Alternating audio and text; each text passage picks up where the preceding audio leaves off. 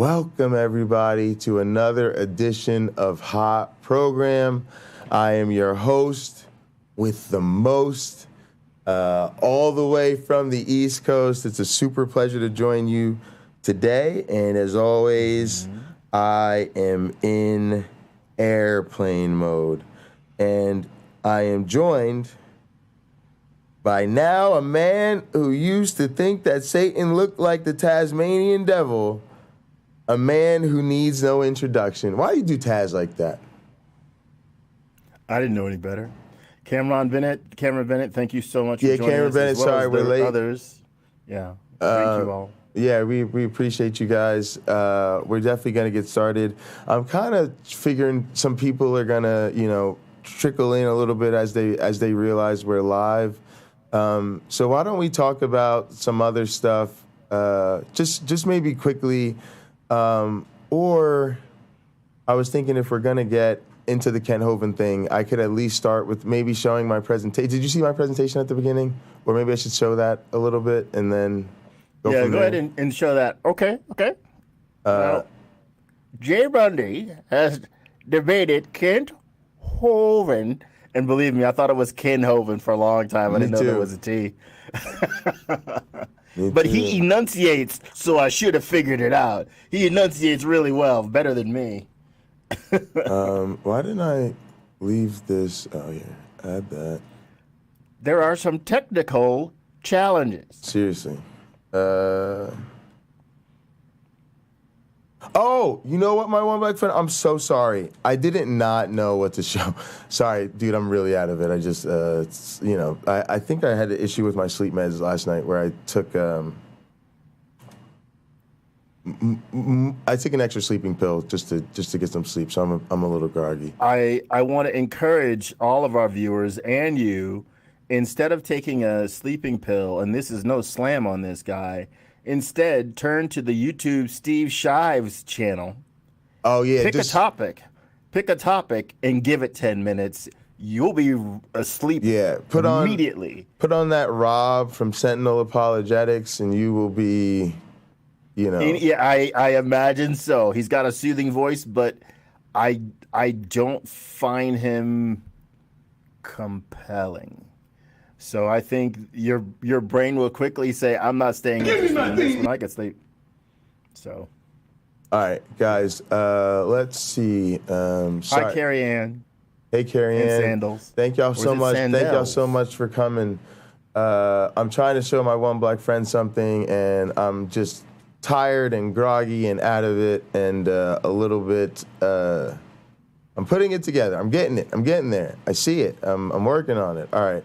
Do you know that lady in the thumbnail? The lady with the black hair? No, okay. She's just my she's my muse. She's your mascot? Yeah, my mascot. All right, so I think this is the one. You'll see in a minute what I'm trying to show you. Okay. While you're looking at that, I'll vamp. So, friends. Wait, I got it. It's right here. You got it? Okay. Yeah. So, here's the thing I want to show you, because you watched the debate, right? Most people did. I did, now? yeah. Okay. I did. So, what I want to show you, because you were the person who originally suggested, risk being uncomfortable, right? So that you can, make peace with the other side in a sense, right? Like try to be as reasonable with Ken as you can, right? That's my MO, generally speaking, yeah. And so what I want to do as a bit of a bonus here, my one black friend, is I want to show you what it was like when I actually first met Kent behind the scenes.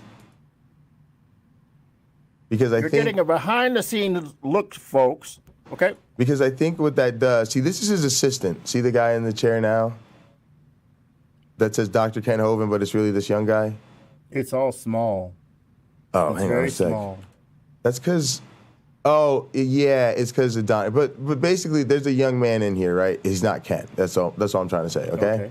And so immediately they start playing jokes. So I sit there, he shows up, and Donnie goes, yeah, sorry, Dr. Ken Hovind isn't feeling well, so Peter will be taking his place, right?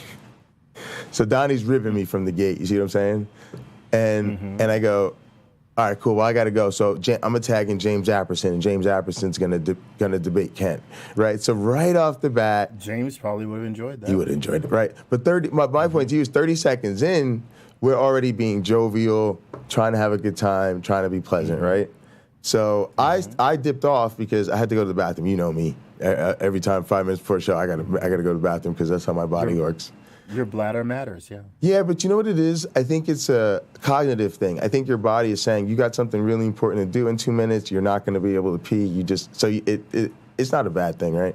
And so here's the part I want to show you. It's going to be mostly audio because of the look, right? I'm backstage before the show. I'm in Donnie's Wreath stream thing, and this is what I'm seeing. But you'll get to hear and sort of see the interaction between Kent and I before the cameras go. And I think that this is something I wanted to share with you because of your encouragement and because I think it'll lead into the conversation we're going to have today in sort of an interesting way without replaying the whole debate, but sort of show you how I took your advice and give everybody a little special treat. So here's what that conversation was like with Kent. So there's Kent getting his mic on and stuff, and then I come back in the shot. Can you go full screen on that if you can? No. You got to remember, it is full screen. What happened is this is what I was seeing back then. This is you see what I'm saying? Like, it's like you're behind the scenes. Okay. Yeah, you can't trim it down or whatever. Okay. Yeah, now I could have gone full screen at the time, but I wasn't because I went to the bathroom. We were setting up. I just didn't need to be in full screen yet. But yeah, so yeah, sorry about that. It is what it is. Oh, also, I can make it bigger for you back here. I'm sorry, my one black friend. Let me do this. That should be a little bit better on your end. Right? Okay, I just saw it adjust. Yeah. So that's what that should be better. All right, so where do I come back? All right, so this is me coming back from my bathroom break.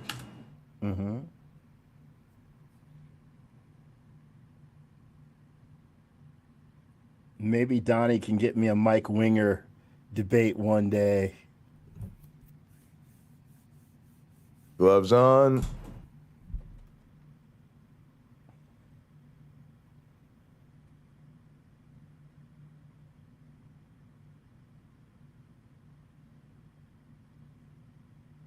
The younger guy was Matt Powell, Cameron says. Matt Powell. Hang on a sec. Oh,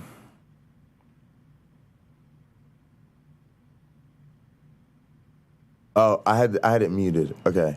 All right, you ready? This is what happened. Is that you? Hello, Kent. Can you hear me? Hello, yes, sir. Is that you? Is that really you? Is this an impersonator? Somebody playing? Johnny, you playing a joke on me? Is that really Kent Hovind? This is the real Kent Hovind. Oh my goodness, Kent, this is a big deal for me, man. Thank you so much for doing this. I really appreciate it. Hey, when are you going to come down and tour our Dinosaur Adventureland? Man, as soon as I'm out of the house, man. Honestly, I'm sure you know I'm an atheist, but I play drums on a worship team. And so I haven't been back to church due to COVID. You know, I have some elevated risk factors. But when I'm out of the house, if you invite me, we'll set something up. We'll do like a Bill Nye, Ken Ham little walkthrough of Dinosaur Adventureland. Look, I'll give you photographic evidence of humans and dinosaurs at the same time. Okay. Well, we can fix the atheist part tonight. I want to see you. Hey, now things get interesting. How are you feeling, Kent? I am better. I had apparently a TIA. I've had 3 in the What is that? years. I'm a little. I don't know the lingo. It's a mini stroke, they call it. Something goes wrong, and so I'll be 70 in January. So congratulations. Yeah, no, I feel fine. I got Okay. great medicine, vitamins and stuff. I'm in good shape. But real rarely that just happens. The blood circulation messes up. Wow. According to evolution, everything should be getting better. So I should. Yeah, right. Like, why hasn't we taken care of that part? Yeah, I gotta. Hey, if I meet the person orchestrating this on either side, I've got some questions. I'll put it to you like that. Okay. All right, Donnie. Thanks for setting this up, man. My pleasure. My pleasure. Good to see you gentlemen getting well acquainted. So this should be fun. Let's do one final audio check before we get this party started. Jay, let's start with you, my good man. I'll just count down from 10, 9, 8, 7, 6, 5, 4. Thanks. Kent, go ahead, brother. Hello. I don't know if I can do it backwards. I'll go forwards. 1, 2, 3, 4, 5. 1, 2, 3, 4, 5, 6. 1, 2, 3. Okay. Sounds good. Sounds good. Multilingual. Okay, well, Kenthoven. that being said, everything looks good on my end. Audio, video is coming good on your end. Jay, I guess you'll be starting. We tested your PowerPoint. So that's cool. Okay. Sure. No problem. Now, before we get into opening statements, though, as we usually do, Jay, we'll do a brief intro. Hey, Jay, a little bit about yourself. What do you do? So on and so forth. Sounds great. Do the same for Kent, and then we'll get into the openings. All right, Donnie. Yeah, and just if you like need to interrupt me or anything, just let me know. I think I'm monitoring on my side, so I don't know what's going on in your end. So I'll just take my cues from you. Okay. Thanks again for having me. Good. Yeah. Yeah, you guys just sit back, relax. I'll take care of all the technical stuff. So whatever time Jay takes for his opening, we'll give you equal time, Kent. Okay. And then, Donnie, if I take less time, you can give him more What time. up, than YouTube me, 'cause punk? my What up, Hillary? presentation What up, might Carrie? run short. I doubt if it'll run a little over, but if I take less time, he can take as much time as he needs. Okay. Cool. Yeah. You can actually give him the time advantage. I'm perfectly okay with that. We'll yeah. All right. Gin and truth. We'll have, okay, so, Yeah. and then right after the openings, however much time you guys want to take will be easygoing. And then we'll just have a free-flowing discussion, discussing the points. So, Sounds good. all right, gentlemen, let me just Wait, get guys, pay attention to that part again. Be easygoing. We'll have, okay, so, and then right after the openings, You can actually give him Listen the to time this part advantage. again, I'm guys. perfectly okay with that. We'll Please. yeah. all right, cool. We'll have, okay, so, and then right after the openings, however much time you guys want to take will be easygoing. And then we'll just have a free-flowing discussion, discussing the points. So, Sounds good.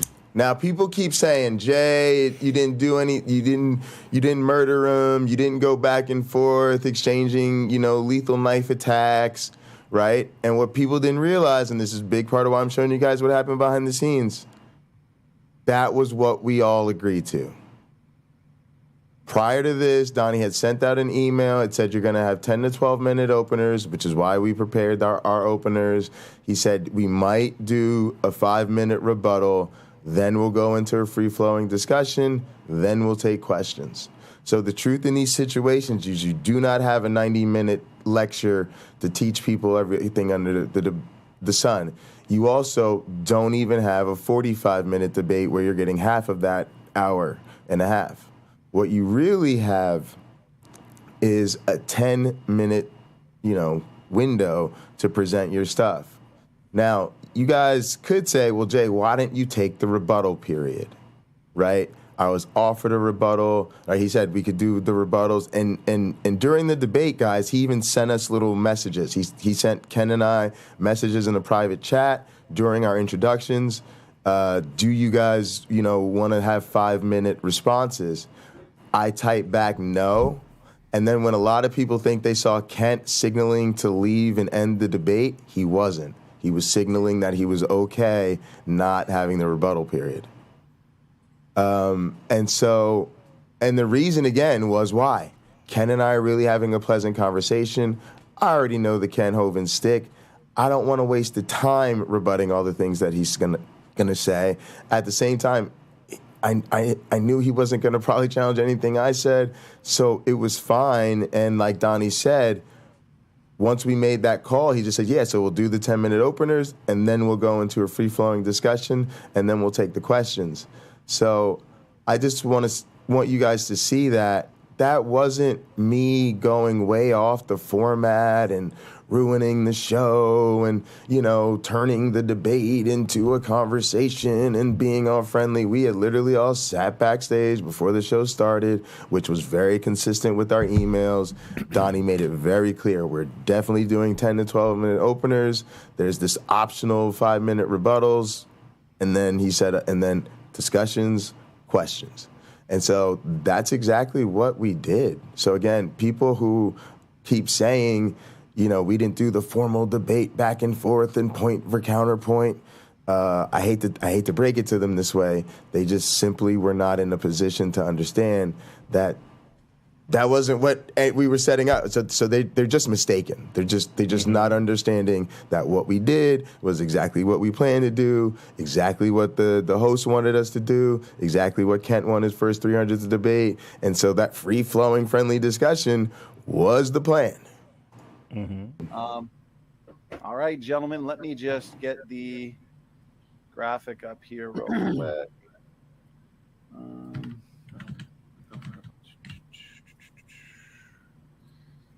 Jay, you're not drinking coffee, are you? I am, Kent. So, Kent, if you need to tell me to shut up, please do, because I don't want to not be perky and energetic for this, but at the same time, I might ramble. So, if you need to, just feel free to interrupt me. I taught biology 15 years. If you drink coffee, your babies will be born naked, illiterate, and upside down. Kent, okay? And Kent, you I'm here for the Kent Hovind jokes. Jay, whatever you do, don't give birth. Whatever you do, don't give birth yourself. Let a woman do it. Seriously. Yeah. But you know what, guys? Real quick, I actually am here for the Kent Hovind jokes. I think it's a big part of what he does, and I'll tell you why. Somebody said, you know, he told a couple, and a couple of them just really made me laugh. Like I hadn't heard them before. They were cheesy, but they just made me laugh, and a couple just made me chuckle a little bit. But guys, I realize it's really powerful because regardless of what you think about him, audience, he's a figure of influence, right? He has a lot of followers, a lot of viewers. He's a power figure in the real world. You see what I'm saying? And that sort of, I'll just tell a silly, bad joke or whatever, from time to time actually makes people like that relatable. And so my boss does this. He tells bad jokes from time to time just to, be the butt of the joke in the end, or, all of my powerful advisors have done this. I'm this way sometimes with my students. The other thing is, guys, he has every qualification to make these type of jokes, right? He's a dad. He's a grandfather, right? He's a pastor, right? So, he sees himself as a teacher, right? So these are all the people in our lives who make these type of bad jokes as part of their role in our lives. And so, part of this was me getting this education. In some sense, I'm just a former Christian sitting in front of a pastor, being a pastor, right? Sitting on some evangelical nonsense, trying to be friendly. Get rid of. Maybe just not having it, maybe because a woman, that's a woman with poor judgment. You know what I mean? So sorry if you guys didn't catch the joke there. Basically, he said, the baby would be born naked and upside down or whatever. And I'm just saying the bigger problem is we've got a woman with very poor judgment because she decided to have a baby with me. So again, it's chilly and too, but I'm just working with what I'm given on this spot and, trying to shoot something friendly back, right? Why did you not have your drum set for this so you could do the rim shot? Yeah, exactly. Every time that he was not. I needed to. If I have one criticism. Yeah, see, that's why you guys in need a time to be, machine. That's why you guys need to be more supportive, so that I could have had that goal. So next time we know we got to get that rim shot in the soundboard. So YouTube Punk, I need the rim shot, YouTube Punk. Yeah, you'll never get anything accomplished in the debate. It'll just be a comedy routine because he wants you to keep doing the rim shots and solos after he tells some real zingers. For some reason, the Family Guy theme music just hit in my head. It seems today. All right, here we go, guys. By the way, Pocket Locker, can you put the photos of the images of you and I back in there? Because YouTube Punk is asking who's co-hosting with. Oh, it's my one black friend. Yes, YouTube punk. I will after I finish this brief clip. So you're up. I just have this on full screen. So yeah, you'll be back in a second. Yeah, guys. Okay. Because I'm so we gonna not to do have it, Ken. everybody. We gonna take care of it, Ken. I'm gonna make sure that doesn't happen. Don't drink tea. You don't drink tea, do you, Jay? My mom's a tea woman, so I do sometimes chamomile. Maybe I need some of that after this so I can actually get some sleep. There was an Indian once that drank 4 gallons of iced tea, and that night he drowned in his teepee. So be careful. Where did you find this guy? I was wrong. Are you on everything. camera now? I'm switching teams. You guys are way funnier. I'm switching teams. You guys are way Definitely got funnier. the jokes on our side, don't we? I thought we had the jokes on our side. I've been lied to. Ken, don't clip that. Okay, gentlemen.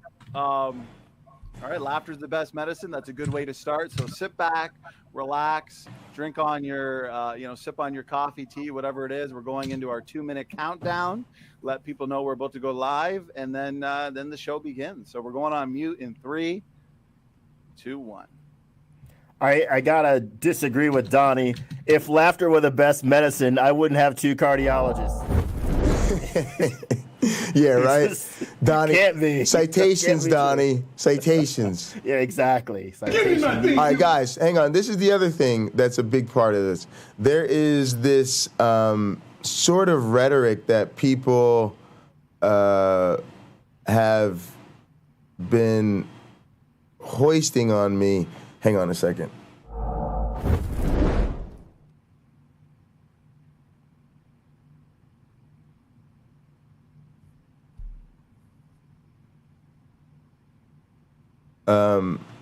There's this sort of rhetoric that people have been hoisting on me about the superstar, Heartbreak Kid or Purple Haze or whatever it might be.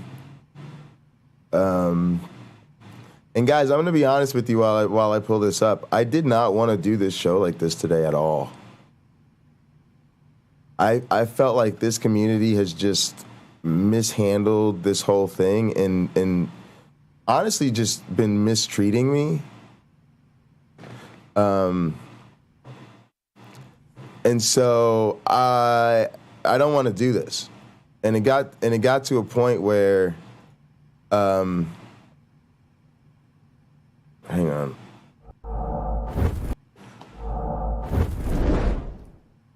It honestly got to a point, guys, where I didn't want to do it anymore. Like, I just was like, I don't know. The best way I can explain this, gang, is I just want the people who don't get it to go away.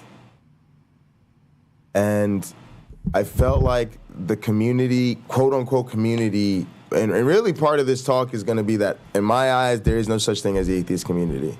But back on topic, I felt like the atheists tried to ruin my show and they sabotaged it.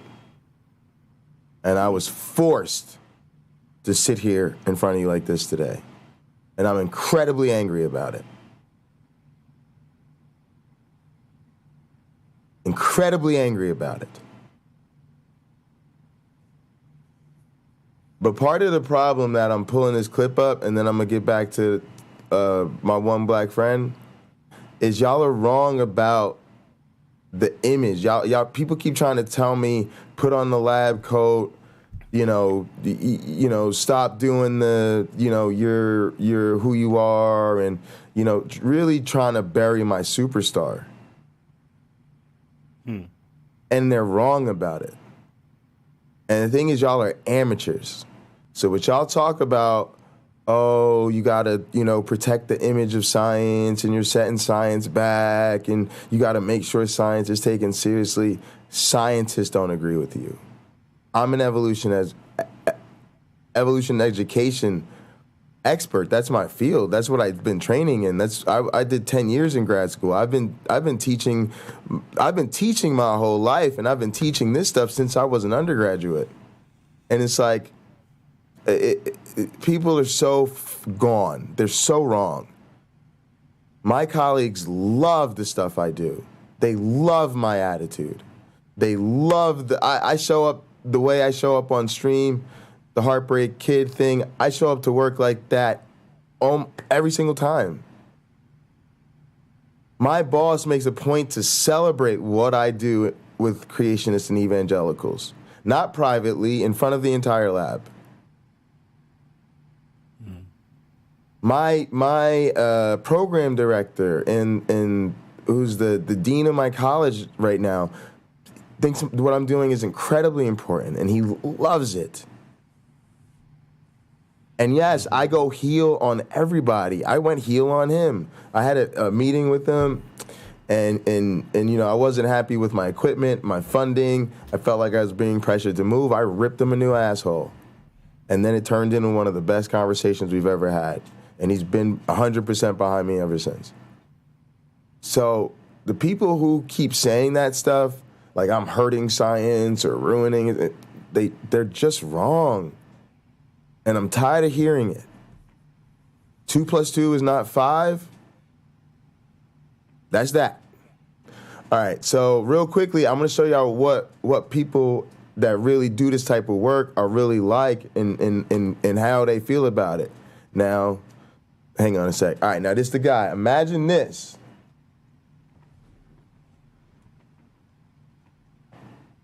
What? Is you muted, fool? This fool muted. Hang on a sec, yeah. Let's deal with this.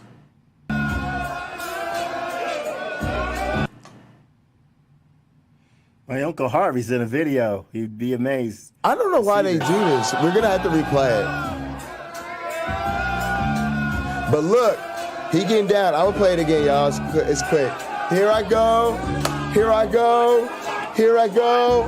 Here I go. Here I go. Here I go. Here I go. Here I go. One more time. Give me my theme music. Give me my theme music.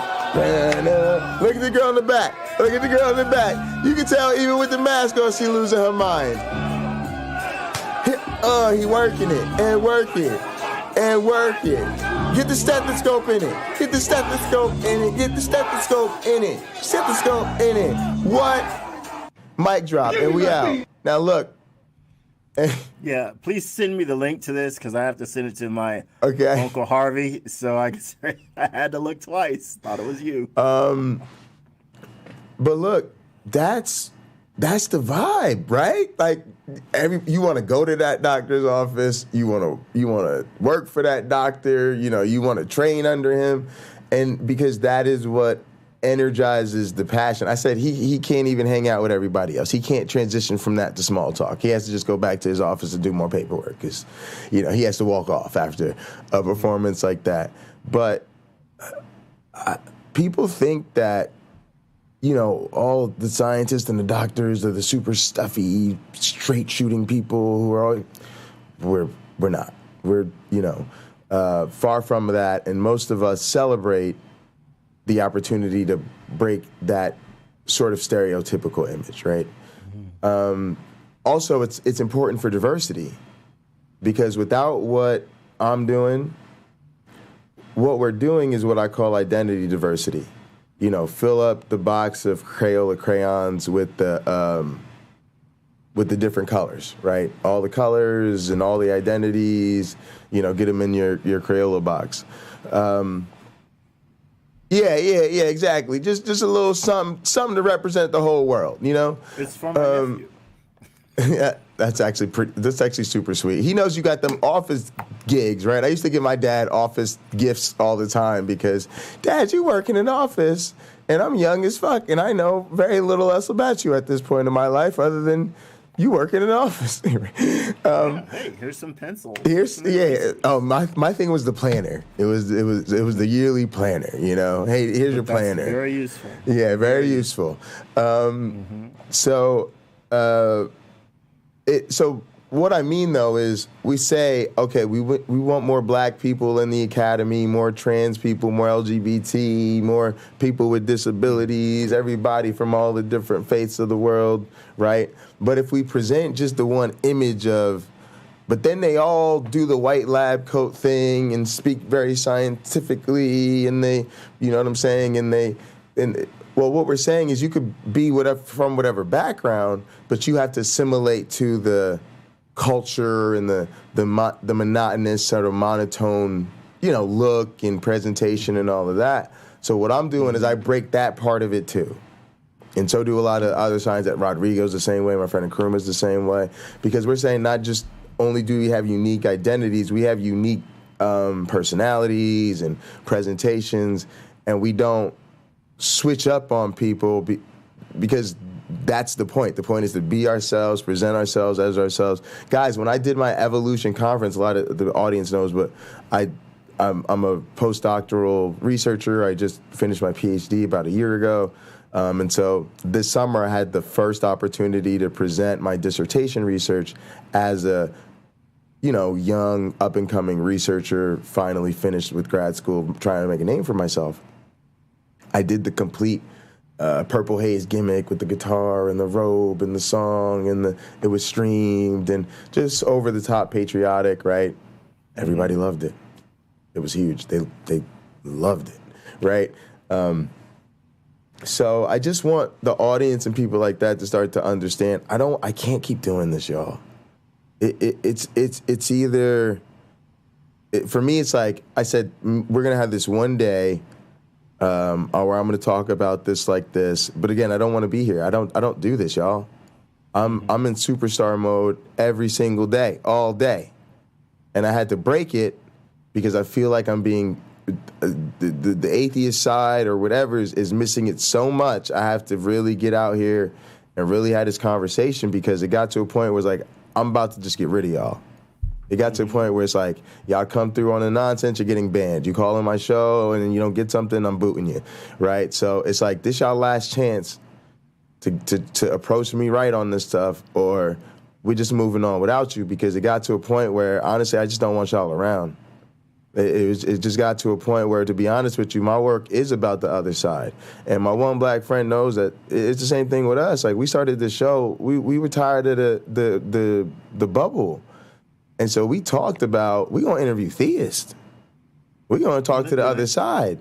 And matter of fact, we ain't even going to be trying to do no counter-apologetics. We want it to be the counter-apologetics community and vibe, and we have atheists on and we do that. But the goal was to get these theists on, and not to tear them down, but to understand what they feeling and understand, what they believe and why they believe it. What's their 3 favorite Bible passages and why? What do they not want to talk about? So it's the same thing. We're saying, tell us what you don't want to be thrown under the bus about, and I won't even go there with you. Please. Right? And I basically did the same for Kent. I didn't need to talk about his index card of 9 things that have nothing to do with evolution, so I didn't. Go ahead, Kent, right? And so I realized, like, this is the work for us. We have to go be the sort of pro-theist atheist. I always think of it, I'm trying to be the theist's favorite atheist. And I am a lot of the theist's favorite atheist, which is why I know it's working.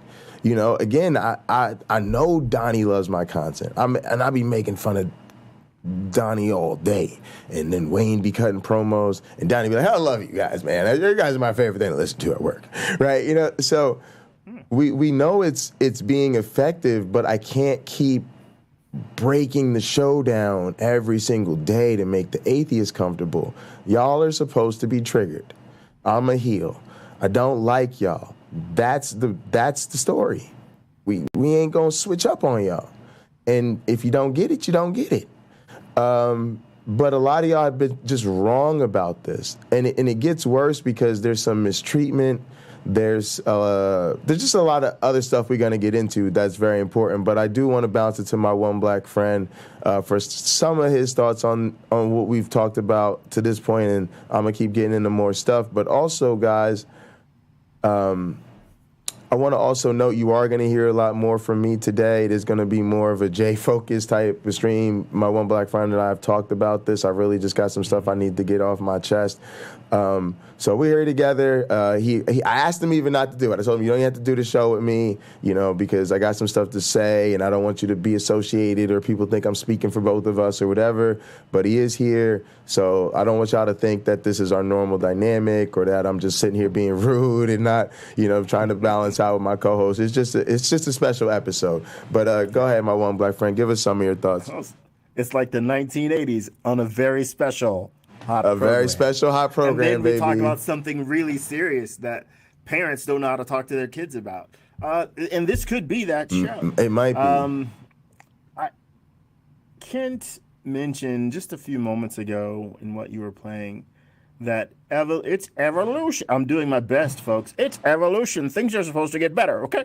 Right. I'll disagree with that way of looking at evolution, and you feel free to correct me because you're a bit of an expert. Evolution is more like a popularity contest. Think of our modern times when a meme catches on, like that, I don't know, any particular dance or like shuffle dancing, the jitterbug. There are a group of people who catch on to it, and they use it a lot until it sort of goes out of vogue. But vestiges of it may remain, because you can catch somebody from Soul Train in the modern age doing something that people were doing in the 1970s on Soul Train. Or a TikTok meme where not TikTok, I want to say Instagram. Instagram did this for me a while ago. It went into my photos and said, hey, do you want to make a video out of all these, this series of photos you took? And I thought, no. But I did it anyway. And it gave me song choices that I was hearing, very few, that I had heard and seen in a bunch of other TikTok videos. So, Instagram videos.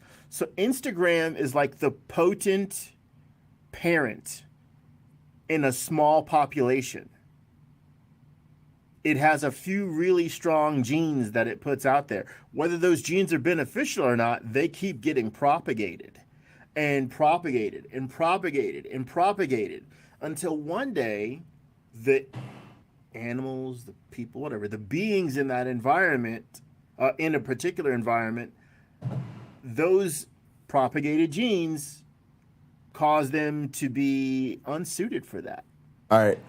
Or uniquely suited to it in maybe another case. So a population could die off for lack of an immunity to something. Literally, nearly the entire population or the entire population. And so think of the Black Plague. Some people had natural immunity to the Black Plague. Sure. Yeah, so I agree with everything you're saying. But, it's just something, the other thing is you got 10 minutes, like I made it clear to people. So True. You've got the 10 minutes. And if you present the one thing, you just can't present anything else. That's the other thing. People, I hate to say it, a lot of the atheists are demonstrating magical thinking as they just think I could have done everything. You could have given your brilliant, presentation, and then also talked about the fossils, and also talked about the genes, and then also, I would have talked about the ERVs. Well, I would have talked about that, and they're just amateurs. A lot of what we're going to be getting into is, number one, people are amateurs. They don't really know what the real constraints are like in these situations. Number two, people are not really sophisticated broadcasters in this community. Number three, people are not really professional scientists. So when they talk to me, they sound like fans of science, not scientists. And I know this is going to be hard for the audience to hear, but I'm just at a point where I just don't care anymore, y'all. I got to speak my mind. Sometimes that does going to make me sound like cocky and arrogant, but look, I'm a competitive person. I've worked hard. I'm gifted. I have a super high IQ. I know this. I've known this my whole life. Been tested. I was in a gifted program. I've been on full academic scholarships and the most prestigious scholarships in the university all the way through. I've given Penn State only gives out full scholarships to D1 athletes and, you know, the Bunton Waller Fellowship program, right? It's just the opportunities I've had. I've trained under the best people, you know. So I just can't keep letting y'all pretend that we're peers on this stuff. We're not. We're just not. We're just not. I've got teaching credentials at my ass. You know, it's just. I went to school to be a dating coach. I've been hosting shows, you know, my whole adult life. Like we're just. I do the production stuff, and so people are just. I'm trying to educate y'all. I'm the professor. I'm the expert. I'm the dual PhD. I'm the one who's been broadcasting my whole life. I'm the one who's a second generation academic, not y'all. So. I'm just tired of having the back and forth with people like we really, like y'all really are adding something. You're just not. You sound like an amateur to me. You sound like you don't know what you're talking about because you don't know what you're talking about. And I try to put that friendly to our side, but y'all ain't been friendly to me, so it's over. It's just over. And what that means is I don't want y'all back. I'm not here to, the title of this show is very serious. I do not want y'all watching me anymore. That doesn't mean please come back and apologize. It doesn't mean call into my show later today or this week and explain how you were just, nope. Nope. I'm a person who has decided I don't like y'all. I don't want to be friends. I've slept on it, thought about it, bye. This is officially our breakup. Y'all have made me so upset, I thought about deleting my channel. Y'all have made me so upset, y'all have made me just want to break down and cry on my own show. But y'all are amateurs, I'm a professional, and you don't deserve my tears. I'm a superstar and y'all are not. So I go out and entertain the world, y'all sit around and talk about me. I'm the man in an arena, y'all are the fans. And so when you proved yourself to be fans and marks, by fans I mean people who, you know, sit in the stands and don't really do much and don't contribute because they're not in the arena. That's amazing. That's what I say about Christianity. They just got the jersey. Yeah, just got the jersey. Yeah, exactly. Yeah, he just got the jersey on. They just got the jersey on. And on top of that, y'all are marks, meaning y'all got worked. Y'all don't know what you're not as smart as you think you are. You don't know what's going on behind the curtain. You don't know the writing. You don't understand the creative. You don't know the booking. You don't know where we're going. You just don't. You're not in on it. Sorry. And so as a bunch of marks, I don't really want y'all coming through the Pocket Locker 86 stream where I'm breaking things down with the team, with the squad, and we in full show mode all the time. So, you know, y'all trying to come to our Word Wrestling Entertainment and then trying to break down boxing. Y'all trying to talk to us about boxing. We ain't talking about boxing. We talking about professional wrestling. Oh, you're not a professional wrestling fan? Great, get the fuck up out. It's a wrestling show. So this is really it, y'all. This is I didn't even want to do this show today. Really. And I keep explaining y'all. I didn't want to be like this. This is my choice. So I'm mad as hell that y'all have been treating me so poorly that I literally was like, y'all just ruined it. You just ruined it for me. It made me hate my own channel. When I be telling y'all, I can't wait to end this Pocket Locker 86 stream so I could kick all of y'all out and then just go to the casino and game and have fun with my friends, like the 3 or 4 people that I actually feel like dealing with. I'm serious as a heart attack. I really want y'all to go away. Really, really, really. That's why Dr. Jason N. Bundy sat down. Because anytime Pocket Locker try to tell y'all just think it's a joke. So now Dr. Jason N. Bundy had to show up today and tell y'all very, very, very seriously and very, very, very real life, you are very, very, very much no longer welcome in my community. Y'all are fans. So if you do show up, shut up. Sit there and watch. If you participate in the comment section, get with what's going on or get out. And the mods have been warned. My mods ain't playing with y'all because you're trying to ruin our show. What y'all want to do is y'all want to show up to the pro wrestling show and tap every fan on the shoulder and say, you know that right? Hey, you, no, don't buy that poster. He's not really a fighter like that. No, right? You're ruining it for everybody, and you've done it too much. You had your chances, and I tried to correct you, and we tried to explain it, and I showed up on this panel, and I showed up on that panel, and I showed up to explain it over here. The only person that handled this right was James Apperson, outside of our channel. The only channel I came on, Nidamos whiffed. Jason Torn whiffed. You know, just straight whiffs. Can I jump in here real quick? James got it right. Go ahead, my one black friend. I'm reading the comments section. I'm seeing some new names that are new to me. Yeah, me too. Thank y'all, chat. This is great. Welcome. Top Dog Shadiq. Yeah, Top Dog. And what's that one with truth in it? I haven't seen their comments in a while. But anyway, it's got like the muscle man in the Tux, y'all. So Tux is wrong. I got to talk about Tux, but go ahead. Well, hold on. Go ahead. I'm gonna let you finish. Tux. One comment that particularly stands out is Fenton. I believe it's Mully. And Gin and Truth, Carrie Ann. Thank you so very much. Is it Carrie Ann or Carrie Ann? I don't know. Either way. Sounds wonderful. Please put that in the description so I can say it properly. Fenton's comment, we wanted to see Jay prove the dual PhD he talked up.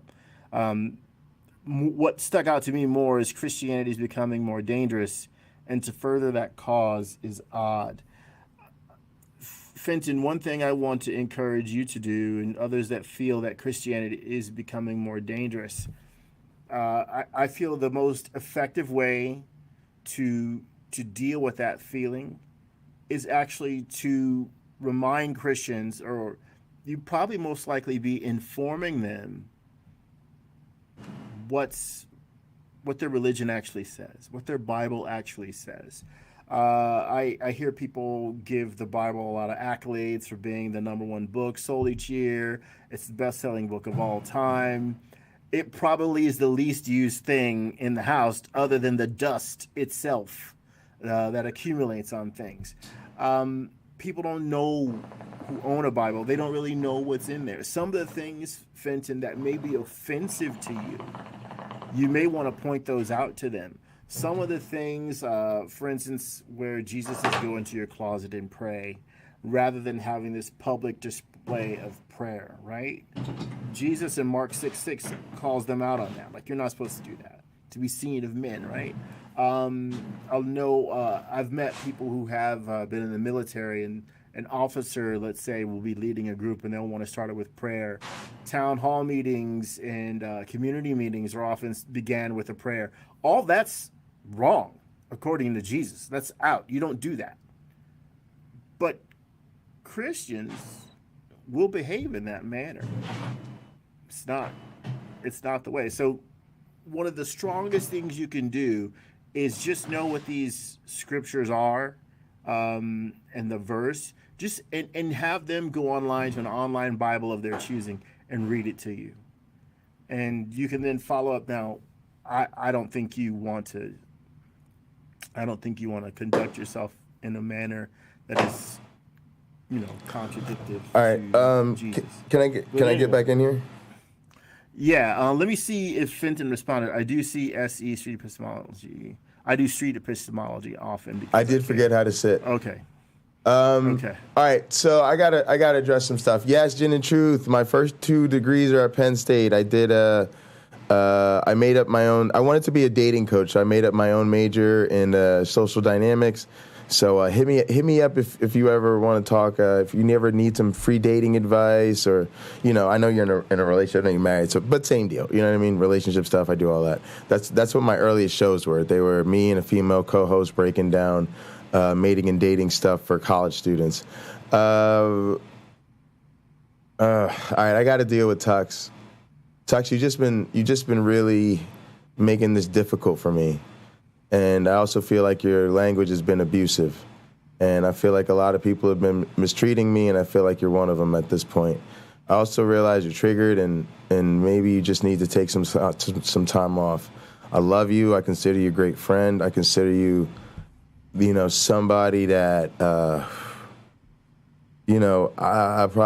just has been an integral part of me getting to this point. And I hate that this is happening because I'm really trying not to cry, but that's what I've been feeling all week. And that's why, to be honest, that's why I didn't want to do this show.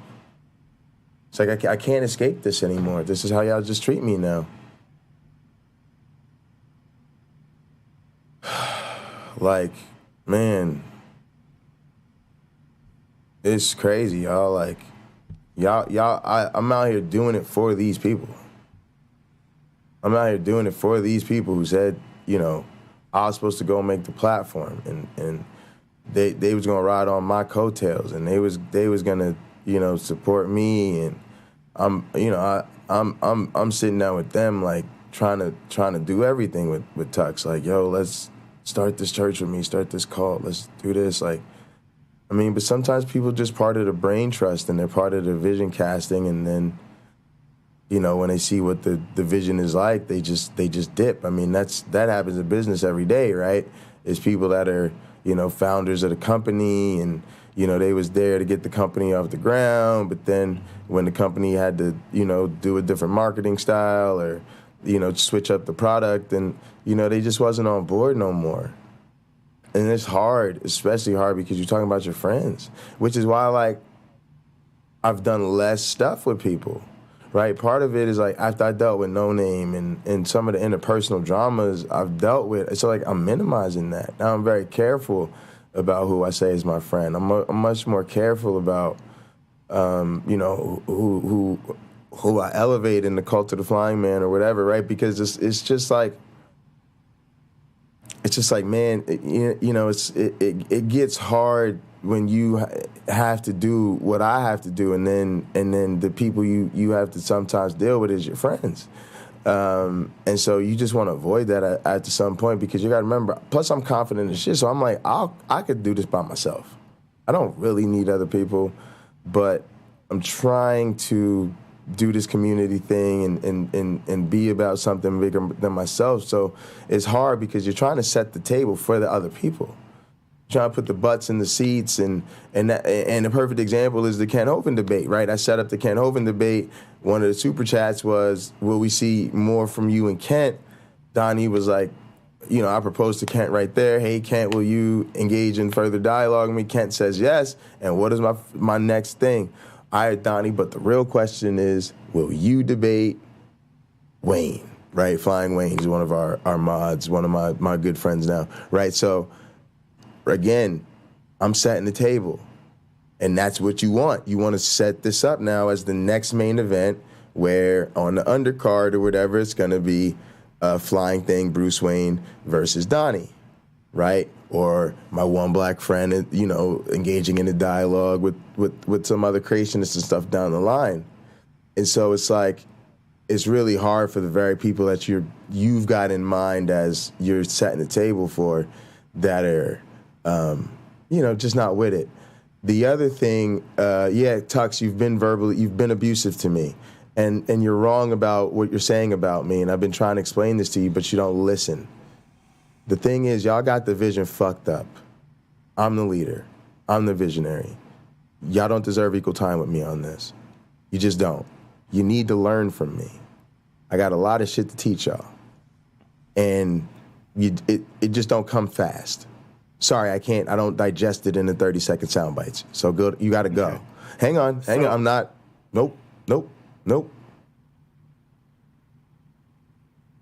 Go ahead, but it's got to be brief, because I really got to stay on this Tux thing, and I'm losing my train of thought. I'm very emotional. I'm getting distracted, so please, I can't afford to be derailed right now, but go ahead. I want to encourage people, feel free to get your own thing going on YouTube. This is a game changer for making the world a better place, quite honestly. And if you have some of the best ideas, we sure do need to hear them.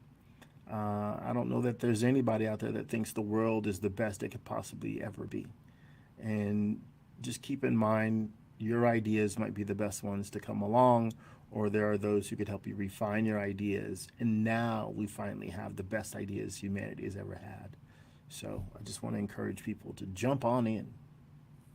No, I actually appreciate that. And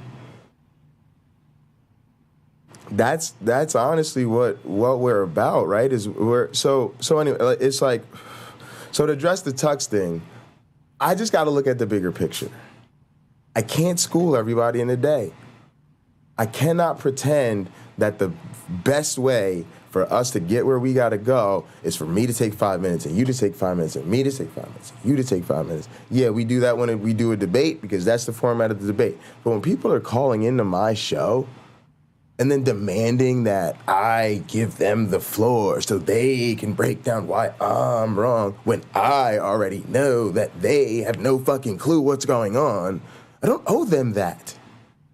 I just don't owe them. Like y'all just have become so entitled. And Tux, I wasn't yelling at you. That's why I told you to get out of my face. I made it very clear repeatedly that I wasn't talking about you. And you came on and said, Jay, I had your back. I supported you. I told people everything was fine. You didn't do exactly what I would have did, but I told people I think you've got a vision and a plan and it's going to all play out. So you sounded like you were like good, and I went over and I'm dying if I'm lying. I asked the mods. I said, overall, I'm again dying if I'm lying. I said, y'all, the number one source of the feedback I gotta pay attention to, besides myself, is my co-host and the other co-pastors. I said, my one black friend said, damn, Jay, that was even hard to watch, but you took a real one for the team. Let's hope we get this payoff. This, we in here. This is what we looking for. All right, I was like, man, that's crazy. Appreciate it. I read it on air and everything. I was like, y'all, that's huge. My one black friend got it. He said, good, you took one for the team, Jay. All right, cool, we here. Right? James Apperson has handled the whole thing supportively, great. Same thing, though. Go watch James Apperson's broadcast where I come on and we talking about it. James, relabel it if it hasn't relabeled or something so people can find it. And compare that to the treatment I got on Nidamos' channel. Compare that to the treatment I got on Jason Torrance' channel. James Apperson wasn't on none of that. He was just sitting there asking questions, and letting me take the floor and break everything down and never once assuming that he needed to school me. He just really understand, no, Jay, we really, everybody keeps saying, everybody just want me to tell them what happened, tell them what's going on. I got to do it carefully because I can't ruin the story, right? Anybody who wants to know what happened can just rewatch the debate. Now, you spoke of some subsequent appearances that you made that were in regards to the debate. Those I have not seen. Yeah. So here's the difference. Okay, Jason Torn did it, but he tried to review the debate and talk, but he did a whole panel discussion. And I went in there to explain to them, like, oh, here's where I was coming from. Here's what's going on. I don't want y'all to feel like y'all not in the loop. Here's, let me explain my strategy. But I kept getting cut off. I kept getting, they 3 to 4 people at a time trying to talk to me or shouting over me. And then I just lost it. I just snapped. And I just went, fuck this. And I went off on them and dipped and went back to our channel, watch Donnie. But there was a lot to that, but that's the long and short. That's the short version of that. Then Nidamos did a thing, I guess last night. He just had Tux on. Tux was chilling talking to Nidamos. So I was like, oh, I'm gonna jump on, because I honestly didn't even say anything to the audience about the debate because I didn't even think I didn't know that was what was gonna come up.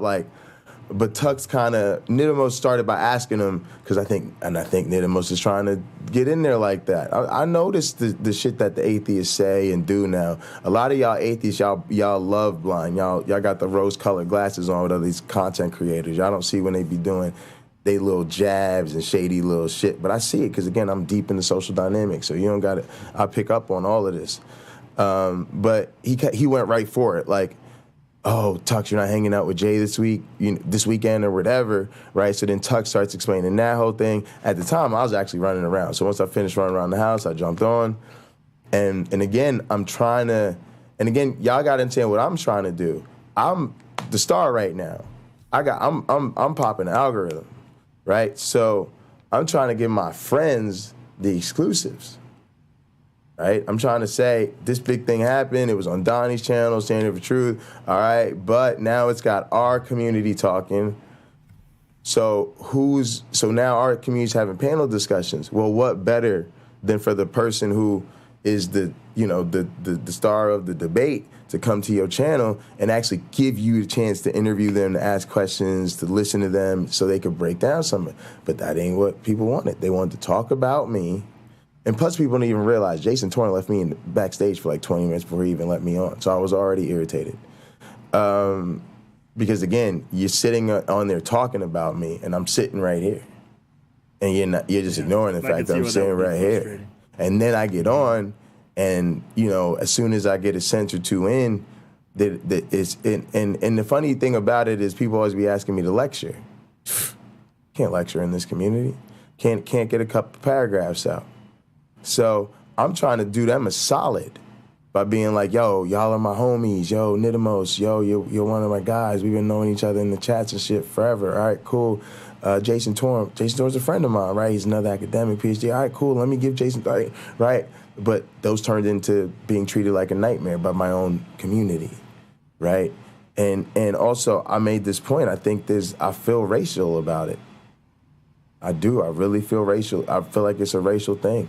Because I see all the way they treat all the white scholars, and I don't know. I'm the only black scholar in the community that I be seeing. And so I just know they don't do this. They would never do this to Bart Ehrman. They would never do this to Josh Bowen. They'd never do this to Kip Davis. They always get them people the floor to say whatever, because everybody knows the professor, the researcher, the expert, he talking to you. So you sit there and shut up and let him tell you what's up. And if he takes him, 10 minutes to break down what he was really doing and feeling in the explanation, then that's just what it is. You interrupting him every 2 minutes or every minute is really not gonna let him do what he need to do. And so it just got to a point where it was impossible. And then on top of that, they wasn't controlling the broadcast. Like I'm saying, y'all are bad broadcasters. You get exclusive with the star of the thing that you're showing and reviewing. If somebody's talking over that person, you mute them. You tell everybody else, look, Jay needs to have the floor right now, and then you say, all right, Mark, you ask your question to Jay. Everybody else shut up. Go ahead. All right, cool.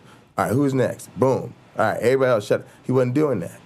He was letting everybody talk over me. Then I got sick of it, and I'm finally, losing my temper. And now they trying to calm me down. Nope, now you're not going to be able to tell me calm me down. Because this is the thing. This is the person, we talked about this last week. This is the person who they flip out to get some attention, right? They do something bad, and everybody gets like, well, why did they do that? Because it's almost like we talked about people who act out, and then they're responding inappropriately, right? And it's off-putting to everybody around them, right? Happens a lot. Right. But here's the thing that I brought up even then. Mm-hmm. It kind of is those people's fault because, again, the person was probably visually, obviously uncomfortable, and they ignored all those warning signs. Right, and then the person probably tried to get in, and then they probably tried to explain their frustrations politely, and people just ignored it, shut it down, and then finally they lost it. And then everybody's like, whoa, why are you so mad? Calm down, you're not being civil. No, I was being civil, and civil didn't work. It's the same thing people always tell me about positive reinforcement. Oh, it would be better to do positive reinforcement, do positive reinforcement. Yeah, positive reinforcement works until it doesn't. If you keep giving a child, hey, son, it's we don't like when you don't do your homework. So, if you do your homework, we'll give you, 3 cookies, right? But if you don't do your homework, we'll say, oh, it's okay. It happens. Here's 1 cookie instead, right? It's like you just can't. If positive reinforcement is not working, it's just not working. And again, Tux, you think I'm delusional about nitty jump-ins? Like, Tux, watch your mouth, Tux. I'm trying to give you a chance, Tux, to seriously back down off of this and listen. Tux, you don't know enough about what's going on to be saying the shit you're saying. So here's what happened, Tux. And I hate that I have to do this because it's ruining everything. You're just undermining everything we're trying to do. We had you as our Roddy Piper. You're supposed to be the Bible's an evil so evil everybody thinks that it's a good guy. And so I've been putting you over as that the whole time. In WWE, even the other night, we were working on it with Wayne. I was like, oh, here's Tux. When I won the U.S. title, right, you were at ringside with as my manager. So I've been presenting you as the manager of this heel stable. We've booked you into the wrestling. And so what you've been doing all week is showing up, ruining the show by undermining the superstar you are supposed to be behind. And so all I've been saying to you is, Tux, stop doing this. You're supposed to look like you're on our side. And you've just been taking it too seriously. We keep saying, Tux, it's wrestling. We're the bad stable, Tux. We're not actually assholes. We're just playing. We're not bad guys. We just play them on TV, Tux. Yes, Tux, we heard you. We understand. People think it was okay, but they have issues with the strategy. But on camera, when we're doing the wrestling show, isn't the place to talk about it. Also, it's very repetitive. We've heard this time and time again. We've had 10 people call in the last couple days and say the same exact thing. So if you could stand behind us and do the evil laugh thing, that would be great. Ha, ha, ha, ha, ha, ha, ha. Yes, and that is why once the devil was introduced, right? And Tux, you just refuse to do it. You just refuse to do it. The other thing is, I tried to tell you, go back and watch it, but you wouldn't listen. I kept saying, Tux, I'm not talking to you. I was cutting heel promos against the fucking atheist that I was pissed off about. And again, Tux, it's a work. I don't hate the atheist community. Right now I'm talking to you as the owner of Word Wrestling Entertainment. That's why I had to do this. I had to take all the shit off and come out and as Vince McMahon, the owner, right? Right? Vince McMahon the owner. Vince McMahon, y'all know he's gone, but Vince McMahon, the owner, what's how it was. Vince McMahon, the owner, right? Vince McMahon, the commentator, right, who plays the straight guy who never wants you to know that he's the owner, right? We all watched Vince McMahon for 10 years. You never knew he was the owner of the WWF. Why? He didn't want you to. That way you just, because it would ruin the story if you knew the guy who owns it is the guy doing the commentary. So that role was separate, right? And they had an on-camera fake president, right? The whole nine, right? And then later on, there was Mr. McMahon, the actual heel wrestling character. And so what happened, Tux, is I was doing Mr. McMahon, and you were actually taking it personally. And it was making me uncomfortable. But I can't keep stopping the show to explain the wrestling to you. And since you won't talk about it off air and you don't pop up and we do this, you guys say you're lurking and you're always around and you know what's going on and you get it, but you didn't. You were lit, and I'm sorry. There's just no there's just no two ways about this. Watch any wrestling show. That's just not how it works. You were supposed to be playing the heel manager. I was cutting heel promos, which are supposed to be against the atheist community, because that's the double turn. That's what it means. It means I went in there and the atheist walked out feeling betrayed, as did the theist. They got it, had fun with it. Ken Hovind is getting the same heat I'm getting. Donnie is getting the same heat I'm getting. All you got to do is go look at the comment section on Ken Hovind's video. Go look at the comment section on Donnie.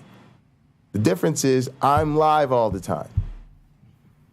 And so since I'm live all the time, y'all could just jump in and talk to me right now. And so I can't edit out the part where our heel manager gets on and then just attacks us and says that we did it all wrong. Tux, you just kept refusing to play along, as did the whole atheist community. And that's what y'all didn't get. And people kept trying to tell you. Answers and Atheists said the same thing. Jay did what he did. It was great. We should have just supported him. Richard Madsen said the same thing. There was a ton of people who said the same thing. And we got everything we wanted out of that. And then Tuck keeps doing this bad analogy. Well, it works if the other side is paying the check, but they're not. They are. First off, the atheist community has not supported us. This community has not gotten behind us enough to grow. Sorry for giving you the bad news, but it's facts. Y'all are not liking the videos enough, sharing them enough, subscribing to them enough. You're not active in the comment section. We're not getting donations. And we have been putting out banger shows on all of our channels almost every single time. And we're at a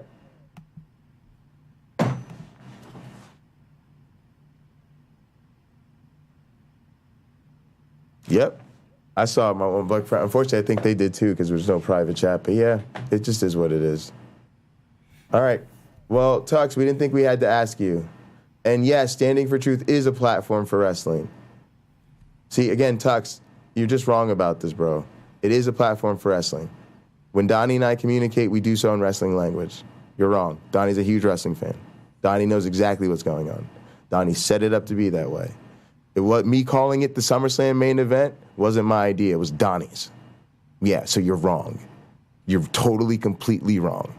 I didn't even come up with the idea of thinking of this debate as a wrestling main event. It was Donnie's idea from day one.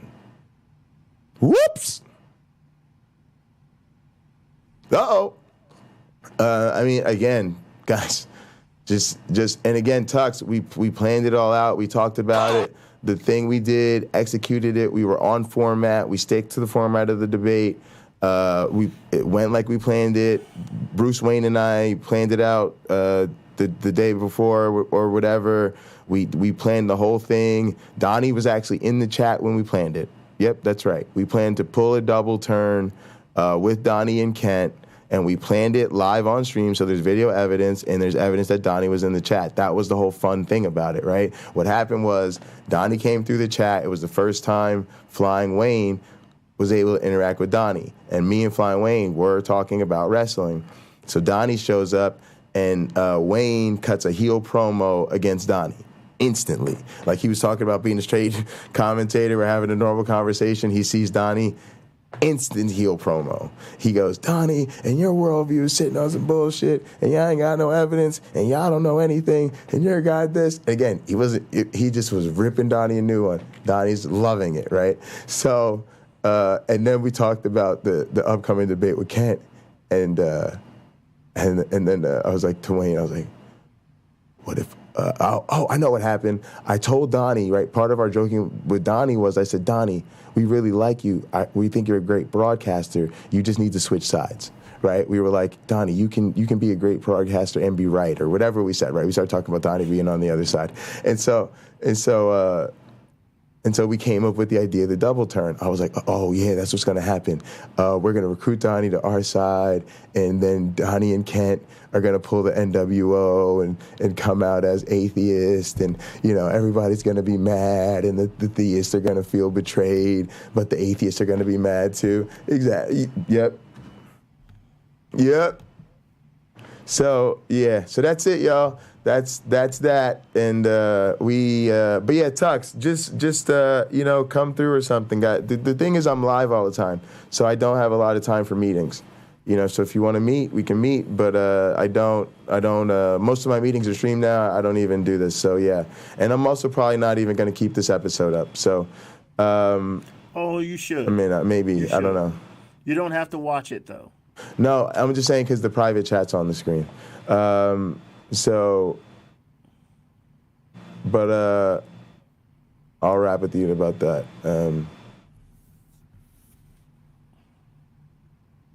I actually need to fix that. I just want to say, Graham Pong made a comment I really like. Yeah, got it. This is probably something that can be applied in more places than where Graham put it. His comment is to Carrie Ann. As long as you are going around being a decent person, I really don't care your reason for doing so. That is wonderful. That is wonderful. That if we were selling shirts, it should be on one for sure. So bravo, Graham, for that statement. I think we as a nation show room for improvement.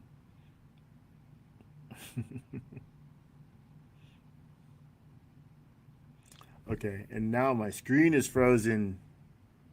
All right, so, oh God, Tux, I just think you're in an emotional state, bro. Let's talk. I just don't think you get it, and I can't keep explaining it to you. That's the problem. The problem is the atheists keep making me break everything down. Yeah. My one black friend, don't send me private messages. Send it to my phone, because the private, they can see it. It's not private.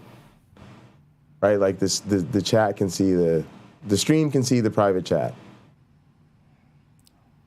That's what I've been trying to explain. That's why I said I should delete the video. But all right.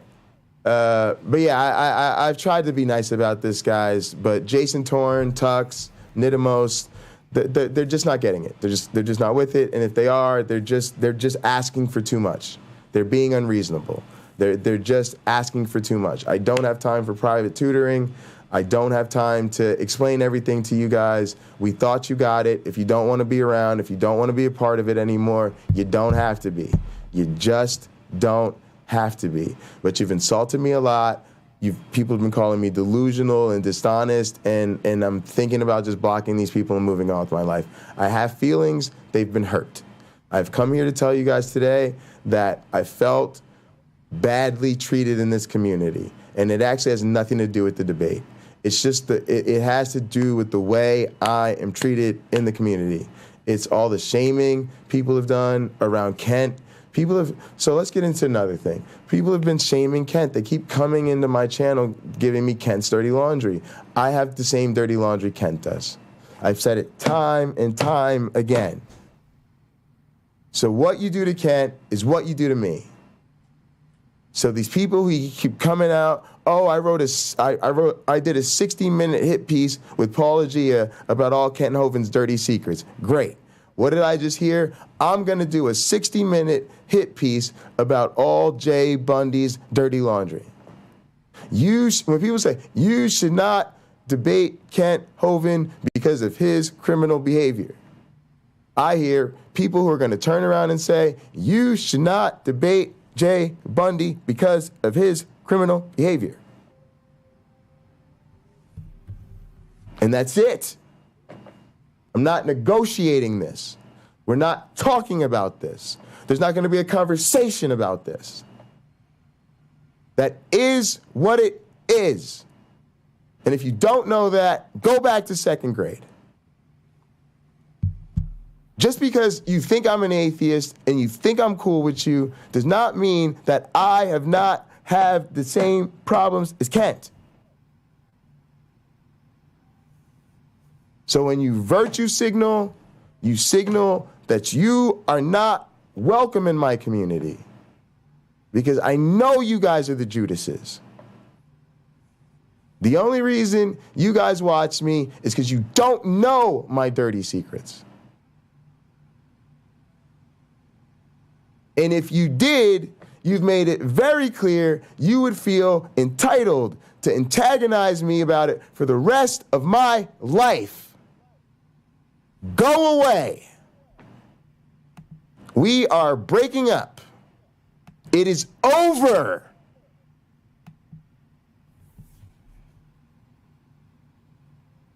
And then the audacity of some of you to then use my channel to promote your stuff, when I've made it very clear I don't want to get into that. You do not respect my boundaries.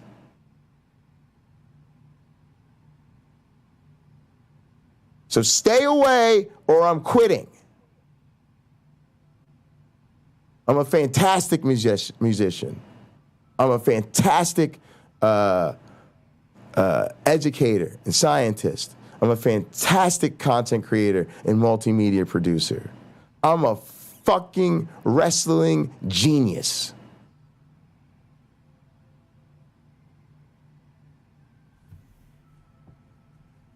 I can cook my ass off. I might end up with a job in the White House.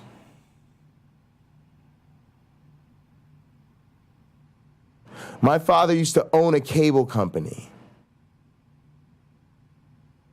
He's won all types of awards. 30 years of excellence in broadcasting. He's also a university administrator on the board of trustees. My mother's a corporate executive and a model. I used to be a model. I do not need this community at all.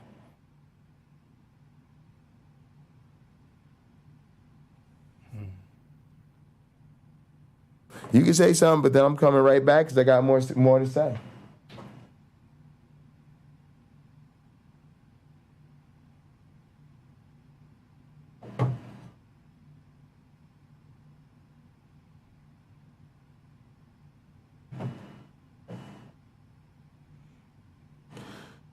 Now, about the other side paying the bills, the other side does pay the bills. I've explained this a couple times, and I ain't gonna keep explaining it.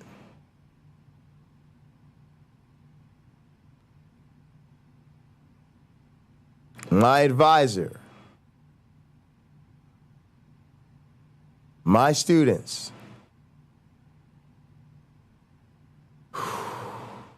the head of my college, right? Learn something about a university structure. You're in a lab. That lab's in a department. That department is in a college. That college is in the university. So I'm not talking about the head of my lab. I'm not talking about the head of my department. I'm talking about the person who's the director of my training research educators in Minnesota program, which is funded by the National Institute of Health.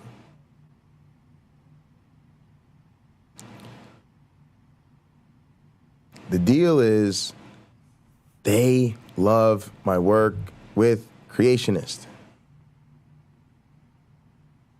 That is what is celebrated and will help me get a job as a tenured track faculty member. Sitting around in an atheist circle jerk will not. Building a resume of relevant media appearances will be incredibly important to building up my credibility as someone who does not just do experimental evolution, but somebody who does evolution, education, and outreach in an entertaining form. And beyond that,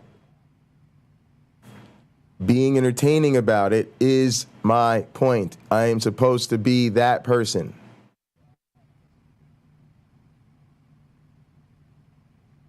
People know my whole career I've been making stuff about science entertainment, rap about sciencing, mocking science pieces, ridiculing people, fun stuff, rapping at the Capitol, running camp. I've always been doing wild out there entertainment stuff.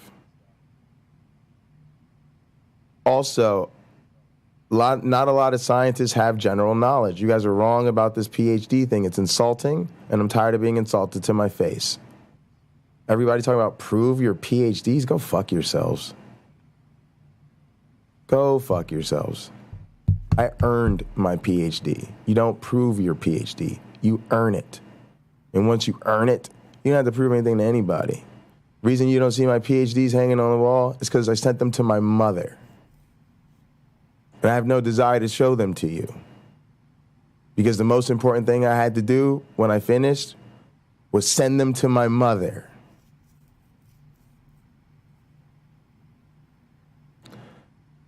And by the way, you're wrong.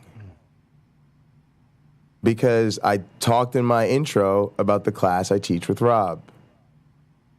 I talked about the philosophy of science and how it relates to, evolutionary biology, and the teaching of it that's literally what I teach in class. That's my expertise. Wasn't my dissertation research, but again, my dissertation research wouldn't have been anywhat related to the topic in any way, shape, or form, nor was it in any way, shape, or form related to really any of the other proposed topics, which is why I chose evolution on trial. Again, I chose the topic because Donnie wanted me to choose the topic.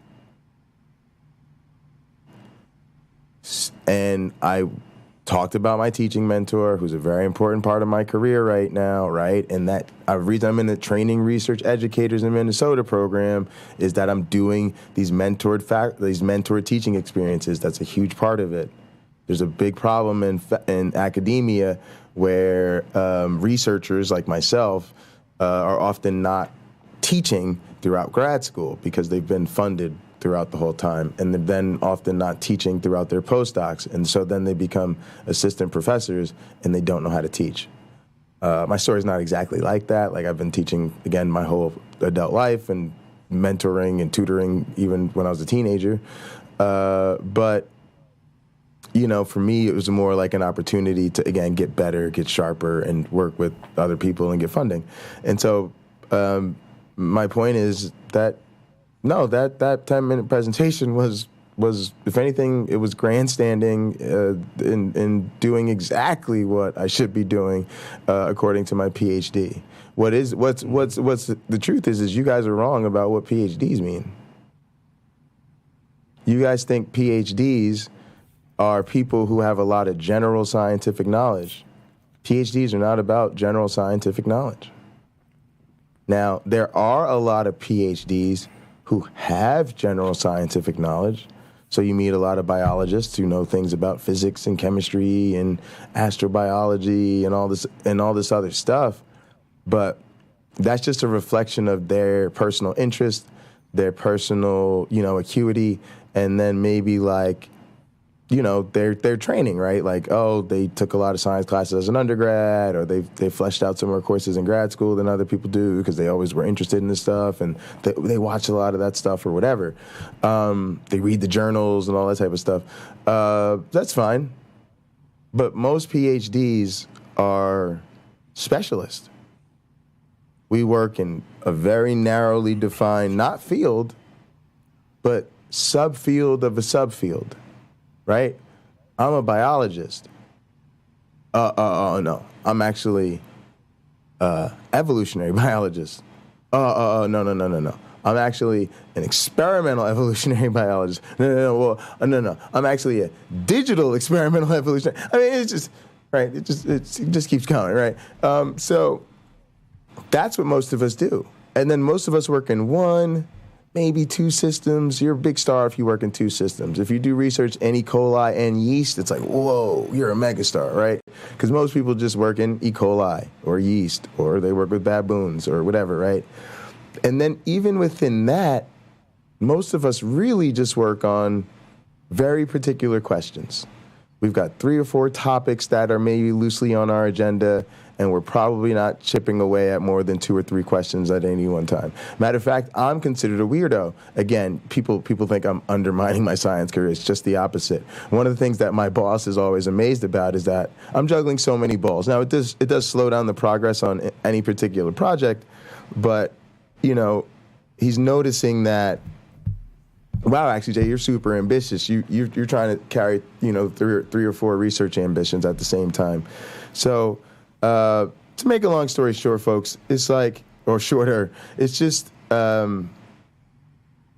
people are not taking into consideration the reality of the situation. The reality of the situations is the creationist thing is doing a lot of growth for us. It's doing important things for me professionally.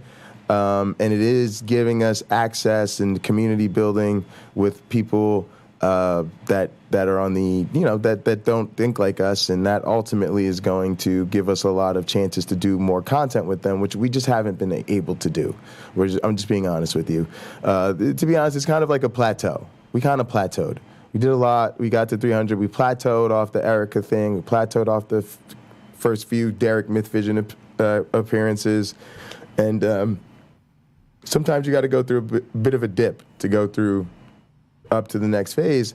And then the fact that the teaching is so important to my career, I actually was on message talking about things that actually reflect my particular expertise in the narrowness of my field. And I also did something that my colleagues, evolution educators, take very, very seriously, and that's we don't speak outside our fields of interest. So we just don't. And one more tidbit on the PhD, I'll share with you guys what I shared with one of the undergraduate researchers in my lab during our lab meeting this week.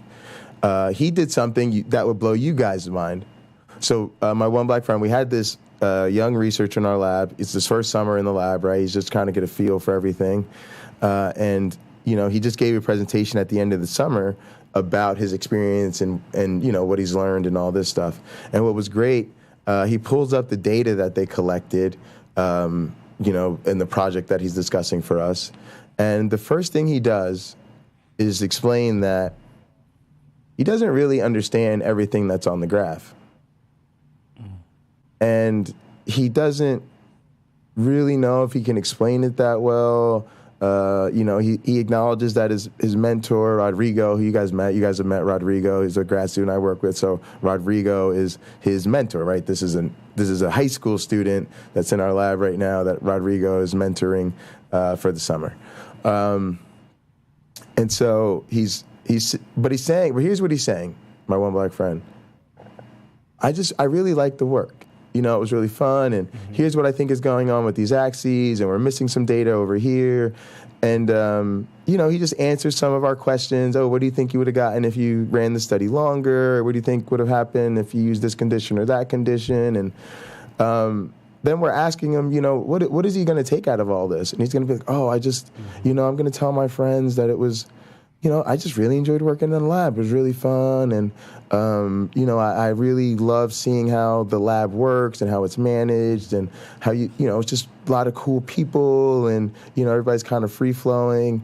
And so, and rather than us jumping down his throat and being like, well, why can't you explain the chemistry in the astro? And what do you mean you don't know everything that's going on in the ground? Right? We celebrated that. We were like, yeah, bro, that's what we about. And you don't know. Yeah, and also, but even beyond that, thing that leads me back to a piece of advice that Rich LNCA gave me, which is where I started this particular rant, was that he told me, and this is what I shared with the kid. Remember I said I shared something with the kid at the lab meeting, so that's where I started. So what I shared with him is Rich LNCA, my big prestigious advisor, sat me down during my program and said, the PhD is not a learning degree.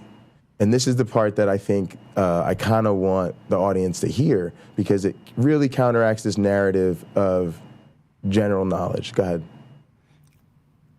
Pardon me. I'll be right back. Sure. I have to address something. Sure. I'm going to mute myself. Sure.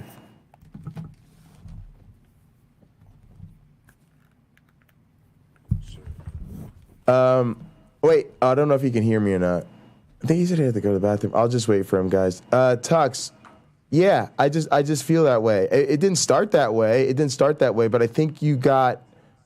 I think I hurt your feelings, you know, and I didn't mean to. What I was just trying to say is, Tux, if you don't want to be my manager right now, now is not the time. And again, like even today, like I want you guys to just back down off of it. Just say, hey Jay, sorry I missed it. Sorry about the miscue. And you don't even have to say sorry. But on the stream, like, but you guys got to understand, I can't undo this shit. You're fucking it up. The live chat is on the screen. I cannot give away the game on camera. I'm the owner of Void Wrestling Entertainment. I'm the promoter. Stop fucking undermining my show. I work really hard at this. But y'all are assholes. Everybody can see this. I've now got to decide, do I leave this broadcast up where you guys are just giving away everything? Or do I, you know, like, y'all are making me not want to do this. Pay attention. The chat is on the screen. What do you want me to do? Fuck you guys. It's like you want me to just say, all of my wrestling is fake. Nothing's real. Oh, I'm sorry, you didn't understand. Like, stop it! You're acting like children.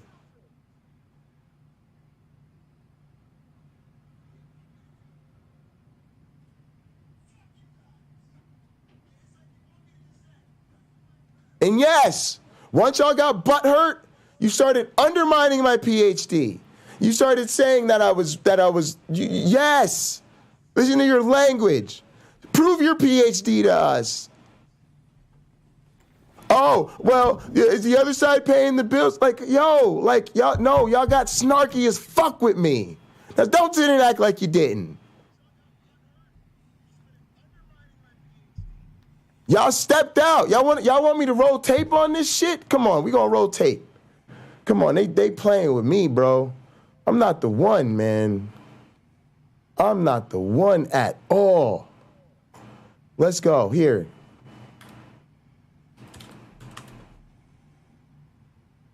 I don't even remember if it was on this channel or my channel.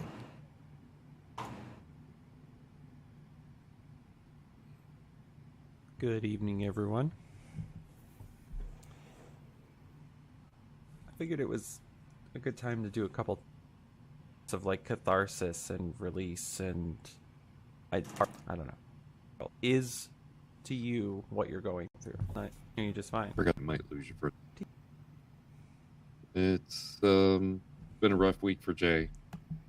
Yeah, he asked me to respectfully leave a couple of nights ago, and really haven't been back on since. Been on James Apperson's show a couple times.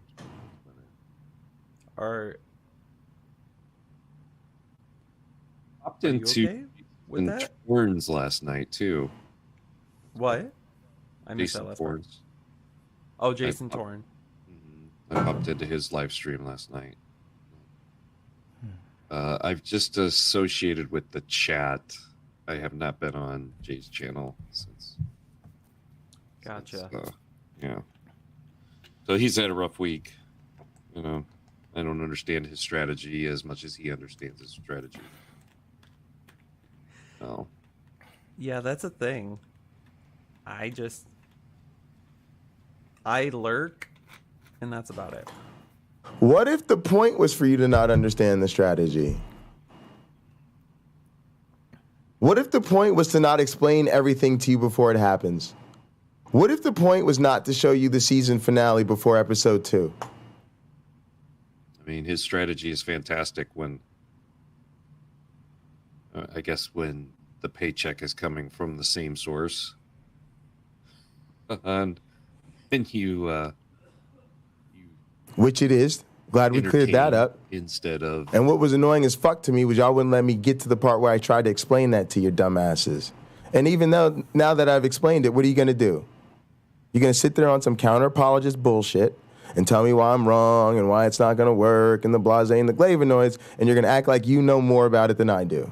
You're going to act like you've got more experience than I do. You're going to act like you know better than I that, oh, okay, now, well, he's told me the strategy, but, you know, but I don't agree, and, it didn't work because his number count went down, and blah, blah, blah, blah, blah, and, they're not, well, I haven't seen it paying off. I mean, I just know y'all are going to be counter-apologist about it.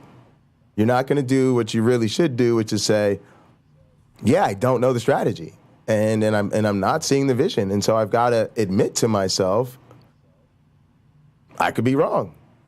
But instead, y'all will go from I don't understand the strategy to telling us why the strategy isn't working and why it's wrong and why you know better and I don't know my PhDs and I didn't stand up for science and what?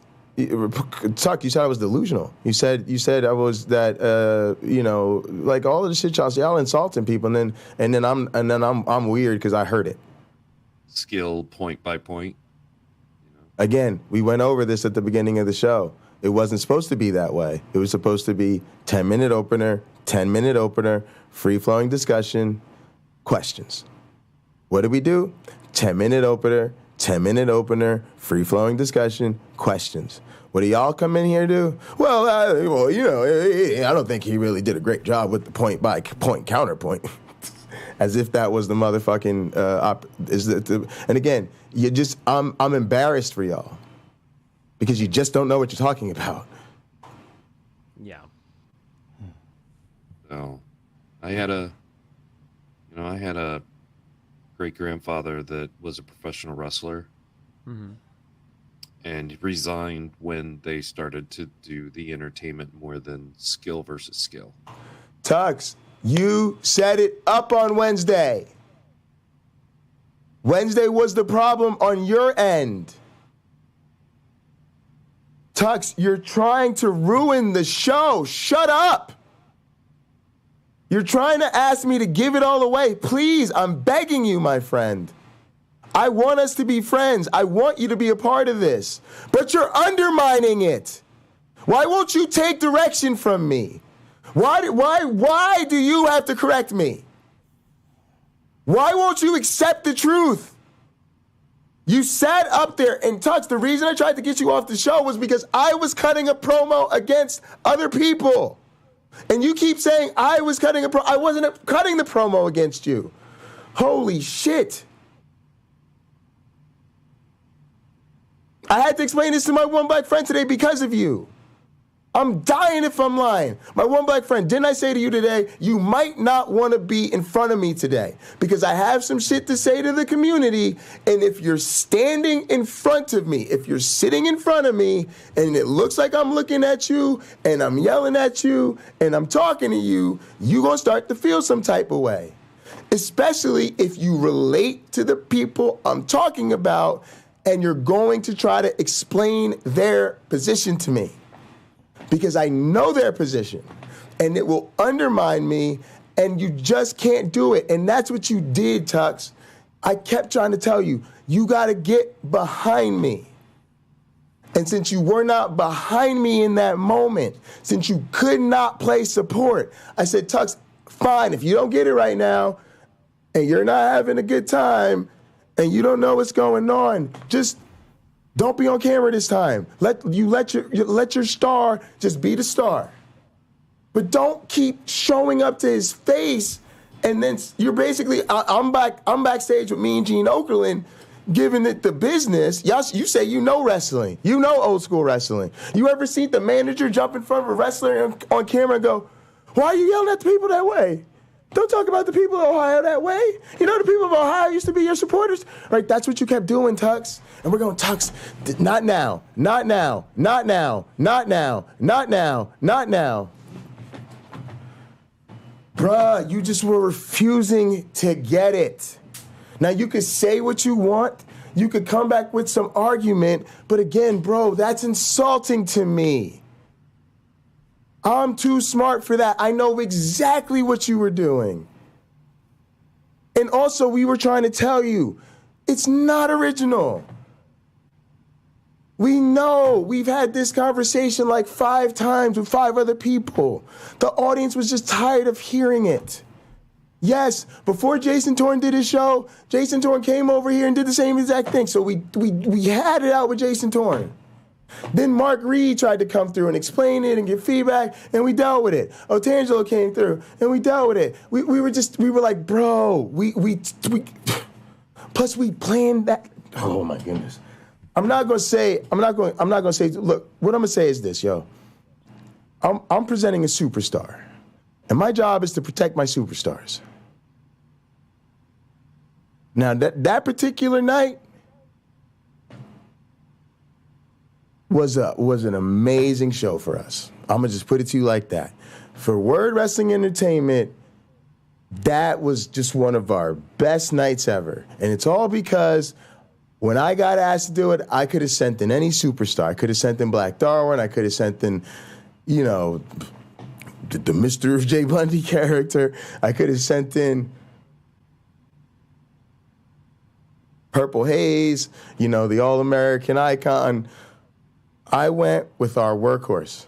I called on the United States champion of Word Wrestling Entertainment, and he delivered. And so when you're putting something like that together, you guys got to understand, I'm going to talk to you in straight, real talk language. We're going to talk. The reason I did this is because if I got to talk promotional talk, let's talk promotional talk. You're doing an inner promotion event, right? This isn't a Word Wrestling Entertainment exclusive event. It's actually a Word Wrestling Entertainment X standing for truth event. And the truth is, standing for truth is hosting the event, right? We're traveling to their arena. It's going to be a big pay-per-view for them, and you know they said we want to take on another platform, another promotion. We're calling on you, Word Wrestling Entertainment, right? And so then I'm going, who do I send? Well, here's the thing. At the end of the day, it's like, this is going to sound weird, but when you're in this type of business thing, you're really trying to get out of there.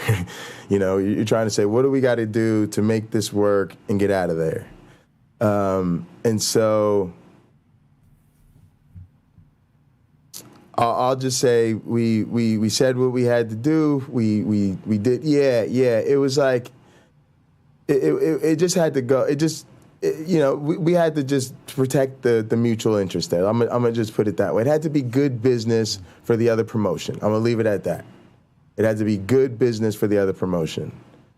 And so, we came up with. I decided, let's do it. I'm going to send in the U.S. champ. Now, that's kind of that. And I guess I'll say it like this.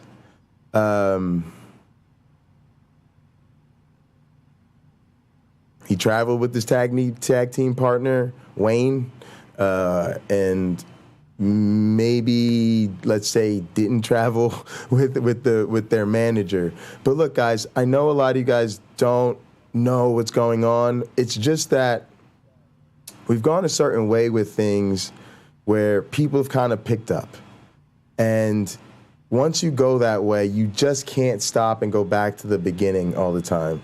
And so you get into a place where you're literally like, some people get it, some people don't. And I'm fortunate enough to just have people in the community who just get it. And the way that happens is now it presents me with incredibly serious challenges, which is I cannot interrupt a wrestling product and explain, why this isn't mixed martial arts. I just have to say, I believe that this particular, professional word wrestling sort of business has huge potential. It has huge potential. And so that's just the direction that we're in right now. And I want people to understand that none of this has been personal to me, but I have to protect the product. That's why you got the owner today. That's why normally Heartbreak Jay is sitting in here. He lost a smile. He lost the smile. Heartbreak Jay lost the smile. He was trying to go home, and I had to say, you know what? Maybe the owner and the promoter needs to come sit down in the chair and take the heat from my superstar today. But what I can tell you is that that's our champion. And he is doing everything we hoped he would do and so much more. And, I'm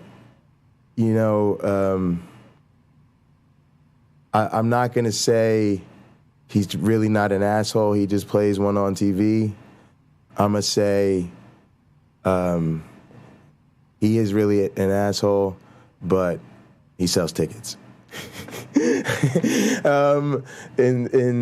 So let me look at some of these comments. I'm gonna flip it over to my one black friend. I'm gonna look at some comments. I do appreciate y'all in the chat. But Tux, the point I was trying to drive home is I think it got personal between us because you were sitting in front of me. And by way of sitting in front of me and maybe feeling a bit of defensiveness because I'm talking about a perspective that you identify with, I think you took it as a personal attack. And then from there, I've been trying to do damage control so that you don't feel like I personally attacked you. But I can't keep doing it. And I did try to break down the game for some of my friends on some of their channels so that people I care about, could so that I could still have friends. And throughout this process, I've realized a lot of people are just fans, and they're just going to be fans now. Because, and by fans, I mean positive and negative. By fan, I don't mean they like it. It just means they're not in the business anymore. They're not on the roster. We don't consider them part of the product. They may watch from time to time. They may get in the comments from time to time, but they are not. They're no longer under contract with the promotion. And that's okay. But I realized a lot of the people that I've been friendly with in the community, we just can't be friends anymore.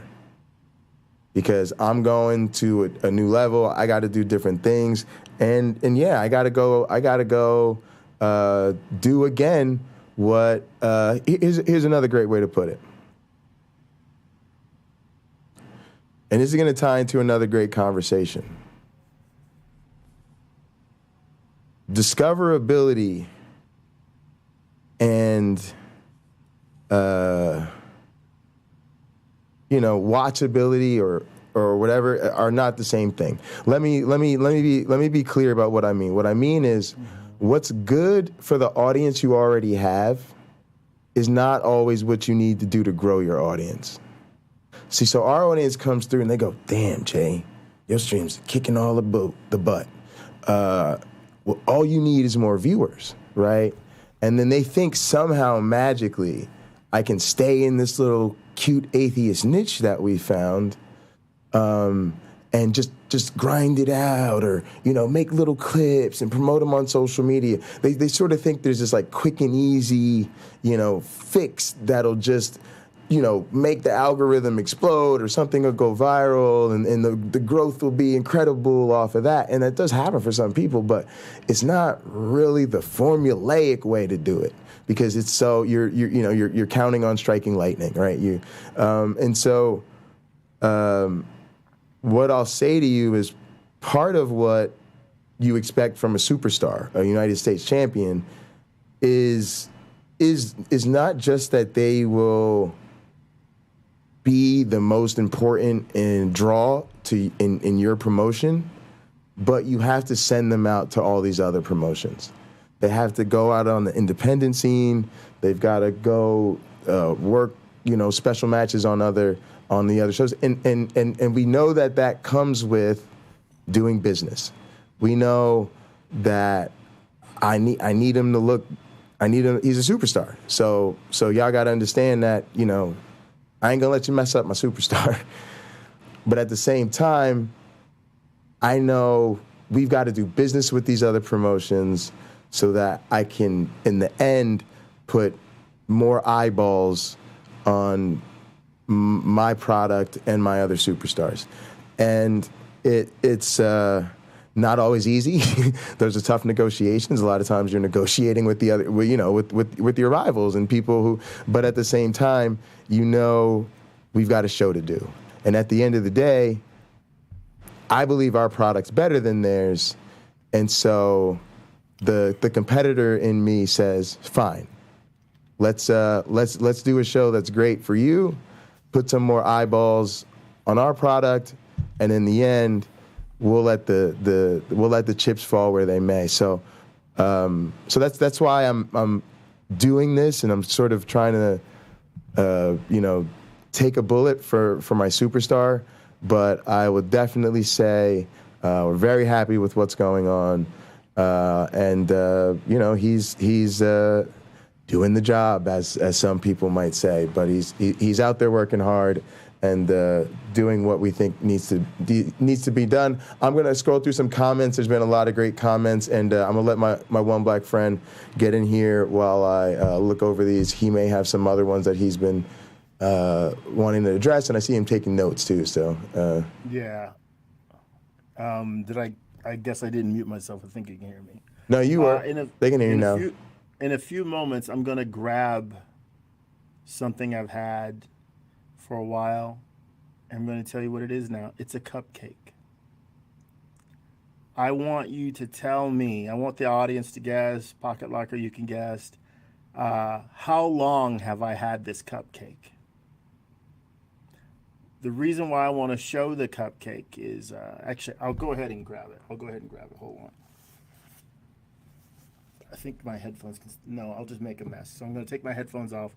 I'll be right back. There's a reason the cupcake is relevant to today's conversation.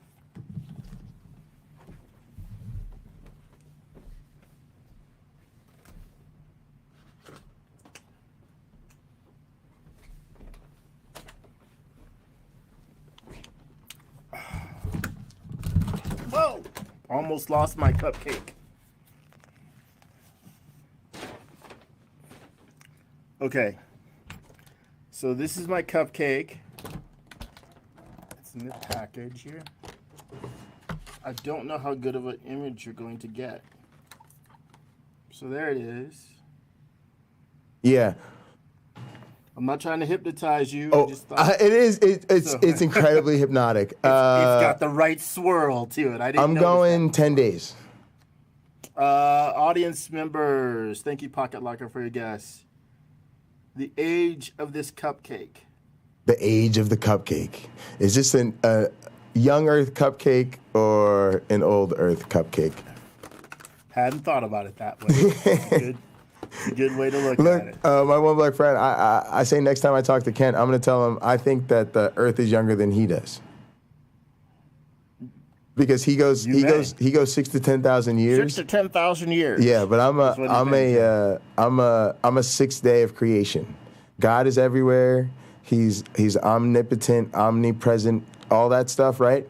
So that sounds like an active God. So we're in day 6. God has not rested yet. I just went day age creationism. You did? Yeah. Oh no. Yeah, I'm a day 6er. I will respectfully disagree. Respectfully disagree. Right? I'm officially a day 6er.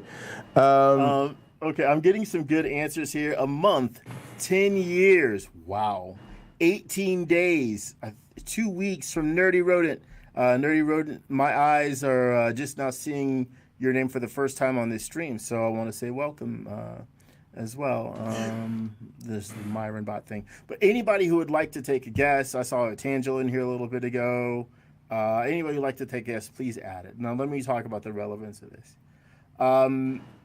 Sometimes we have something for a while, and it is one thing to us that it isn't to other people. It means something to us that it doesn't to other people. Jay has worked extremely hard to help this channel have an audience. And of course, we want that audience to grow. And also, he has to balance his own views, his own outlook on life with new information that he gets. I think that's probably what we're all doing. And so you have to allow other people to have their perspectives. You have to realize that everyone won't share your perspective. And those perspectives change over time. This cupcake doesn't change over time. It effectively stopped changing. This cupcake is from 2019, the spring of 2019. I had this. I ate the other 3 that were in the package, and I got called to go out of town, not realizing that this was underneath some paperwork that I had. And the cupcake is the YouTube punk. So this cupcake, which looks as good as the day that I bought it, it's a bit firm. Actually, it's super firm. But the icing looks like you could just gobble it right up. I mean, that's pristine. I keep it covered in its little tin here and or plastic case. I'm assuming one day this will go to one of my unborn children. This will be their cupcake. I think it can last that long. But that being said, as a metaphor, so can some perspectives. And if that thing were to fall on the floor and get smushed or something like that, I'd throw it away. Ideas, maybe we should be willing to do that with ideas. If there's an idea that comes along and it gets stomped on, maybe we shouldn't keep it around. If we know like that, it can't mean the same thing to us that it did before. It's interesting that a cupcake is this old.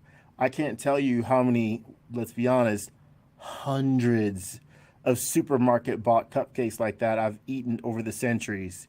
And yet this one potentially could be around longer than me. It looks really good for being 3 years old. But it's just something to think about. And I don't know what the future of the cupcake is. But the key to this analogy is understanding that. My one black friend. Yeah. I need to just use a little boys' room real quick. I'm going to turn on my speakers. I just want you to know I'm going to step away, but I can still hear you, and just feel free to keep speaking your mind. You may hear me more than once because of the feedback. We'll see. Oh, wait. Are you getting a feedback now? No. Oh, okay.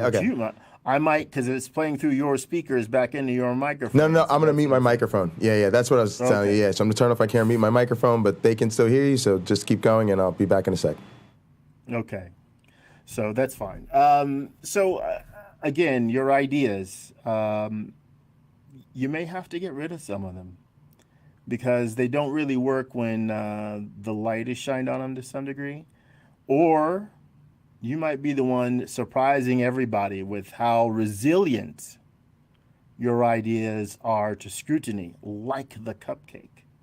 So the cupcake has held up. Some of your ideas will. Some of your ideas won't.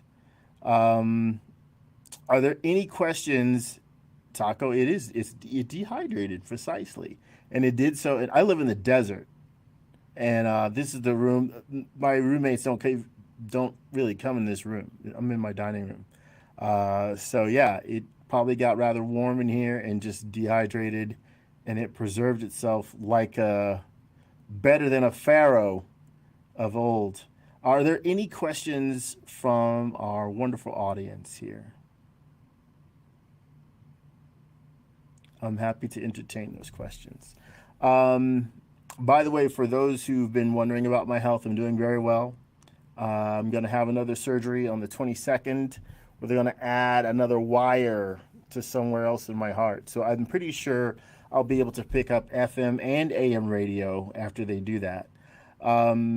And also, it's outpatient surgery, so I won't have to be there. Job-wise, I've been asked to do some more traveling, which I wanted to do. I was given a choice of multiple. Yeah, tune in and mope. Thank you, Cameron. I've been asked to potentially go to either another state or a couple of different countries for my next assignment. So not sure which I'll take. There's reasons to take less money but go to another country. I do love traveling, and to have some of the companies I contract for pay for it is a pretty sweet proposition. And it works out with my timeline for being back in December so I can do some personal traveling. So let's see, the cupcake has, Top Dog Shattuck says the cupcake has changed its meaning. It was once for eating and now it is for displaying learning life lessons. I'll agree. But again, most things have more than one purpose. Most of you, probably none of you know this. I design and build custom bicycles. And I often say something that has been said by others before me with probably much more talent. Let your limitations give rise to innovation. I often will look for one thing to do two things or three things. Why? I'm trying to simplify things. Trying and trying and trying. And as many of you will know, the hallmark of design is simplicity. And we occasionally get things that we buy that we really see that like, wow, what an elegant solution. Now, the workings of it may be quite complicated, but the usage of it is quite simple. You know, when we look at a clay pot, we don't think about the people digging the clay out of the ground, but someone had to, more than likely. That was the case. So, do you know Gak Attack? Asks YouTube Punk. I don't know what that is. I will be searching that out. Graham Pong, which is more sacred, the nun bun or the eternal cupcake? Not included in your query was Monkey Jesus. I would say it's the nun bun. There is the Christ Cheeto as well, but though not food, I think Monkey Jesus could win that. Top Dog, I don't always proofread either. And spell check can embarrass us all if gone unchecked. I'd like to see the cupcake in canopic jars. You know, that's something Pocket Locker can speak to, I believe. I used to know what that meant. I no longer do. Like the word aloof. I don't remember what it means, even though I've read the definition like 19 times. Graham Pong says Monkey Jesus is darn tough to beat. I'll agree. Dave M. The older I get, the more power tools I buy. I can agree. I was looking at high torque impact wrenches because I'm working on a 6-liter Chevy engine that I have for my 69 Firebird. It's in the garage. I'm working on that thing. Chris Gak says YouTube Pump. That's what Gak Attack is from. Carrie Ann Kaiser, my friend, do you watch Dave. Gin and Truth on YouTube? This is again, thanks Gin and Truth for joining us today. I had never heard that name before. Amazing. And You got to check him out. Please, okay. Right away. We have a lot of very talented people that tune. Yeah, I sent his stuff to my dad. That's how I was like, Dad, we got to do this. Like this is the future of political discourse. This guy. And so he's my favorite YouTuber. No doubt. Number one. Okay. Yeah, so I think this is his first time watching Hot Program. But he tunes into the Pocket Locker 86 streams a lot and shows a lot of support, and we're definitely trying to link up and do stuff with him. I think he's definitely open to it. We're just both, we're both running and scrambling, and we'll link up and put it together. But you never get over stuff like that, right? It's like the first time I talked to Doug, I was like, oh my God, I was on Pine Creek today. It's that way with me every time I get a little nervous when I see Robert Reed's name. And Jeremy Clarkson cool. retweeted one of my tweets. Jeremy Clarkson from Top Gear and the Grand Tour retweeted something I sent him, and I just felt like the most important person in the world for like the next 3 days or so. It was really great. YouTube Punk is telling us that Chris Gak designed some famous Huffy/BMX bicycles. That's fantastic. My first bike was a Huffy Thunderstar. And that was a thing of beauty, that bike. So maybe Chris Gak had an influence on that. All right, so I guess maybe I should show this Jason Torn thing real quick, because I know my one black friend hasn't seen it. No, I haven't seen it. Oh, and to Nerdy Rodents. I might just say. Go ahead. Nerdy Rodent. I don't know if you can see this. 527. That's from freaking 2019 when this was supposed to either be eaten or thrown out. I don't know. It's just bakery, $5.27. This is $5 for 4 of them.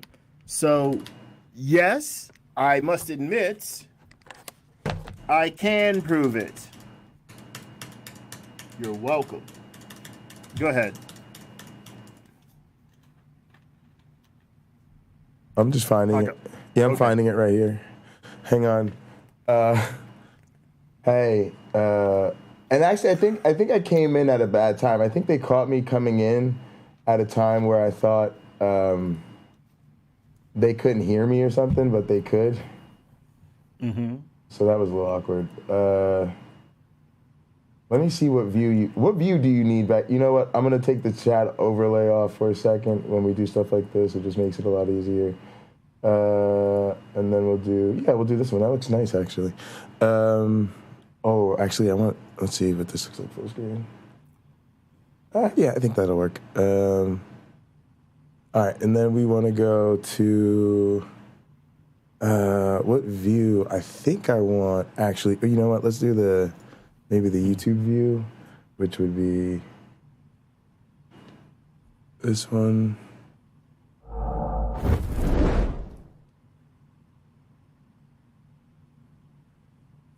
Can you see that okay, my one black friend? I see it well, yeah. This looks... All right, let me... this clip in one of his videos. Where is my... I don't know where my webcam is on this one.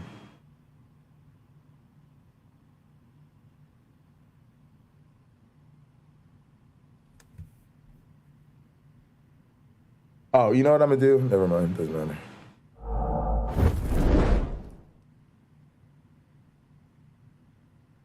Oh yeah, it does. Never mind, I'm stupid. Sorry guys, give me a sec here. I just don't know what happened to this scene. Yeah. This looks like my webcam went out. Oh, my webcam went out, y'all. Okay. Sorry, y'all. That's why you got that black screen before. I just figured it out. Sorry about that, guys. It's all right, the webcam on the other computer went out for a sec. Let's fix that.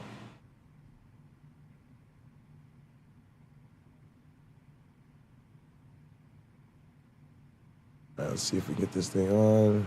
Sorry, I probably just had an issue with the USB. Y'all know I'm trying to get a new computer, so I ain't even gonna get y'all the new computer speech. I'm just saying, let's just say I'm getting 2 of them, and that's that. Damn, I'm so excited about that. Y'all, we growing so much out here. It's crazy. It's crazy. It's been the craziest. This might have been like one of the craziest summers for me. All right, y'all, you ready to do this, y'all? Let's go. Come on, we here. Also, I told my club I can't come to church today. It's just, I really think I want to handle this and put this behind us, y'all, because I really do feel I've been not treated well a lot in this community. And you know what? A lot of this stuff I'm about to break down for y'all, I've noticed it. Other people have noticed it. I'm not beat. I just want to explain where I'm coming from. And that's the reason I'm really not trying to be challenged on a lot of this. It's like, I'm not here to chew everything up all the time. Sometimes I put something in my mouth, I chew it up, I'm either gonna swallow it or spit it out. And I'm not just gonna keep chewing this up with y'all all the time. I've heard what people had to say, I've seen what people said, I've made up my mind, and this is gonna be what it has to be. The other thing I wanna say is I've accepted the cost of friendship. When you decide to be friendly with somebody, you can't backpedal on it once people start to make that a costly decision. If you decide to lend a helping hand to somebody who, I don't know, has a history of child molestation or something, just something weird, something that's gonna get me canceled, right? I shouldn't have said that. But hurting kids or something, right? And you decide, hey, like, you know, I'm still gonna treat you like a human being, you're still here, and you're friendly with that person, and then people mistreat you just for being friendly with that person. I mean, you can't backpedal on your kindness to that person, because when you accepted them into your life, you're taking everything that comes with that.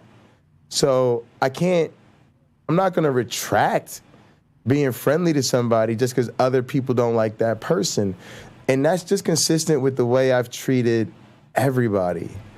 But even more to the point, part of what we have to do is we have to show people it's not all about the views with us. It's not all about the clicks. And so what I'm trying to say from a promotional perspective is we're happy with what our superstar does.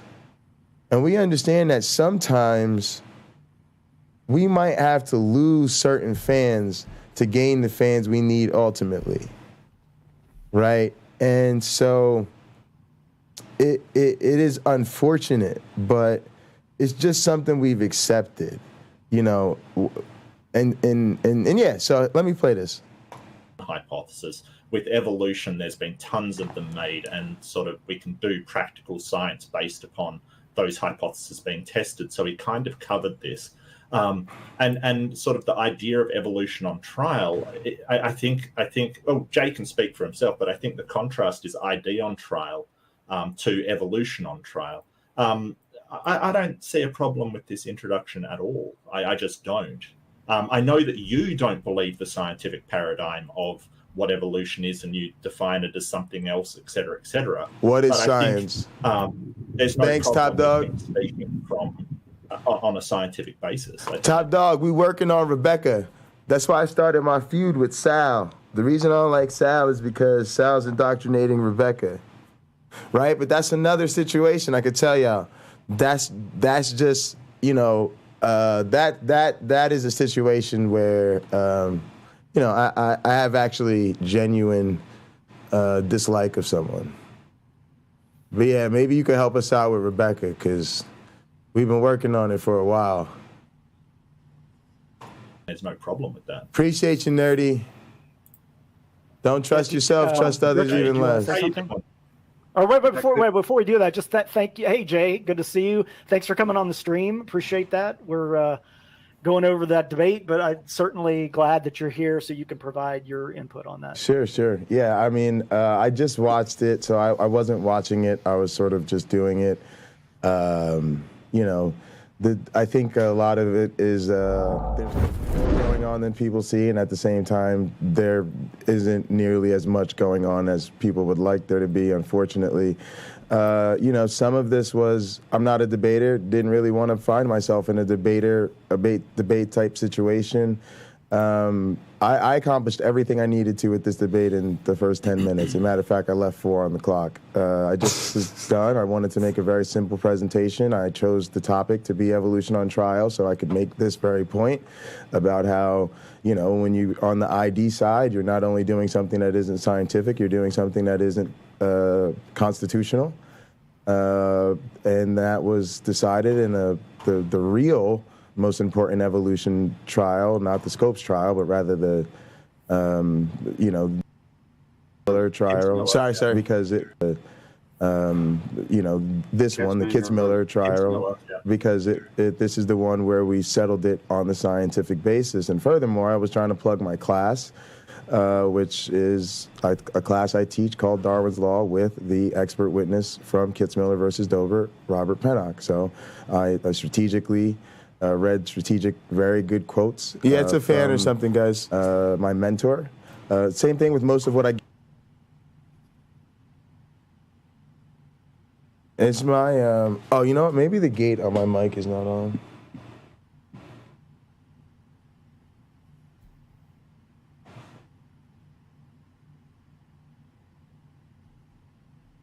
Yeah, I don't hear any background noise, guys. There is an air conditioner on, really. Does my signal sound noisy to you, my one black friend? It doesn't, but I'm wondering if what you hear is my air conditioner. I'm below a vent. I'm going to mute myself. No, hang on a sec. No, I think you're good. I think what it is it might be the low-level air. Some people are audiophiles, and most people are not. I got an air conditioner on. It's very quiet. I don't hear it. And the gate is on, so it's closed when I'm not talking.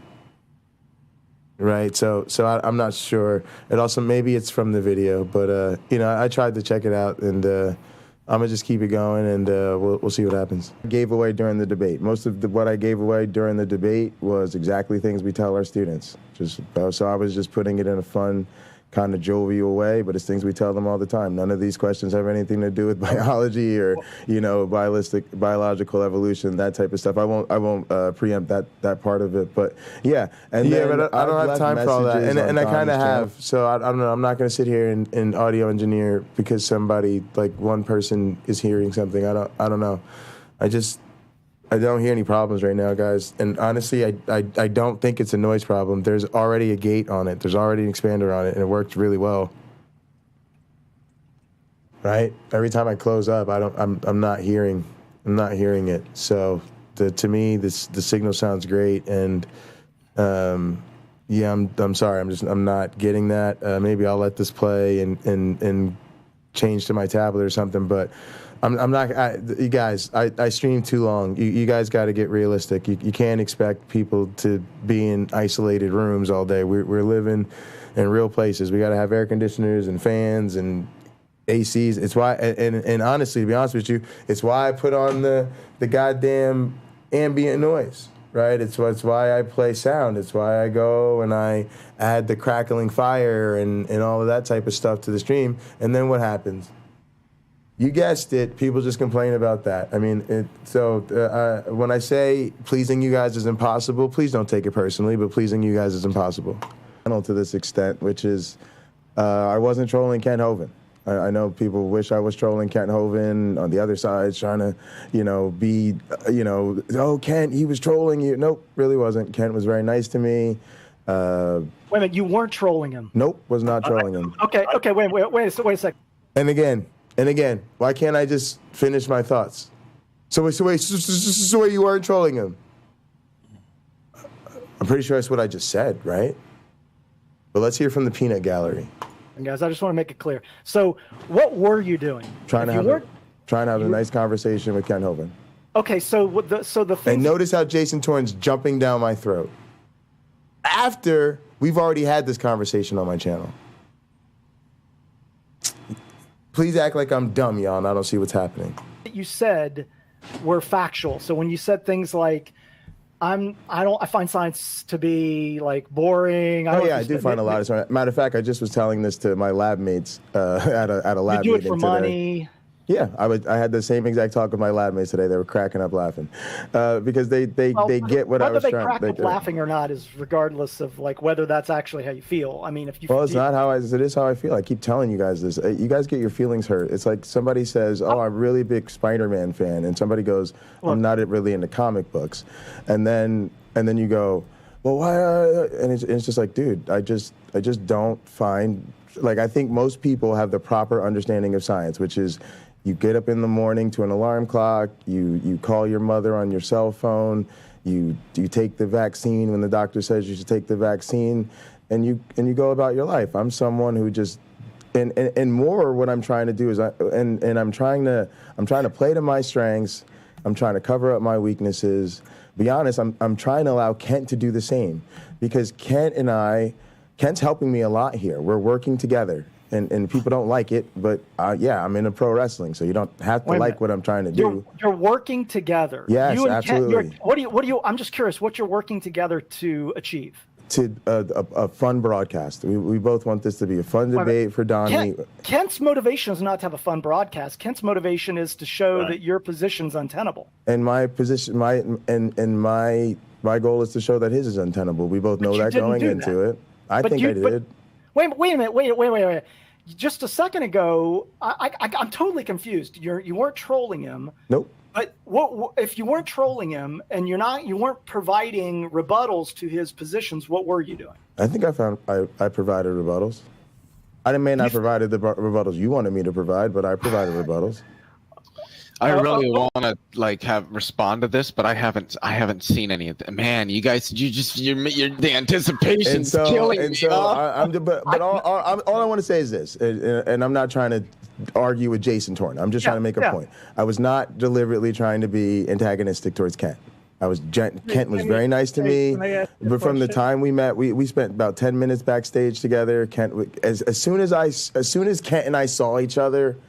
It was just jokes and pranks and feeding each other lines. We never thought each other here just to get a rib out of each other. We were genuinely just trying to have fun. And what I mean is hang on a second, there's value to that. What I mean by we were trying to cooperate is I was trying to say some stuff I thought was really important.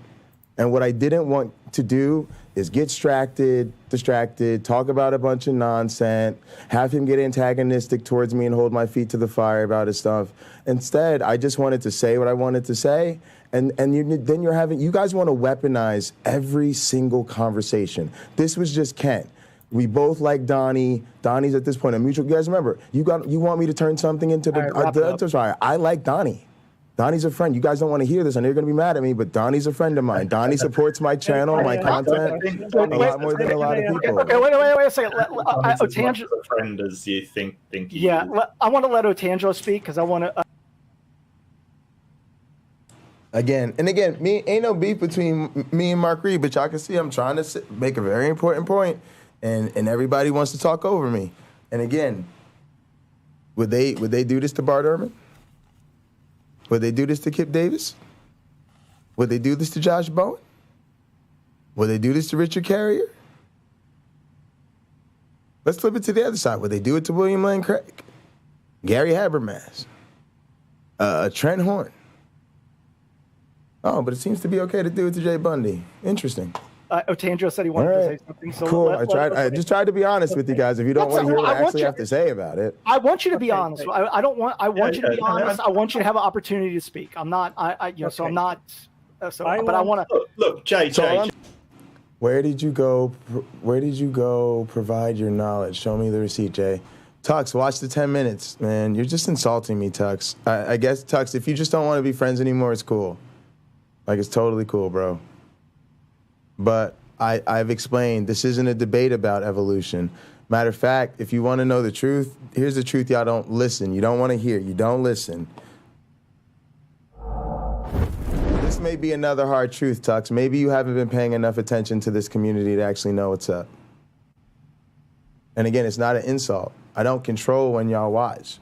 But I don't know when y'all watch. And I don't have time to fill you in on every decision that's been made since the last time you've tuned in. I never know what y'all watch. I never know where y'all are at. Only people I know are watching are the people in the chat. And most of the time they in the chat, I don't even know that they're watching. I just know they're in the chat. They might be in the chat and not listening or not watching or whatever.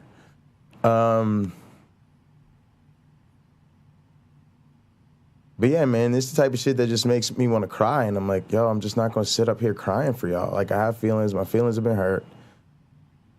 And as my feelings have been hurt, my friends have not rallied around me to offer me fucking support. Instead, they've just offered more criticism and more opportunities to hurt my feelings. I've watched it. Okay, Tux, it wasn't meant to be new for you. It wasn't for you. Not everything's about you. I presented in the first, again, it wasn't about my research. But I wrote a dissertation. Like, are y'all stupid? Like, really, are y'all dumb? Like, is this what we got to do for y'all? And again, sorry, I don't treat white boys like this, and that makes me feel like there's a lot of racial, implicit bias in this community, man. Y'all never seen none of these other people's proofs and this and that and all of that, and y'all just don't treat them the way y'all treat me. Go ahead, my one black friend. I think one of the chief differences is in this discussion group that you have on screen here. These people know you, and so they're more conversational with you than they would be a William Lane Craig or a Josh Bowen or Dr. Carrier or what have. I guess it's Dr. Josh Bowen, but they have a familiarity with you. And even when you get like a Derek Lambert talking to Bart Ehrman or any of those other scholars he's speaking with, there is that excitement to ask the next question where sometimes those scholars do get talked over. Right. I think we all just have to understand talking over them isn't the point. You're just excited to get that next question out. And I don't even know that that's Jason Torn's point. He's looking for answers, and you understand this because you are a host of this show. Part of the job of the host is to get those answers for the people who won't type in the chat their questions.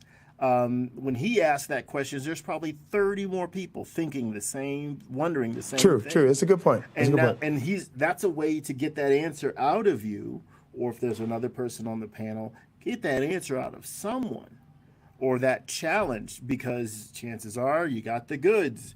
Hey, I can respond to that challenge. Here's how I do it. Here are my ideas. Right. And you are you're an educator. Right. For this platform, for the YouTube world, there's another opportunity for you to be an educator. Right, I agree. But here's the thing. I can't educate you if you keep interrupting my talk. Like, that's the thing. And that's what I mean by you wouldn't do it. Yeah, you'd ask the question to Bart Ehrman, but you'd sit there and listen to him. And you wouldn't cut him off, and you wouldn't give the floor to the next question until he was satisfied answering. And again, if you don't believe me, just go watch any of these. I mean, I watch this stuff, right? It's not like it's not like I'm talking out my ass. I see the way people treat these people anytime they're on the internet. And so I agree with everything you just said. But then you got to do step 2, which is sit there and let the professor and the expert give you the expert answer. And my expertise is not just limited to science. It includes broadcasting, social dynamics, anthropology, all this other stuff. And then all this stuff about, well, you didn't demonstrate your scientific expertise. You're talking like an amateur. I accurately, very well represented my field and my expertise. My expertise is not general science, and this is, again, Tux is just, I think, just missed the conversation we had earlier. I'm gonna say he just missed it. He didn't see it. But literally today we talked about how there are scientists who have a lot of general knowledge in their field and across fields, but that is not our job. Most of us, our real scientific knowledge is limited to a subfield of a subfield and then a system and a very particular question or two within that system. So wrong again. I don't have to just walk up to people and be able to play biology trivia to get a PhD. That's just not how it goes. That's not how it works. That's not. That is in and of itself a form of science fiction, so to speak. What I'm saying is, Ken and I respect, and as is your arguments about the evidence. Everybody who keeps talking about the scientific evidence that I should have presented, you have missed the entire point. No, I'm not being mean to you. No, I'm not bullying you. No, I'm not trying to insult you. I've made this point repeatedly. I'm going to make it here again. All of these issues of epistemology and the scientific method and why intelligent design creation is not science and why evolution works and what is methodological naturalism, these are not scientific issues. Rob made it very clear. Go read his expert testimony from Kitzmiller versus Dover. I only had time for the highlights, but he makes this incredibly clear. This is not an issue of biology. It is an issue of philosophy of science. Scientists do not walk around talking to each other like, hey, are you practicing methodological naturalism today? Oh, well, how do you distinguish that from ontological naturalism? Oh, are you engaged in the scientific method? Are you doing empiricism? Oh, are you obeying the natural? Those are not biology questions. They are not biology questions. I repeat, they are not biology questions. One more time, they are not biology questions.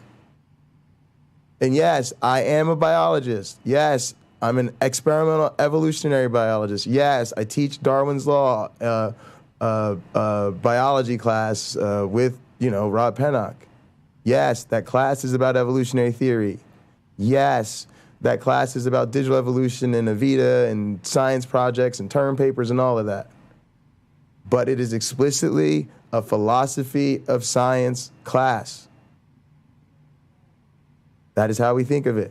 It is a typical evolutionary biology class, the dopest on the planet, and also a philosophy of science class. And you will notice that we spend the entire major first portion of the course focused on the nature and philosophy of science. If you look carefully at the title of my presentation, it was called the Evolution on Trial and the Philosophy of Science. In other words, the explicit goal was to talk about the relationship between evolution and the philosophy of science. The very first chapter of my dissertation is not about biology research. It's not about data. It's not about experiments. The very first chapter of my dissertation is about the philosophy and history regarding the nature of science that undergirds the questions I'll attack empirically. So again, guys, with all due respect, y'all are just wrong about this. I did represent my scientific expertise. I did talk about the things that I should be talking about given my specialties. I did talk accurately about the things that I'm uniquely qualified to do at this point in my career.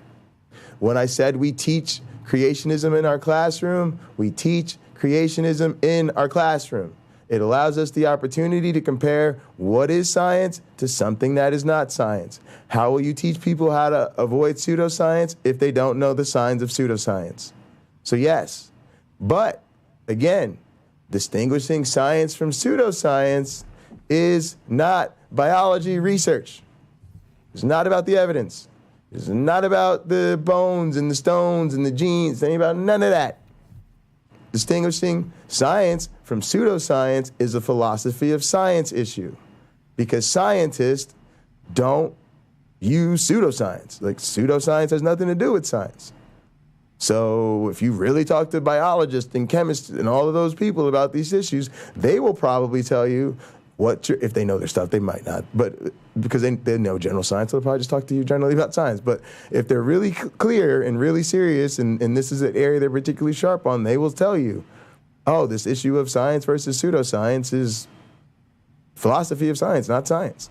Distinguishing between alchemy and chemistry is not an issue in chemistry, right? Like that. This is what I mean. Like, it's the same thing. The difference between, astrology and astronomy is not an issue for astrophysicists at all.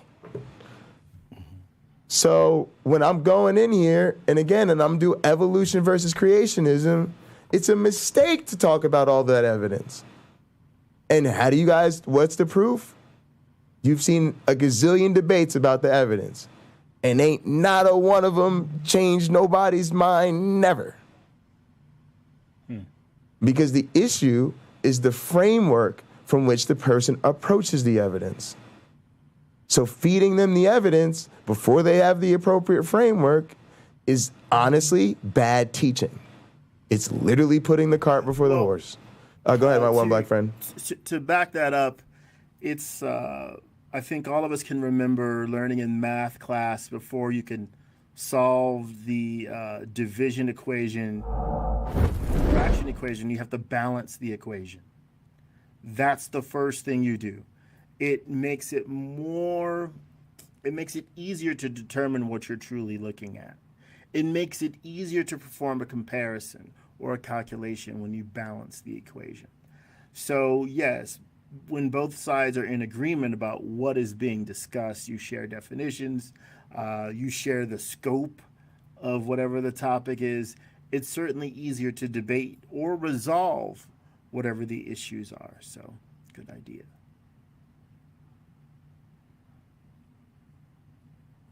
Thank you so much. I really appreciate that. But here, let's take a quick look at this, guys. My one black friend, you can see. I don't think you can see my screen. Let me share it real quick with you. Sorry. I have the chat open on my phone, but I'm listening to our audio, our live audio, but the chat on my phone is. Yeah, but I need to. What I just need to do. In a manner of speaking, I can see it. Yeah, so I need, but I'm going to share. There's just going to be a delay in the. Yeah. But I can do you better than that, which is to, I think, share my screen here. I don't know why it's not. For some reason, the share screen thing isn't responding like I'm used to it. Hang on one sec. Reload that. Blase flavonoids. I tried looking up flavonoids to know to no success at all. Yeah, nobody knows how to spell it. No, I would like you at some point to either type it in the chat or text it to me. I don't know. So I can look it's it a up. Robert Reed thing. We're gonna ask him. We're gonna ask him, but I'm not gonna be surprised if he has no idea. All right. I'm thinking they're a civilization in a book.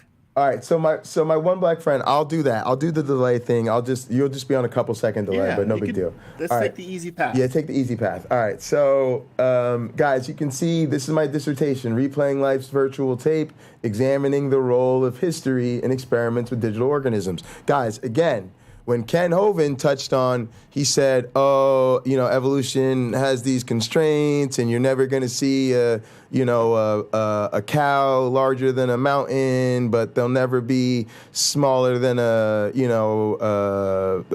leaf of a tree or whatever, right? And what did I say? Right on cue. Yeah, Kent, that's really great. My dissertation research is about how history constrains evolution. You find that all the populations are not capable of all the adaptations. That's true. Stolen straight out of my dissertation. Straight out of my dissertation. On the spot.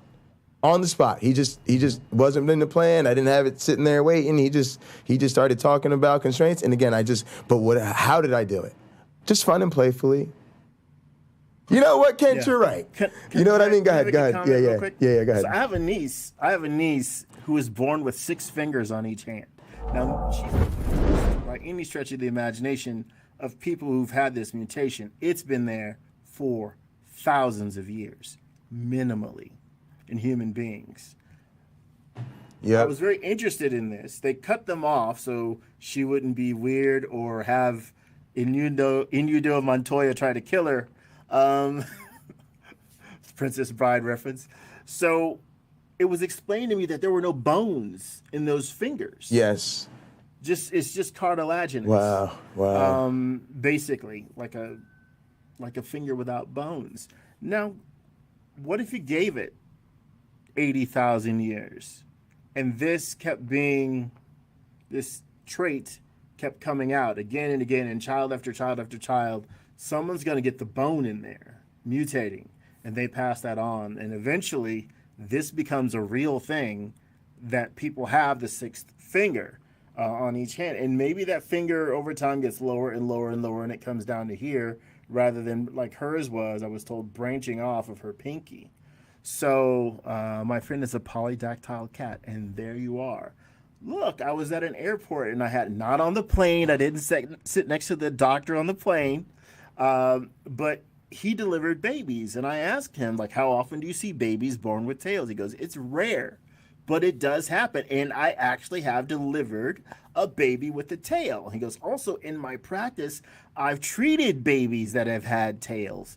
And he said the thing we have to be concerned about when we see one is where those muscles attach. Right, because tails move. There's a lot of muscular in the tail. Yeah. What he stated, now he didn't give me a lecture, right? Sure. I had 15 minutes in line. And it's probably better that he didn't. Well, everyone who could hear was fascinated by what he was sharing. So then he had to keep it at everybody level, right? Just to to do more with the conversation, right? I think he saw the way I was speaking to him, and I don't think he cared how interested everybody else was, but he certainly wasn't going to stop the conversation because all these people were turning around looking and sort of moving the line to have a little circle around us while we were talking. So he understood I must have some sort of background that helps me ask the level of questions I was asking. And he said that one of the things they are really concerned about is how those muscles attach, because those muscles help you go to the bathroom, and sort of if you have to hold it in, those muscles help you hold it in. So I asked him, does anybody ever keep the tail? He goes, no one's ever kept the tail. The parents want that. Want you to get rid of the tail. Well, of course. And I think with good reason, right? Because there's very real social pressures to not have that particular type of abnormality. And guys, this is something, like I dated a girl who was intergender, and I feel so much for her. I hope she's doing well, because we were always good to each other, great relationship, just didn't work out, right? And part of the reason, what was interesting about her story was she's a beautiful, young woman, that's what you would see, right? But she sees herself as also male. And it's such a problem because she's a model. She's got a very unique look and, you know, she's great. And so she's not just a model. She's like, I almost want to call it like a feature model or lead model. Like within the models you see in a fashion show on a walkway, there's a hierarchy. And usually sort of an honorary position is to be the first model on the runway because that's the show opening piece, right? That's going to be a really bad piece, right? So is the show closing piece. That's going to be a really bad piece, right? Just sequencing, right? And a lot of times that's the same model. The way they do the rotations and stuff, it's so the same model will open and close because she's the one, right? But not always. But she's used to being that. So there's a sort of, you know, catty subculture. But my point is that makes her intensely, almost competitively hyper-feminized in her work even. You see what I'm saying? And then she sees herself this other way. And she loved me because I accepted her intergenderness. Like, I was like, oh, it's cool. You see yourself as a dude? Fine, whatever, cool. Look, dude. The point of any relationship is acceptance. Yeah, look, dude, hop in the car. You know what I mean? But eventually, our ultimate issue was, and I had to let her go, I'm very straight. And so even though I accepted her intergenderness, I always saw her as my girlfriend.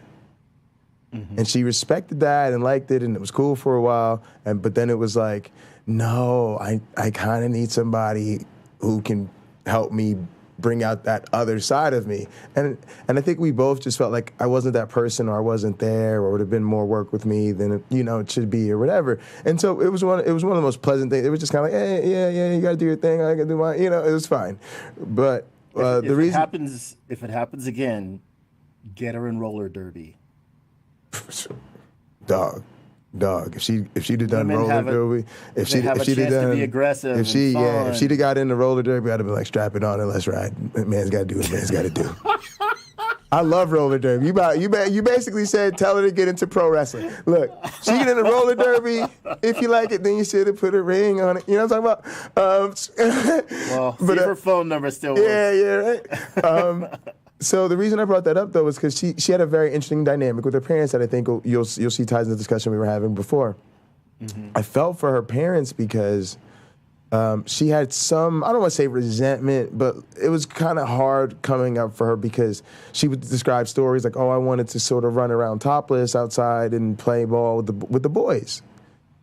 And then, even though she ain't really got nothing at this early age much different than what the boys got, she can't, right? Nope, you got to cover up and you can't do this, right? And anytime she wanted to, like, not dress femininely or whatever. And so now that she's older, she kind of looks back and feels like, oh, God, my family made that so hard, right? But I felt for her family, because we were talking about the tail thing, right? And how the family gets rid of the tail, and it's weird because the tail made the person unique, but the family's going, no, you can't be the kid with the tail. Like, we know what that's going to do to you in school and your dating life and it's going to be all types of hardships, so let's just get rid of the tail right now. And better sooner than later, even medically and all that type of stuff, right? It's going to be hard. It's going to be major surgery if it's later. So what's interesting is that's kind of how I felt her parents were. Mm-hmm. To them, they just had a beautiful baby girl. That's what they saw. They did their best to keep her within the safe social norms acceptable to girls. In there, I don't think they or her, when she's a young girl running around topless, are anywhere near a conversation about intergender. She's just a girl who feels like she should be able to run around with the boys, and they're just parents. Yeah, as a lot of kids do.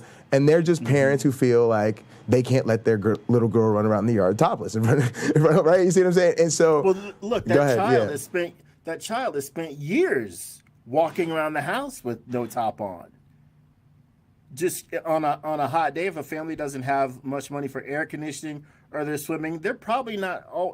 I grew up in a poor neighborhood. Yeah, and if it's a girl at home, you don't care. Throws a bikini on their 1-year-old.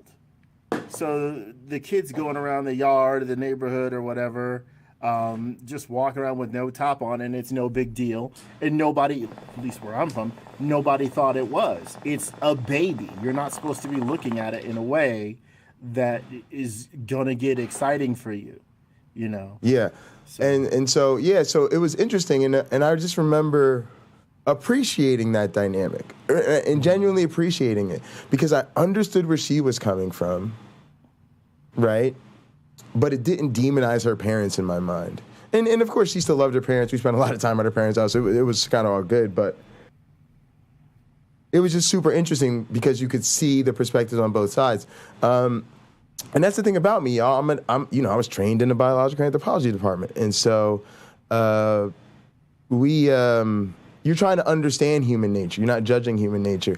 I tell this people with the dangerous Christians, the dangerous theists idea, right?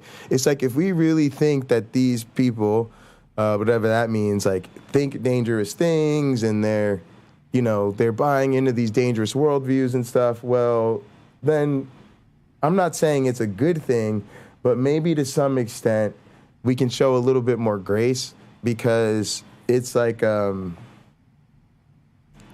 some extent we suspect this, right?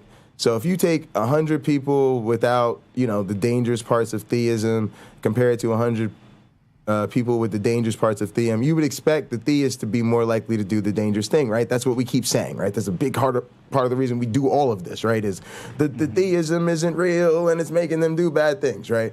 So to me, it's more reasonable to expect them to be one of the people who might have done bad things.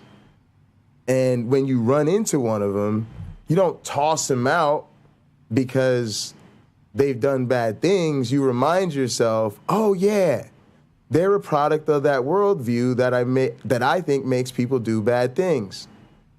So this is just an example of that worldview, providing the loosey-goosey grounds for people to do these type of bad things.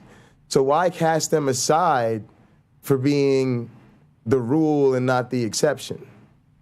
And that's just a perspective I have on that. Go ahead. I know you got some thoughts. Well, some rules need to change.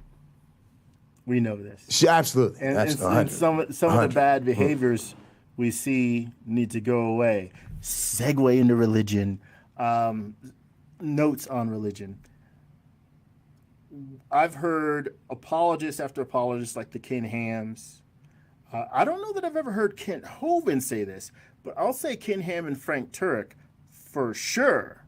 What kind of world do you think you'll get, or what kind of person do you think you get if you teach them that this and this is right? Like they're an animal, or maybe Kent Hovind did say they came from a rock, right? Yes. The hypocrisy, I can't speak for a lot of religions, but in Christianity, you have a God that's a murderer, solves almost every problem by causing suffering or out and out killing people. What kind of world do you think you're going to have if you tell people to be godly? God kills his own kid just so he could forgive people that don't happen to believe that he even had a kid. God kills his own kid. Logic, as Dusty Smith would say. By the way, you got a mention on the show about a month ago. So if we're looking at that as our example, right, we're going to have problems. If that is being put forth as the paragon of morality, the Bible, we've got problems. If parents want the Bible taught in school, which is a violation of the Establishment Clause, in my opinion, for the most part, if it's mandatory, it is. And yet they won't teach it at home, they need to be made aware there's a problem. That's what's accepted, right? That idea again and again, many Christians have that idea. Let's put it out there. And yet there's a hypocrisy, an element of hypocrisy there. It's not the best thing. It's not good. If I could make the curriculum for what's to be taught about the Bible, no kids going home. Well, few kids will go home a Christian. Very few. Look, I'm going to give you the stuff your parents don't want you to know about, and they don't know about it either. But again, that goes to saying some of those things need to change. Absolutely. And it will take a long time. Absolutely. Absolutely. Take a very long time. Chat, let me know about the audio. I heard it. I did hear what's going on with the sound. So let me know. I'm going to have to look into that. So hang on a second, my one black friend. Sure. Can I keep talking? Okay, so Dave M says, did this thing move? Just an animal is Ken Ham from Iraq is Hovind. Dave M, thank you so much for providing the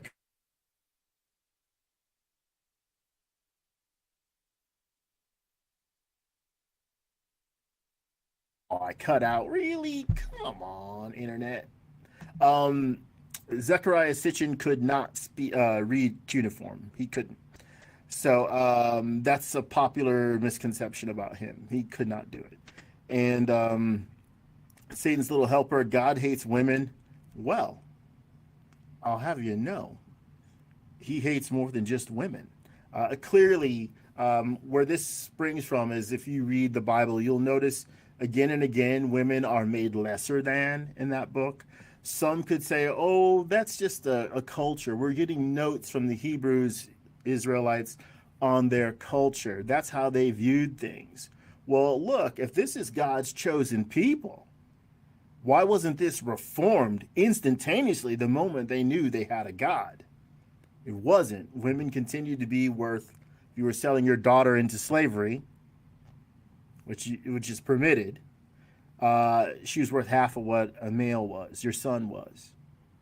And you probably wouldn't sell your son into slavery because your son could probably get a job making more money than your daughter and contribute to the household until he had a family of his own and maybe even beyond. Let's see. Graham, Dave says to Graham, I went through a phase. I have some Ancient Aliens books. Our ancestors came from outer space and the Chariots of the Gods. Okay, I think those are two books. Our ancestors came from outer space. Chariots of the Gods for sure is a book. Lena, I want to say hello to you as well. YouTube Punk says hello. Let's see. Give hug, Lena from YouTube Punk. Very nice. Carrie Ann Chrysler says yes. All right. I'm going to try to get in here. Guys, let me know how my audio sounds. I just turned on the de-esser, put it on mail. I still hear it. I think there's still going to be a bit of an issue, but it should be a little bit better, and I'll look into it in a second. All right, my one black friend, go ahead again. Sorry. Okay. For Graham, I just want to say I encourage you to go to YouTube and type in a search why Sitchin is wrong. And you can watch the video on there. You're going to see an interview done with Michael Heiser, who actually can read cuneiform. And you'll hear some criticisms from him that'll help you in your understanding in that subject, which is fascinating. I cannot comment on our ancestors came from outer space, other than if you enjoy writing science fiction, this topic is so rich and you can really have a lot of fun with it. So if you've had that desire to maybe write something science fiction-y, I think that is an excellent place to start. And I would say, as a former writer, you can use your experience here on Earth and see what modern scientists do to get ideas about how to write your other civilization. The same things that can happen here on Earth can happen on your faraway planet. The same problems can happen on your faraway planet. And you can play the Star Trek thing and the Star Wars thing and have completely different civilizations that interact with the one on the faraway planet. You can have Jupiter turn into the sun because it's a gas giant. You can have Saturn turn into the sun. You can put life on other planets. I also suggest reading science fiction from like the 1800s when they're looking through telescopes up at other planets and getting lots of ideas. Also science books from that time. You may want to make your piece a period piece as well, to where this is all taking place in the 1300s or 4000 before the Common Era, or at the time of Jesus. So Jules Verne, Carrie Ann. So have fun with that, and I do appreciate you doing that. And I noticed Top Dog, Shattuck, has mentioned David Duchovny. Side note, I have a Trust No One shirt signed by Chris Carter. I met him and he sent it to me. That's super dope. Which is very nice. Super dope, super dope. I feel like I'm unopened. Quiet, well, I guess it's open, unworn, because it was too small. The shirt was too small. Anyway. All right, let's otherwise I would have worn it. My one black friend. Yes. Hang on. Oh God, I made myself super quiet. All right, so one of the things I wanted to touch on some of these comments that we got, and they're gonna circle back to my feelings about the whole situation, the whole debacle. U2 Punk said, I didn't acknowledge it before. Jay flipped the script, and that triggered some atheists.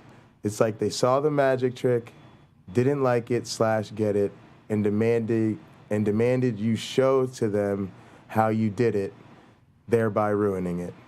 Yeah, that's early on in the broadcast. Yeah, I couldn't. That really sums up my point. And but the reason I had to bring it back up is because it ties into some of the goals I had for this broadcast that I hadn't quite got to yet. I always have a checklist in the back of my mind. And one of the points there is I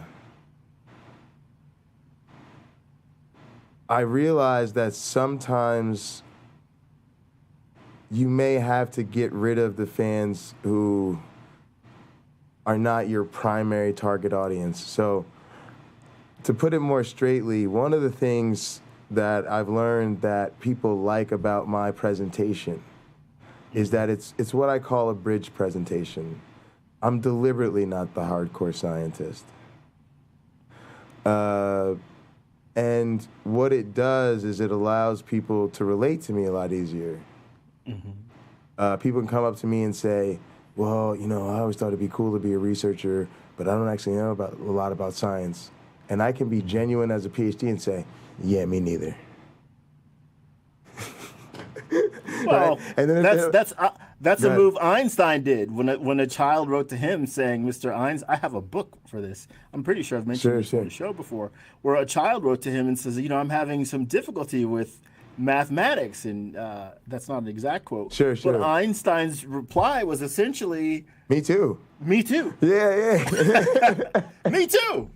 Now, granted, that's great. It scales up. Clearly, they aren't talking about the same thing. Right. But it scales up. Thunderfoot was talking about some calculations, and that guy's majorly smart. I forget how many PhDs he has. Very learned like yourself, and he says he'll be talking about some subject. The math for this challenges me. Like, it's hard. So, of course, within one's discipline, one can excel. And then there's some other category that requires roughly the same intelligence that just some people look, I don't get it. Yeah, I don't get it. Yeah, I don't exactly. understand. And beyond that, I was just going to add to what you're saying is I don't have the background. The reason I had to deal with a lot of imposter syndrome in grad school was because I was constantly being repurposed. So when I did, biological anthropology, I wasn't in anthropology. I wasn't an anthropology major. I made my own major, which was social dynamics. So I was doing a lot of psych classes, sociology, economics, and a ton of independent studies. And I didn't even have to do gen ed. Like, I did a portion of the gen ed, but then when I came back, they changed the policy because basically I was in a create your own major program, right? And if they say do that, but then they say, well, you still have to take all these gen eds, then you end up taking a lot of time and effort just to cover your gen eds. And that just became less important over time, like grad schools, post-secondary, nobody cared, right? So they said, hey, you guys don't have to do gen ed. Only this program, right? Because we were so special, literally. They were like, you guys are special, you don't have to do gen eds anymore. So I never had to take the core scientific classes. Plus I wasn't going towards science, right? At that point, I was going towards anthropology, and I was doing music technology stuff, right? I was more into entertainment. I was going to take the dating coach stuff and all my biological research and do a show based on it. And everybody knew this, right? And so I literally I tried to explain this to Jason, and he didn't want to hear it. He thought I was mocking him or being silly or something. I literally said, Jason, maybe the reason you would have handled the debate so differently is because you would have done something I simply could not have done. That's fair. Right? Like, I didn't take chemistry in college. I didn't take chemistry or physics in college. I never took undergraduate astrobiology. Like, I took a cool geology course. That's how I learned about tectonic plates. Irony, ironically taught by two guys who wore like Hawaiian shirts and shit. But that was super cool. Right? Yeah, exactly. Like, that was super cool. But that was it. And then most of my stuff was social sciences, criminology, social dynamics, which and I was preparing to go to law school. So when I started talking about the law, I'm actually in my comfort zone. I used to work in the prosecutor's office. I got lots of legal experience. And political. So that was fine for me. And the other thing is, tying back to what Rich Lensky said to me when I sat him down, he said that the PhD is not a learning degree. It's a doing degree. And this gets back to specialty. What he was saying in that moment was, Jay, don't feel like you don't belong here because you don't have all of the prerequisite knowledge that everybody else had. You're here now. This your gig. You don't have to feel no kind of way about nothing. You're here now. And so, it's not about what you learn to get, it's just about what you do now to get out of here, right? And then he was like, also what I took away from it is, it's not a learning degree, it's a doing degree. You're not here to learn all that stuff. You're not here to sit in on biology classes and regurgitate stuff that ain't got nothing to do with your research. You're not here to get caught up on physics so you can increase you don't need to compensate for do cell biology stuff. That way you can get caught up to your lab mates. No, you're not a microbiologist. Why you need to do that? You've way overachieved for a non-microbiologist. You're just you, right? And so, again, I actually was sticking to the script. And even preparing for the debate, I talked to Cliff. People remember this because we streamed it, right? We stream our meetings. So Cliff said very clearly, he's going to hold up a flashcard, right? It's going to have all the stuff on it, right? I talked to Mark Reed about it. Mark Reed came through. He said, because Mark Reed's debated Ken Hovind a couple times. He's got another one coming up. He said, he's going to hold up a flashcard, right? It's going to have nothing to do with anything you're talking about, right? And I told him, I'm ready. Yeah, I'm going to just ignore it. He was like, yeah, that's one of the good strategies. A lot of people like to pick them apart and shred them, but, an equally valid strategy is to say it has nothing to do with anything and move on, right? So I just picked option B, right? And which was in alignment with what all other experts and people in my field had told me to do. Another thing, when I say I do science for money, I mean I do science for money. And when people think even, he must be part, the purpose of this is you don't know when, you know what I'm saying? You're supposed to, it's got to be believable. It ain't going to be believable if it's not based in my personal truth. And for me, it's like, it's how I tell everybody to be, but it's like part of what I've been saying since I started graduate school is I tell people every chance I get, I do science for money. So for all my PhD work in evolutionary biology, people sat around watching me have a debate, and I said, I do science for money, and it triggered the chat, and everybody lost their minds and everything. They would just be sitting there laughing. They were like, really, Jay? They pop like that when you just saying something you say all the time, right? And it's become, people understand it, it's actually a very important part of the message.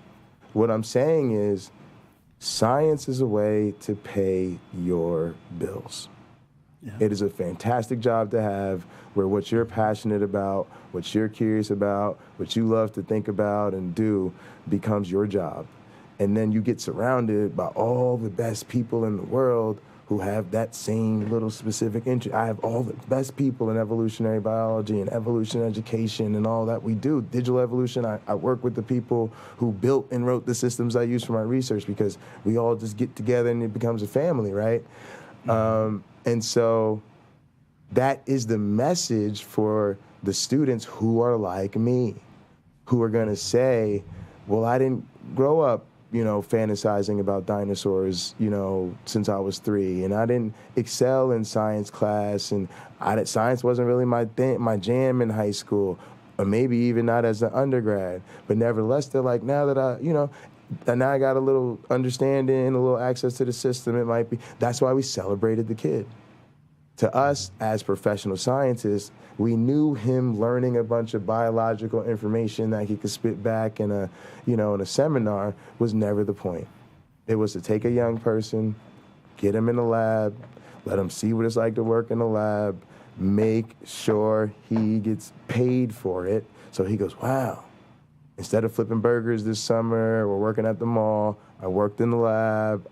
It paid well, right, relative to that stage in his life and other gigs. I work with cool people, and I just did the job. I just went in there, and so that's what we celebrated, right? And so that's kind of why my stance on these things works within my scientific community, because they know I'm representing for the people who have a different background, different interest, and I'm saying your ticket into the profession is to just take the ticket and do the job. And people love that because that message gets lost. And to tie it up for you too, here's the problem that people missed, especially missed in the Hovind debate, and especially missed when you're talking about creationists and people who don't have the best background in science and all of that.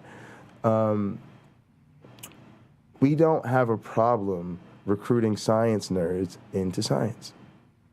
So all of you guys who get on YouTube and y'all are so science crazy that you actually will get on YouTube and not watch something funny, fun, or exciting, or go watch Netflix or HBO or none of that. Y'all want to get on YouTube and watch PhDs have conversations, and you do your science research, and you love science.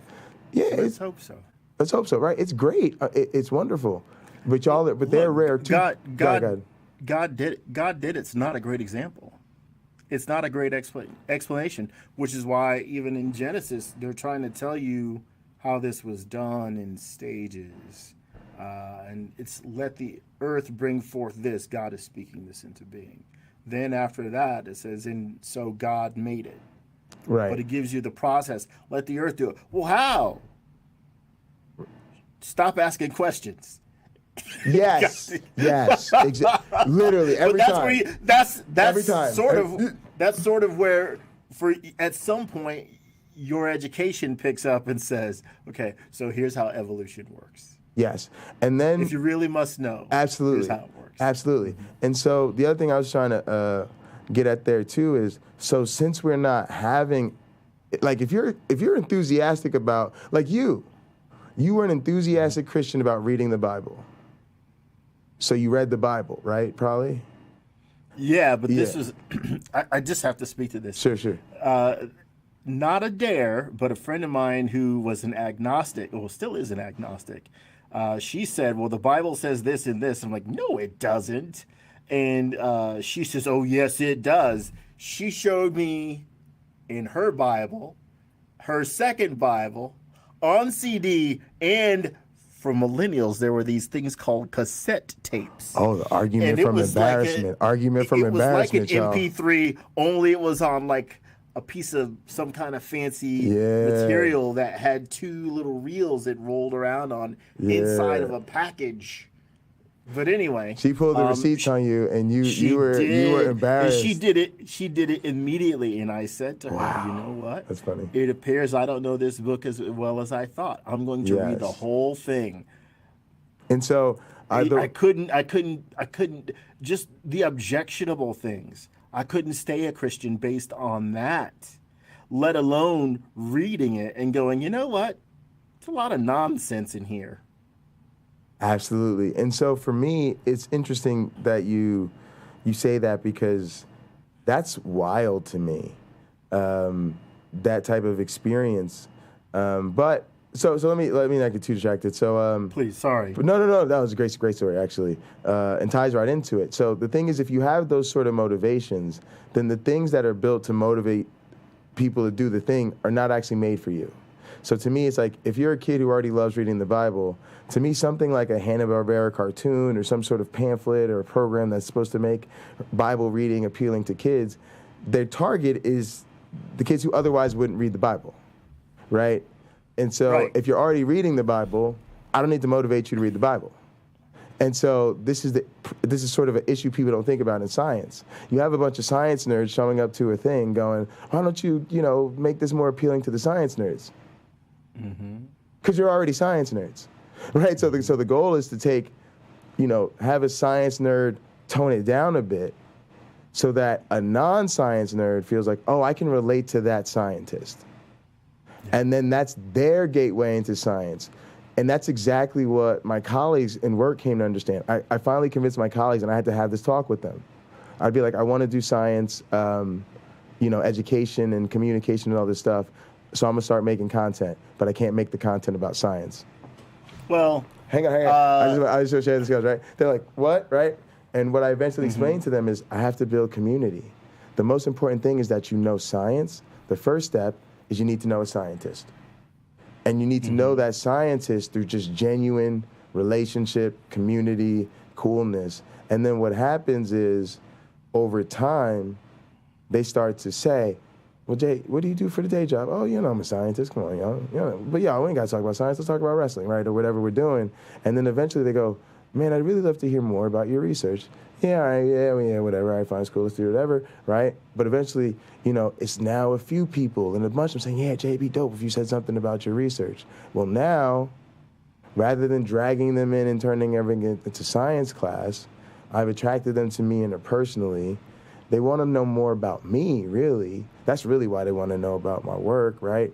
And so now they're asking me for it. And they're asking me for more, right? Then I give them the little bit that I give them in a creative way. So like I do, I used to do I was doing a lab talk, and instead of just me giving a lab talk and then sharing that with my community, on stream I made the lab talk, but the lab talk was using my animated character from GTA. So I shot it as though, he rode to the lab, and then he went in the underground bunker, and I replaced the computer screens with the Vita stuff, and then I sat there and gave a very great lab talk, like in presentation, but I made it a video of the video game, right? And then I actually used that as a lab talk in real life with my lab. Yeah, I probably will. You should post that on YouTube. Yeah. And so what was so dope, it's on one of the channels, but yeah, I'll post it and highlight it. But what people loved about that was it worked, right? It worked because I showed that work was meaningful to me, that creativity, and my colleagues got it. Oh, he's using the community building, the non-scientific stuff to get people excited about it and looking for it, and then he keeps them asking for more rather than turning everything into a beat you over the head science class till you're bored, which will bring you back to the place where you weren't learning science in the first place because it wasn't interesting. And then another thing I did, hang on, just to tie this up, when I did that with that, I released a music video with it. Right, the MC Commandments music video I showed a couple times. It's like a hardcore gangster rap video. It's based on Notorious B.I.G.'s 10 crack commandments, but it's like the 10 motorcycle club rules. And so what happened was I made that on stream, and it took me forever to make that. And so I used them together. I released them, very close to each other.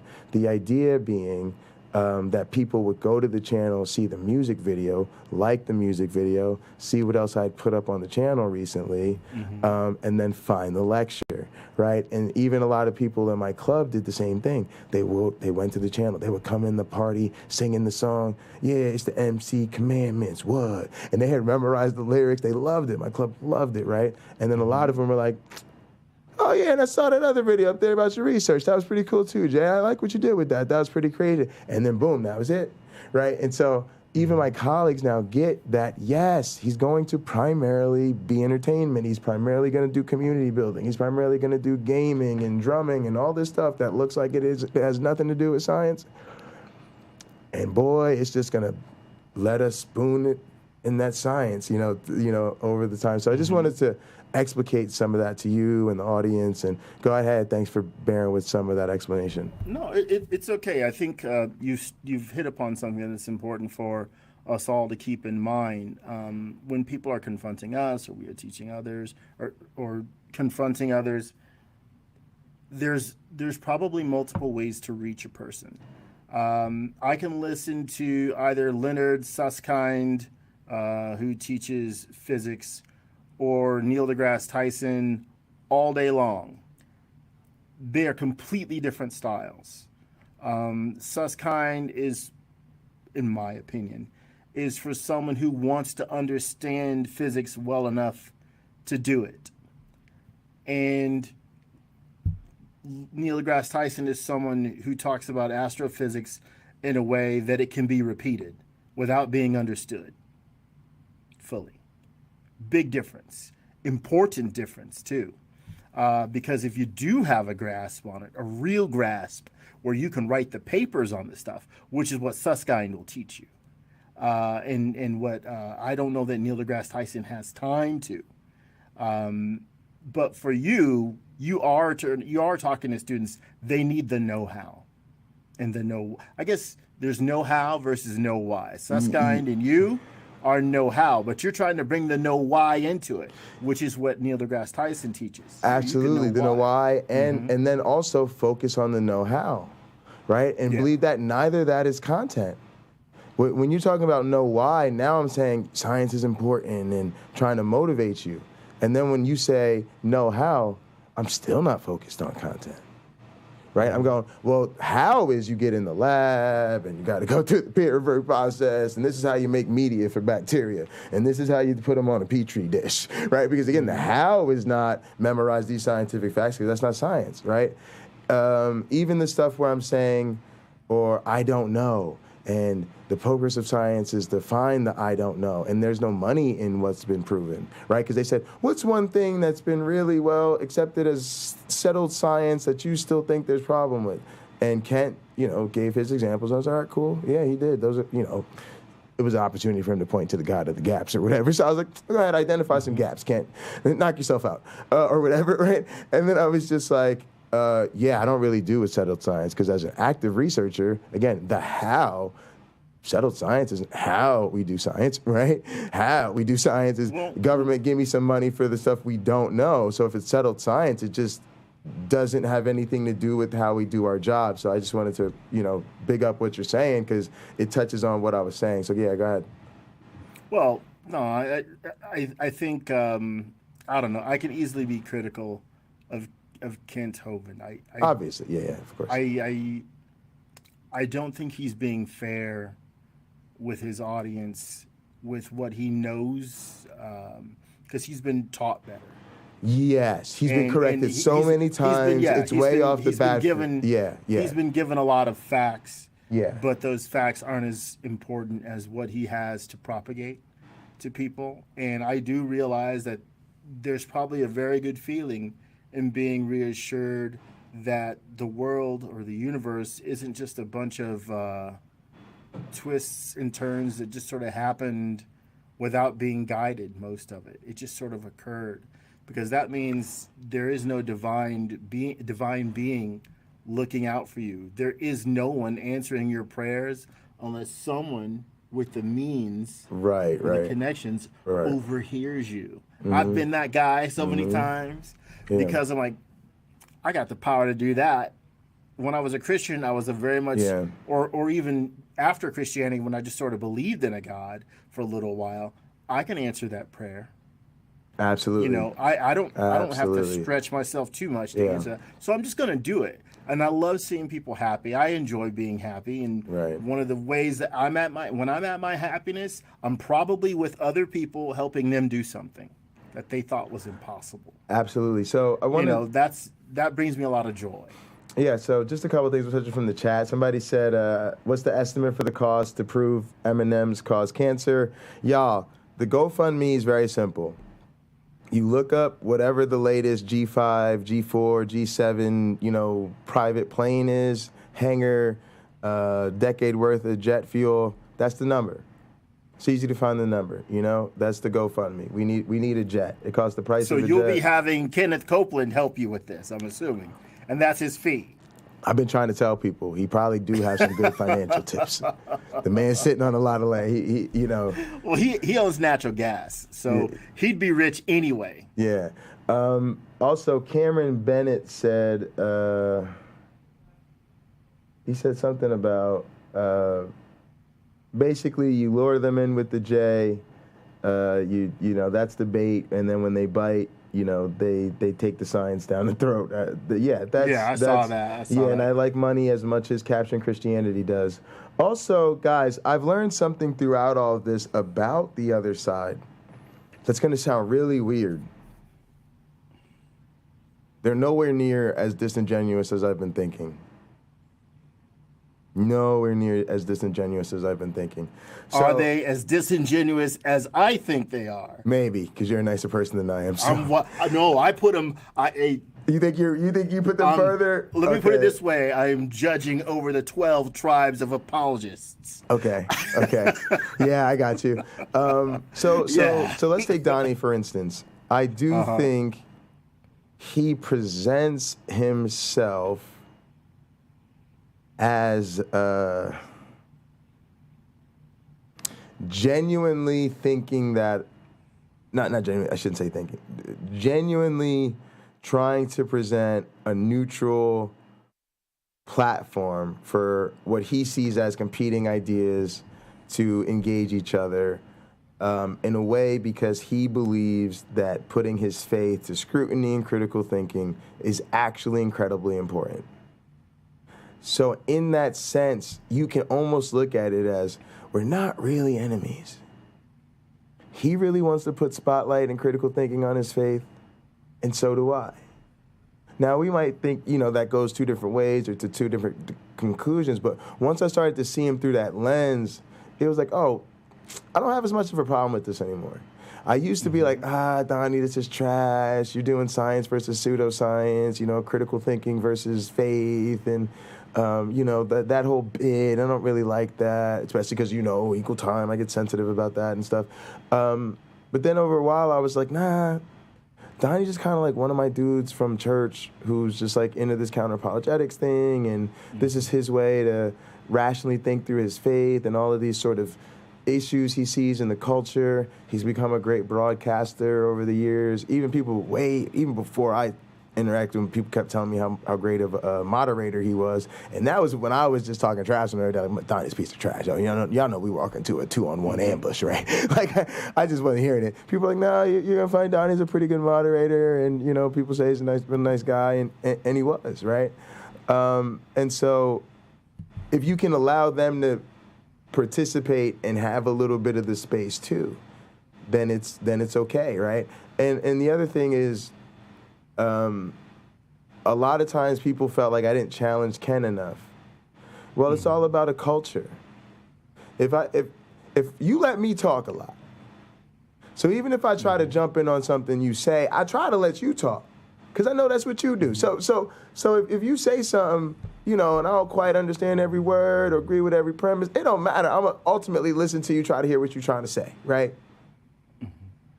So if I start challenging every single thing Kent Hovind puts in front of me and every word that comes out his mouth, what y'all think he gonna do to me? The same thing. Well, it would be difficult. In fairness to you, go ahead and finish your thought. Yeah, I was just gonna say we would get derailed in either way. None of us would ever really get anywhere, right? And so instead, you just do what the gentlemanly thing to do is. Y'all sit down for the debate. This is the format. 10 minutes for you, 10 minutes for you. General discussion between y'all, keep it friendly, and then we be doing the super chats, right? If I say, well, let's do the 5-minute rebuttals. That's why I didn't do the 5-minute rebuttals, because if I'd have started with the 5-minute rebuttals, I'd have had to take 5 minutes and talk about his stuff and shred it. And then he would have taken 5 minutes, and then the whole tone of everything would have changed, right? And then everything from there on would have been the hostile dumpster fire. Also, people forget, Donnie made it very clear to me, to Kent, to his community on other channels, he did not want a dumpster fire for Kent Hovind's 300th debate. Didn't want it. So where I'm really going with that is just to say that part of what we gained from your approach, from being as graceful as we could. I won't say your approach, but some of your guidance with my approach. My approach with a little power tips from my one black friend, right? And taking that really gave us a great thing, because Kent didn't challenge my stuff. So everything I wanted to put out there just walked. Right. And then his audience saw him not challenge me on that stuff. And they've been upset with him for not challenging me on everything. But in a sense, we both just provided the space for each other to share each other's ideas. And even, this used to bother me about Christopher Hitchens.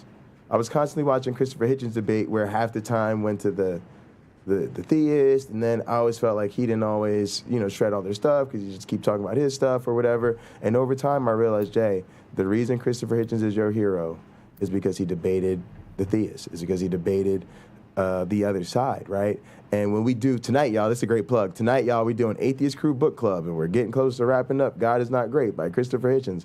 But when I'm doing this broadcast, what do people keep saying every single time we do an episode, y'all? I never read any of Christopher Hitchens' books. I just found out Christopher Hitchens wrote books. I didn't discover Christopher Hitchens till he was already dead. I've only ever heard Christopher Hitchens in debate. So I realized that his legacy, as brilliant of a writer as he was, as brilliant of a professor as he was, right? He taught at the university, taught writing. He wrote for all these columns, and he made all these major television appearances on CNN and blase Glavinoids. What is he really most remembered for? The debates he had with the other side. And what did he have to do? They had to know that Christopher Hitchens could shred them, right? You don't want to debate Christopher Hitchens. Dawkins always dogs. If you get invited to debate Christopher Hitchens, don't. But Christopher Hitchens has to go there and shake their hand and say, hey guys, nice to meet you. A lot of times they have to have, lunch earlier in the day, and they might go out for drinks afterwards, and he could tell you all about his friends on the other side and all that stuff. And so he has to bear that burden of, yes, I'm going to interact with the other side. Yes, it's going to be probably friendlier than a lot of people would like, but it just comes with that platform. And then I realized, even as a hardcore Christopher Hitchens fan, that stuff outlived him and became more of his legacy, even than his special work and his books and all of that stuff. So once I realized that sort of hard, counterintuitive reality, I was like, well, now I got to just do what Christopher Hitchens would do. Be civilized, stick to the format, don't sabotage stuff, establish a reputation of Jay is strong. He will get his points out there, but he ain't looking to trap you. He ain't looking to respect you. He's cool. He can hang. He'll buy you a beer afterwards and keep it going. Thanks for bearing with me, Warrenberg Flynn. Appreciate you. No, it's okay. I sort of forgot what I wanted to say. Oh, I'm sorry. I hate when that happens. No. It's okay. I think what you just said is pretty solid. Oh, I remember now. Go ahead. Sadly, in debates, the Gish Gallop, which is it's named after Dwayne Gish, as many people would remind you, where you make a bunch of points that are difficult to get to. It's a list that's difficult to get to everything. And then the guy who gave you the list can say, see, he never addressed my point about this, this, and this. I really do think one point at a time should be debated. The discussion, the debate should be down to one thing, confined to as an extremely narrow definition. And it's, you know what? You're using a lot of wrestling references. A debate should be a cage match. The cage should be tiny. Just large enough so that everyone can see through it, but not so big that people the two fighters are never in there at the same time. So that's the way I see it. If you do another debate, or I guess if I ever get around to doing debates, remind me I've said this. Let's narrowly define everything. Let's agree on the definitions, and then let's go. Let's have at it. I think an audience is made up of people who want to see their side win, and the people who are trying to transition to the other side, who are just looking for facts and truth. And hopefully the debate is filled with both of those and no nonsense. You'll have people being intellectually honest on the other side, and we have to be that way too. Absolutely. And what happened for me was it all became beautiful, my one black friend, because even though I could, I know, but in a weird, in a weird afterwards, like, right? Because it was like, there was kind of like a, how do I describe this? We could come out on the other promotion's show and say, we're just here to promote our brand. right? And everybody can say, well, see, you know, he's just playing you guys. He's really here to just promote the other promotion, right? And then our audience actually gets upset at us about it because they looked good. The promotion that was hosting us looks good. So then our audience got mad because they felt like our superstars, you know, didn't look as superhero as their superstars. But for the other promotion, oh, now things just got great. And this is what I realized almost immediately. I realized this immediately. You did it, it blew up, and now you've got to take the heat.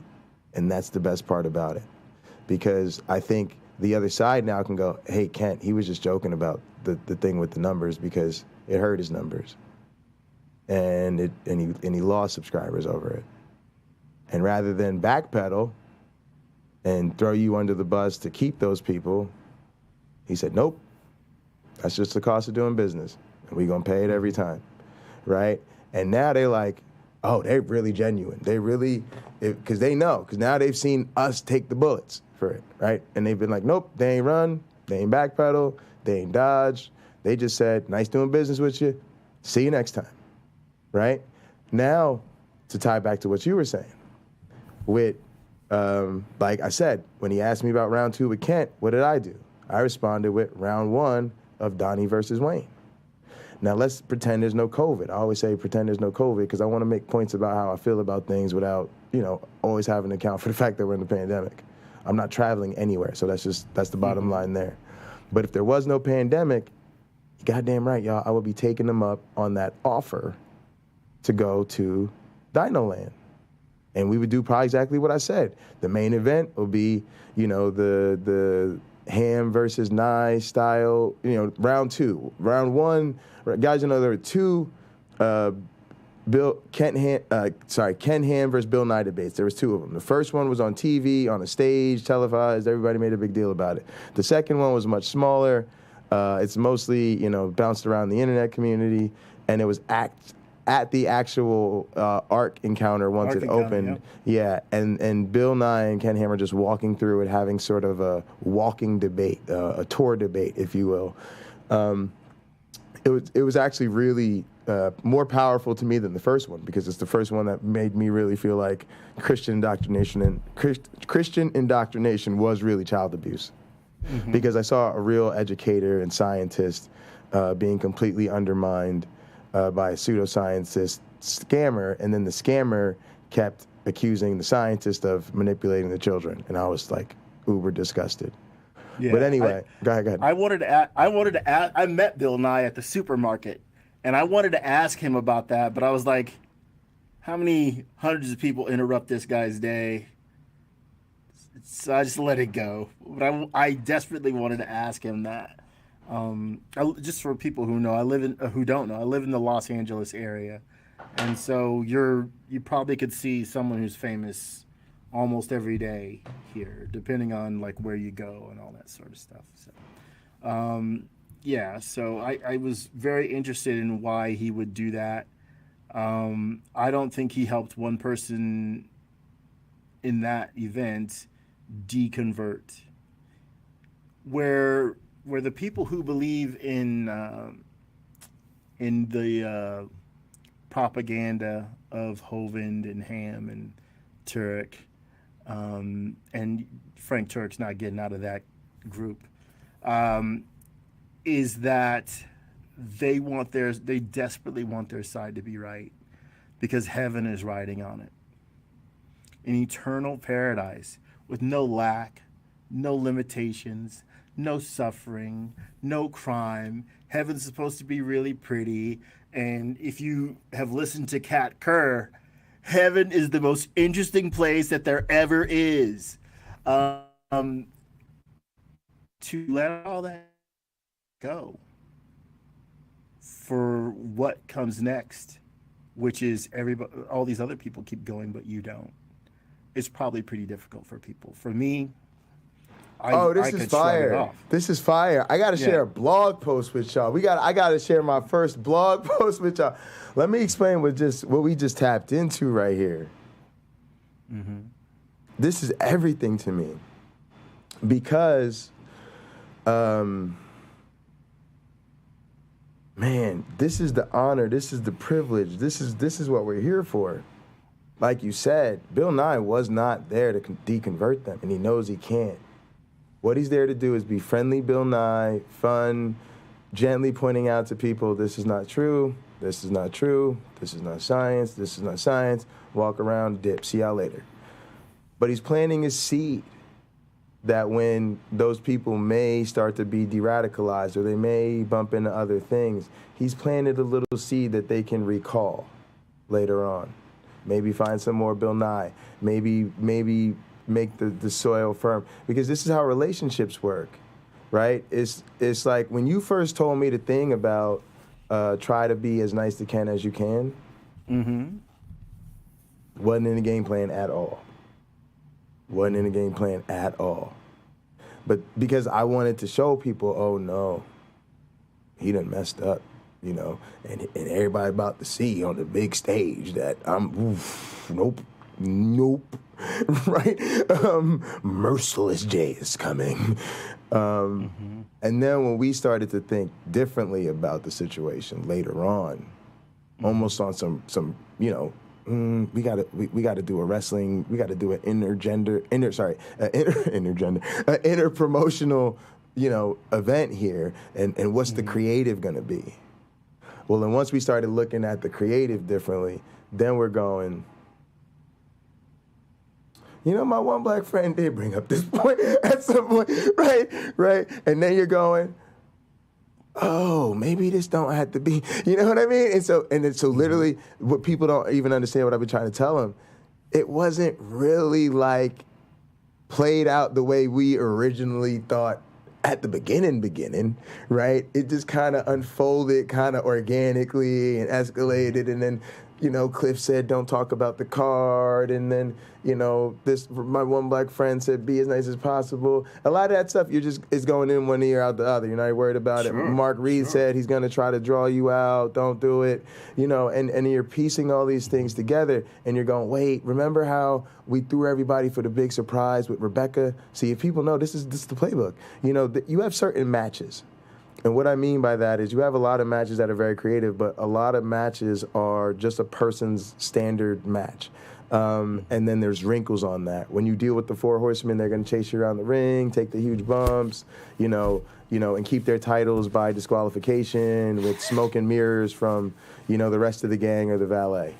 You know, the Hulk Hogan matches, they're going to get heat on them. It's going to be kind of dirty. They're going to go back and forth for a while. Eventually, Hulk Hogan's going to hulk up, right? He does that hulk up, right? He's going to get up and he hulks up, right? He's going to hulk up, right? When he hulks up, he's going to hit you with the big combo. It's going to go into the big boot. Then he's going to drop the leg on you, and we out of here, right? Right? Like, and so everybody kind of has, you know, Ric Flair has his 60-minute, you know, Broadway. He's going to do a 60-minute time limit draw.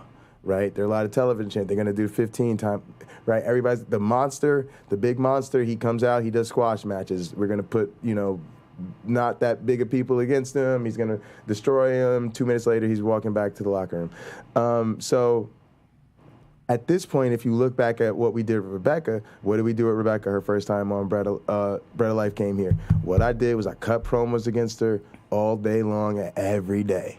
Rebecca, boy, you such a fool. Rebecca, we're exposing. You know, I just went in as hard as because people thought I was going to murder that poor girl.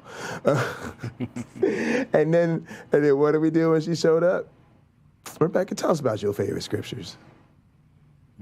Right? Then she'd get into the faith train. She'd say something real basic fundamentalist theology. And what would we say? Yeah, that made a whole lot of sense to us as a Christian. Yeah, we think that's a very reasonable perspective for most Christians to have, right? She moved right on. Now, what happened ever since then? Me and Rebecca have been friendly as heck. Where's Rebecca at now? Lately, she came on air and apologized to me. Jay, I've been thinking about what you say and what Erica said and what Dr. Dan says, and I realized, because I came off on her, I said, they don't respect us. They don't respect our profession. They don't respect what we're doing. And now they want to call us friends, right? And I went off on it. And she came and she sat down. And then what she do? She went on her channel and she said, guys, I'm reconsidering how strongly I come out against evolution. Mm-hmm. I made a video the next day. Rebecca, don't switch up on us now. No. We were just starting to like spicy anti-evolution, Rebecca. And be trying to switch it up on us and change lanes and grow. That's what I said. No, I called the stream. I said Rebecca Davis grows. Yeah, I said Rebecca Davis grows, and this is how I sold it, my one black friend. I started smoking weed on the stream like I always do, right?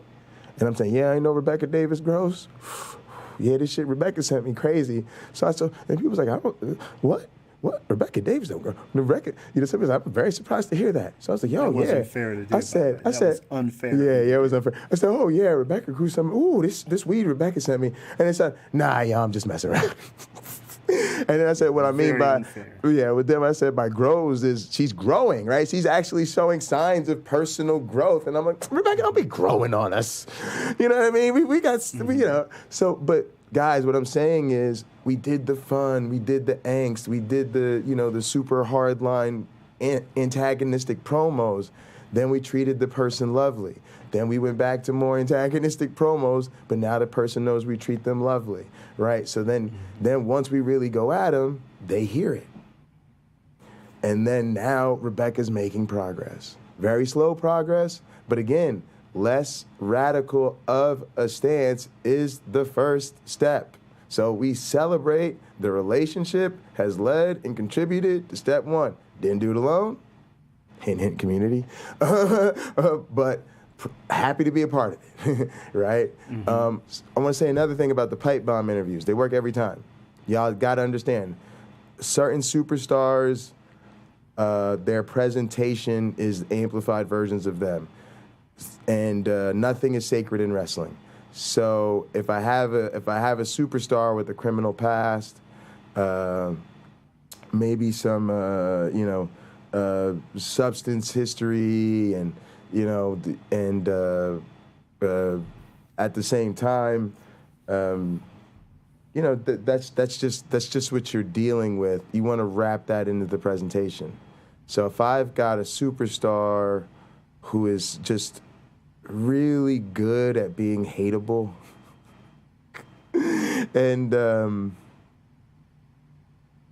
is just comfortable pushing the emotional buttons to the extreme. He's got the super combo with the emotions. And so he's going to go to, no, the you know what I mean? Like, no, I'm ready to eat you and that. And that's just it's just the way we like it, right? Mm-hmm. And so a lot of these are our most well-received moments, even on other channels. So there's no way in hell this thing is slowing down.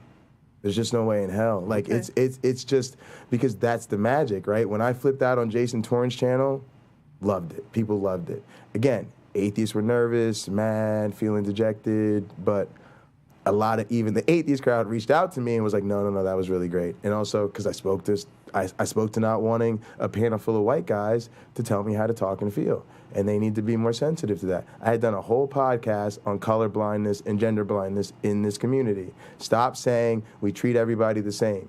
That's the problem. Don't treat everybody the same. We're not the same. A person who's black, I can tell you, as the only black kid in all white school, do not treat me like my experience up here is different, is the same as everybody else's, because it's not. It's not. Just isn't. So that's what we do, right? We do the same thing to Rebecca. She's hosting a panel on her channel. What happens? Everybody's talking over, and she's trying to get in there. She's trying to. That's why I thought of her when you talked about the screaming child, right? Because she's trying to get in there. She's trying to get in there. She finally kind of just gets in there, and everybody's tripping, and then somebody, no name, has the audacity to look at her and say, Rebecca, you ought to do more to moderate this panel. Like she isn't sitting there trying. But it's like they don't see that, but the rest of us do. We're watching a panel full of men overtalk this woman on our own channel, not let her get a word in edgewise. And that's what I see. I'm one of very few black content creators in this community, especially as a black man. Do this with you. I always say I don't know many outside of us until you get to like the Atheist Experience Network and the people they're putting on with black non-believers, and there's some. I'm not saying we're the only ones that exist on the planet. That again, that's the problem. They point to one or two. They go, nope. There's these other two people. Exactly. Our point exactly. There's these other 2 or 3 people, right? And so that's what we see. And then we don't have a whole lot of examples of ones with the PhD. So then now we got this, how y'all treat this one black PhD versus how y'all treat all the white PhDs. And that's the story of my life. You think being an all-black kid in all-white schools, people came out to me and said, "Hi, Jay, I'm racist. Hi, Jay, I treat you differently than everybody else." Hi, like you just, right, it's what Gin and Truth says it all the time on his broadcast. He says, if predators looked like predators, they would never predate. And what he is saying is, if they showed you the warning signs, if it was outward, you could just avoid it. And so that's what I'm going to disagree with Gin and Truth on that. Go ahead. I disagree. Speak to that. Sure. If someone can express wants to, I'm taking it out of the animal world, right? Sure. Because if a tiger sees me, it thinks, okay, that guy will keep me alive for a week and a half if I eat him. Grandpa, your comment's very important. Remind me to come back to it. Sorry, my black friend. Okay. I need to talk about this. I don't think that tiger is going to be too fearful about losing a battle with me. It probably is going to figure immediately I can get the upper hand. Now, if I have a gun in my hands or something like that that would be effective against that tiger, it may have no idea what that is, and it's still on its mind to be predatory. If there's some sort of snakes, like these giant anacondas will follow a person or an animal. It will trail them and then wait till it stops and it's getting like a drink of water, come out of nowhere and strangle them to death. Yes. We have people that are, in my view, similar. The Hank Kunnemans, the Robin Bullocks, and so many other people who know they could take advantage of people. They know how. They've scienced it out. They teach each other. It's real. You can look at it. I think it's Kenneth Copeland and, just look at televangelists speaking tongues, and you'll see 2 famous televangelists speaking tongues to each other, and they start having a conversation like, dude, I took like a year and a half worth of improv classes. This sort of thing is easy to do. You know it's going to win an audience over. And if you're someone like me who's skeptical, it's probably the one thing you can do to really remove all credibility from your spiel. But Absolutely. The fact is, those predatory people, some of them have a desire to get over on the crowds.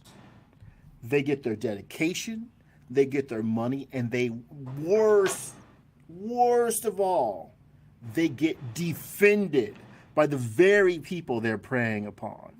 We see this when these people come out and they're saying, "Oh, my pastor raped me," and you see we talked about this on a previous episode where the congregation rallies around the pastor.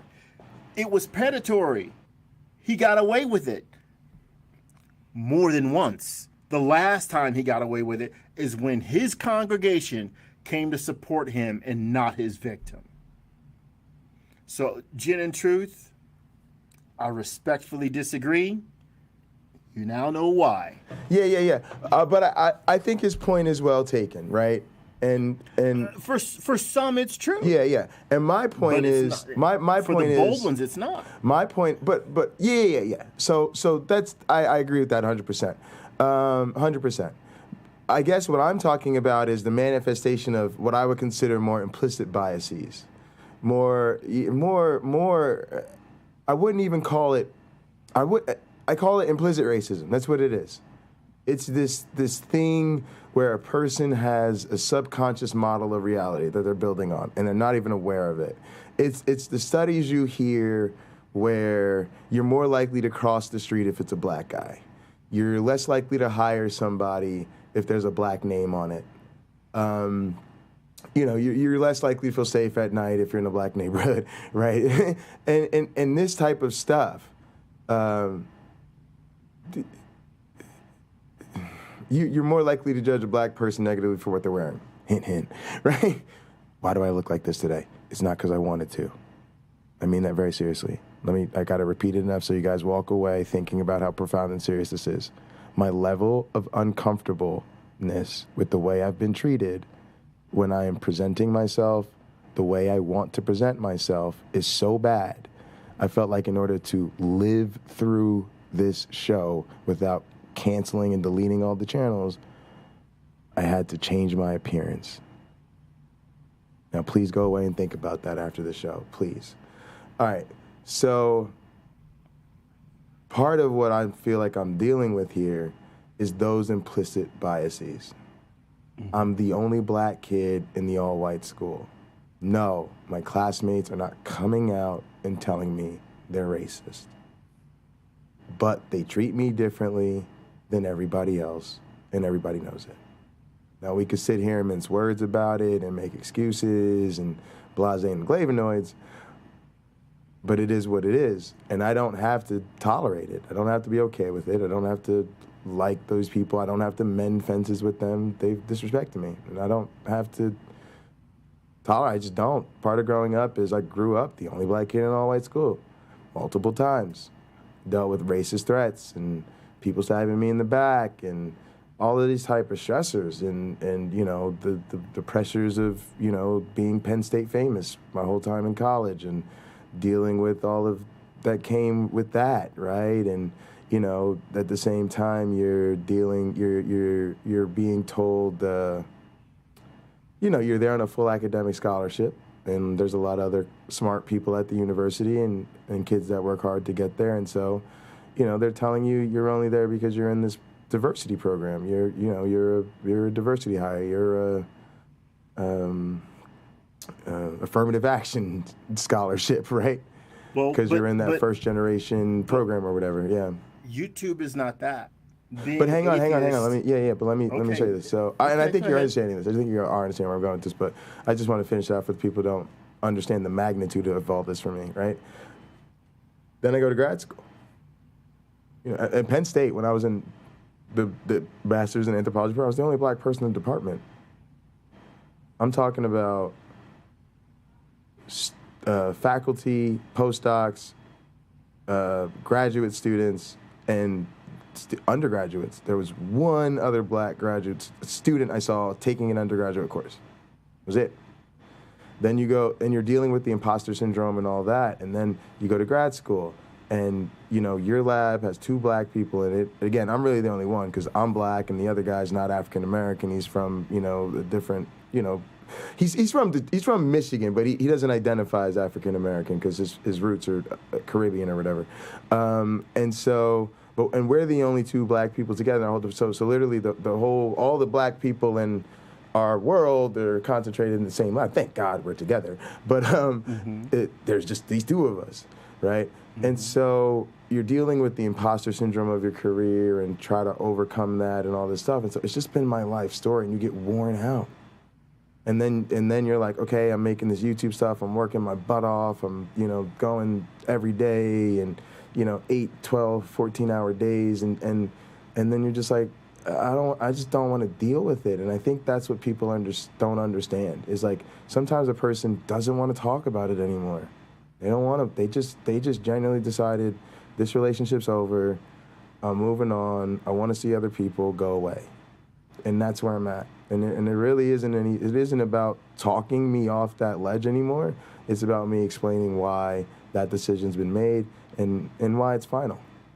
And it's just I'm not going to deal with that. I've heard people questioning my PhDs and is it really 2 PhDs if you just wrote one dissertation? Yeah, I wrote one dissertation. It satisfied the requirements of 2 programs. You have to take the course requirements and all of that for both programs.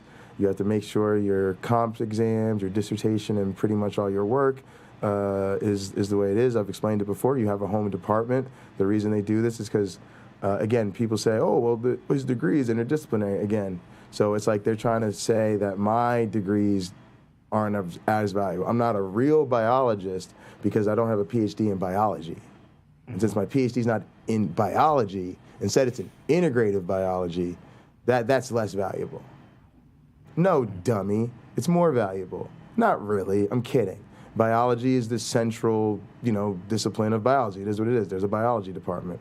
But what happens, there's a lot of biological related fields. One of them, to these people who clearly just don't know what they're talking about, is zoology. Oh, you recognize that name? Yeah, pretty traditional, huh? You think zoologists are not biologists? Try again. It's just a subfield of biology. But it's such a serious and big subfield of biology, it warrants its own department at most universities. But as science, the entire field, and all of the disciplines within it move towards interdisciplinary work, the faculty, the curriculum, the student body becomes increasingly interdisciplinary because that is the future.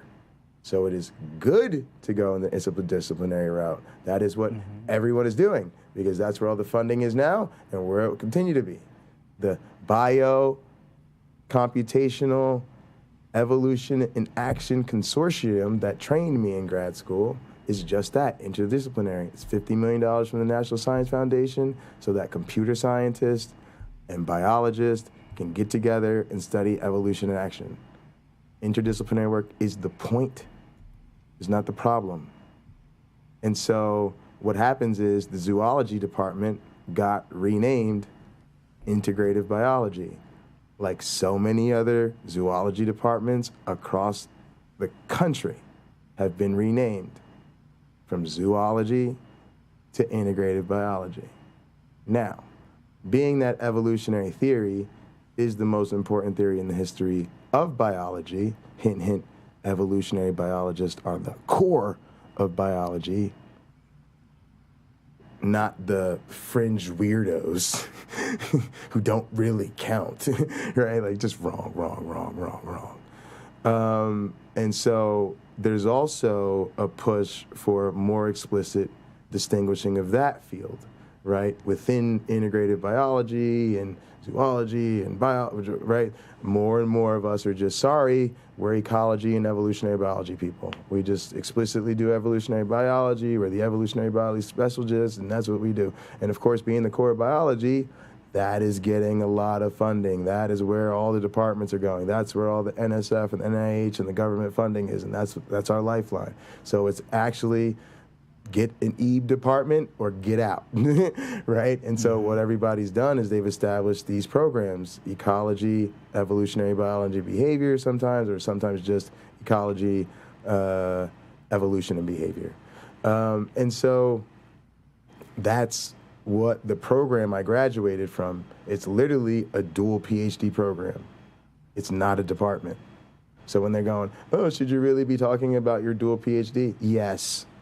Because you finished a program that exists explicitly to be a dual PhD program. The reason that's better, and it may change, the only way it would change if it just becomes its own department.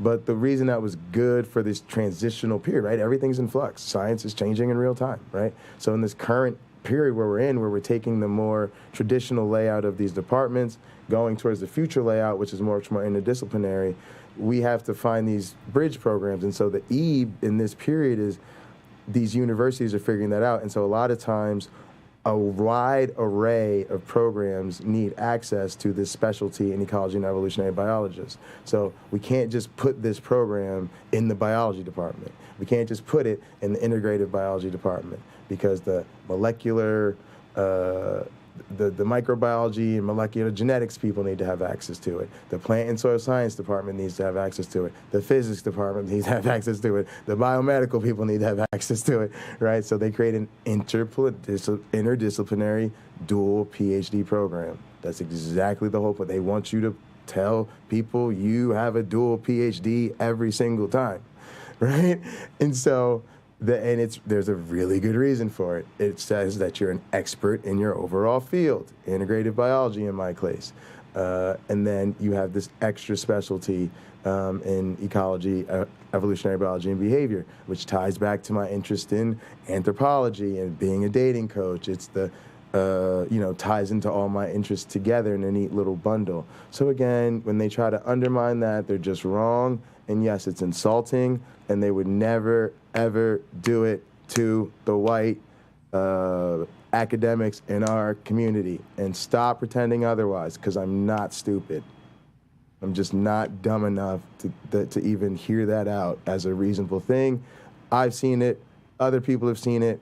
So you're telling me not only am I sitting on some bullshit, but everybody else who has seen it and agreed with me is just blind. So maybe you should just accept that you're wrong. Y'all gotta accept that sometimes Jay Bundy is levels and levels and levels and levels and levels out of your league. We're not all close. We're not all peers. We're not all equals. We don't all have the same experience. We don't all have the same expertise. Your opinion isn't equally valid as mine. This isn't a democracy. We are taking over the internet. Get out of the way. So that's the issue, is we, and most of my team knows. And so our community is gonna grow, but we got to get rid of these people because they're doing what YouTube Punk said. They're just showing up every day trying to change the vision into something it's not intended to be, and it's really, really distracting. And so it just gets to a point where you don't even want to do your channel anymore. I mean, like, literally, like, I feel like this escapism with the casino. Let me touch on the casino, too, because I think you'll appreciate this. So the casino is this other channel I have now, right? And what I do is I'm live on Pocket Locker all through the middle of the night, right? And then what we do is I'm trying to get it earlier. You know, I'll try to go a lot earlier tonight, Sunday, and we have a holiday tomorrow, so we'll do early nights. But what it is basically it's another channel where it's entirely based on the Casino Theater, which is the local putt-putt arcade place in my hometown, right next to my hometown, the neighboring town, Mount Pocono, Pennsylvania. It's where it's like a little small independent movie theater, but there's only one theater. So there's only one theater room, so there's only one movie playing at a time. They may play 2 movies a day. There's an earlier one and a night one, and then they might play something special on the weekends, but that's it, right? And then there's an arcade in there, an ice cream shop, and a putt-putt golf, right? And I think you could do parties and whatever, maybe some sort of foods or whatever, small menu, that type of thing. And so that was like the local hangouts. First place I ever smoked weed, first place I ever sat between 2 girls and kissed both of them and went home and joked, laughed about it, you know, all those sort of young coming of age stories, right? And so that's the vibe. Like the picture on there is actually the place. The interior picture that we use as the banner is really a banner from inside there. And, you know, it's got this arcade aesthetic to it. And, you know, so what I do is I go over there and I do stuff that's really important to me, which is sort of play out my dreams and get practice and experience doing more broadcasting, doing more commentary about different things like esports and gaming and some of the stuff I've always really wanted to do if all my streaming dreams came true, you know, this type of stuff. And it helps us with the word wrestling entertainment and everything else because I'm just, you know, practicing but we built it up from scratch, you know, just started over. And I didn't want to wait, right? Part of me said, oh, you could wait till you have 1,000 subs on Pocket Locker and it'll be easier. Or, you know, wait till, you know, put everything in the Pocket Locker. And I was like, no, it'll be too easy then. I'm in this for the broadcasting challenges. I'm in this for the culture. I got to start at 0 while starting over from 0 is still really hard, right? And so, or else it just won't be the same. People will be like, oh yeah, you started multiple channels, but it was on easy mode already. And I was like, I'd be like, nah, y'all don't even know. But anyway, like the thing we noticed about it, it's because what I do is I start in the booth and then I go full screen with the gameplay or whatever's going on, and I go to bed. And so it's a stream we stream overnight. And it's just had so many unintended wonderful consequences. So one, it really links up our international crowd, people on the other side of the planet, literally exact opposite time of us, right? It's 4 o'clock in the morning to you. It's 4 o'clock in the afternoon to them, right? So they're hunting for YouTube stuff and they're trying to get in touch with their community, but nobody's streaming in our community because everybody's kind of doing the U.S. thing and maybe, you know, out here internationally once in a while, Canada and stuff like that. But it's a ghost town, you know, in our community at this time. So they really enjoy that stream. And there's a lot of bot stuff, so they can gamble their tickets. The currency is arcade tickets, right? Like you get an arcade, so they can gamble their tickets and bets and raids and all types of chat and fun in the chat. At the same time, they're supporting me. We're testing our equipment. I watch it a lot. I make it something I really want to watch. So I'm back there lurking and relaxing and showering. And it allows me to really balance out my day and balance out my life and do the work-life balance while still keeping something active so that the congregation, the cult, you know, the cult of Myron has somewhere to gather and somewhere to fellowship, right? And they do it. Shout out to you know, Carrie Ann Chrysler and YouTube Punk will be in there, Cameron, Joel, Donnie, right? Donnie's in there all the time, right? Donnie's a mod on both my channels. He's a mod on Pocket Locker. He's a mod on the casino. And it's just been a huge success, right? And what's great too is it's a neutral space. It has a neutral color scheme. It's like blue and pink, and so it looks cool, but, you know, you could be a guy or girl or in between, and it ain't gonna matter. And it's a really neutral space in the political arena and in the religion and faith and counter-apologetics arena, right? It's just, do you like fighting games? Aren't these commentators dope? You know, and so it is really become a neutral ground for us to set aside our differences, not even talk about it. They might pop up once in a while. Everybody tells a joke, or we rib each other a little bit, or, you know, but then we keep it moving. And so these type of things have tremendous value because they help us build those bridges. They go, oh no, that squad's gone. No, we hang out. Then they just mess around. They just want to go to arcade, you know. Like, and so part of all this stress I've been dealing with is I'm serious, y'all. I want to escape Pocket Locker sometimes because y'all be giving me headaches and trying to ruin the show and trying to, you know, make me explain the magic trick, and, you know, we can't get nothing done because everybody wants to call me and have the same conversation 500,000 times, and we just be like, all right, y'all, we out, show's over, bye. And we just want to get the hell out of there and hang out with my 4 or 5 friends, kick back at the malt shop, eat some ice cream, you know, and just have fun. And that's exactly what we've started doing. But it just has made me realize it just feeds into everything else we're trying to do, because it's being inclusive. It's making our community broader. It's not about the numbers. It's if 2 or 3 are gathered, right? If the church doors are open, then it don't matter if all 50 of y'all are sitting here because we're having a service, or if 3 of y'all want to hang out in the basement and play pinball. Like, if you want to do that, then, you know, y'all got the key. Get in there and play some pinball. We'll see you when we see you, you know? And so it's just become so wonderful to me. And I take more, yeah, man. And I take pride that, like, my favorite YouTuber watches us way more. I don't even want to acknowledge it because he busy, and if he blow up and start watching me, I don't want people to think something's going on. But the fact that he checked us out at all and really enjoys it, that's crazy to me. And, you know, all the celebrity atheists that come through, you know, all the theists now, all the theists that really, really like us, Peter W., Otangelo, Rebecca, Kent Hovind, like, that's a victory, y'all. Kent Hovind likes me. Like, that just, is that a problem? Like, would the world be a better place if we genuinely didn't get along? And I tell people it doesn't mean we don't passionately disagree about some things, but sometimes it is about going to battle. This led to conversations about the role of violence, but sometimes you had to go to war to make peace. Sometimes 2 guys had to say, we can't settle our differences. We're going to have everybody stand around us in a circle. We're going to knuckle up, we're going to fight, and then that's it.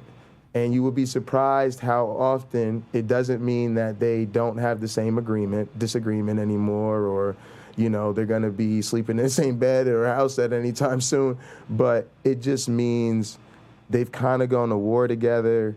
They've, put their bodies on the line and gotten there and fought, live in front of real people. And they're both going to have to live with the consequences of that. And so they come away from that with a certain well, we buried the hatchet. And, if we throw down again, hey, let's just throw down again and get some beers again next time. And so some of the personal animosity you have for a person just dissipates because you've had a different personal encounter. And like you said, that's very new information, right? So just thanks again for letting me talk about that. Oh, no worries. I'm gonna have to go. I do want to sure. say I appreciate you so much really for quick. doing this with me. No problem. If for those, whether you're listening today or a day in the future, if you are the only one of your kind in any particular group, I'll say especially in an educational environment, it can feel quite challenging. When Pocket Locker talks about that, I can relate because I was often the only one or one of two, that sort of thing. Thanks to my fourth grade teacher, Mrs. Wilhelm, I learned a valuable lesson. My father had been telling me this for years. Again, my fourth grade teacher finally made clear what my father had been telling me for years. Learn to be the best. Because when you are, it's not like the other kids will look up to you. And any sort of pressures that might be there because you're different melt away to pressures that are there because you're the best, which oddly is less stressful because you are either there based on your natural ability or your habits, like you're studying. And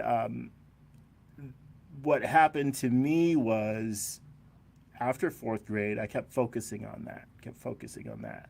I was not valedictorian. I was never a straight A student, but there were places where I shined. And where I knew I shined, the kids that were kicking my butt in math class were in my English class too, getting smoked, getting beat in spelling bees, getting an A- when I'm getting A+ on my papers and stuff like that. They're in other classes getting smoked by me.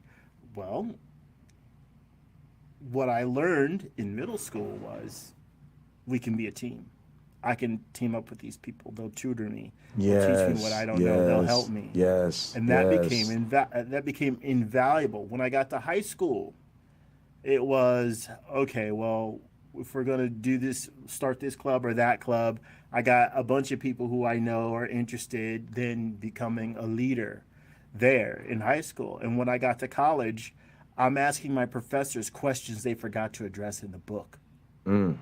And I was respected by my professors for that. And would often, I had one teacher who would ask before tests, do you have any questions? And if I had good enough questions, we would have a test that was postponed. There would be students who would literally ask me, I didn't study enough, can you ask questions today?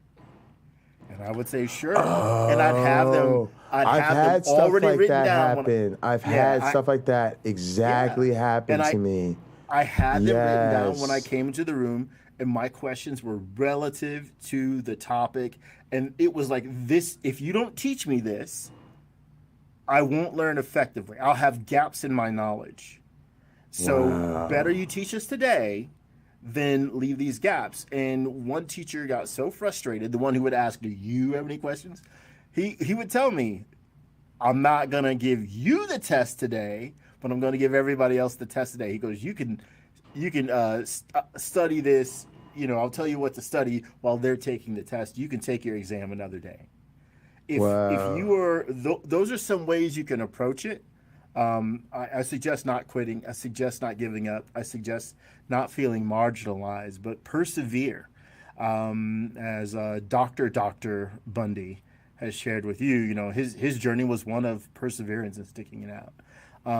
Mine I don't know if I should call it perseverance. I was having a whole lot of fun. And I was lucky enough to be surrounded by the right people again and again, teachers especially, who were immensely supportive. Other students, lots of friendships in elementary school, middle school, high school, college. And again, I was one of those kids who was respected by his fellow students. And often one of two, maybe one of, one black people in the room. And I would have the courage to disagree with my teachers. And they respected me for it. If I was wrong, they could tell me why. And I would sit there and ask effective questions about what they were teaching me to tell me I was wrong. And if I could be satisfied by their answers, that teacher knew, like, this guy really wants to get it. He really does. And sometimes I could still disagree, and I would say, I now know what you want me to know, but I can't agree. So I do know an answer to put on the test. Right.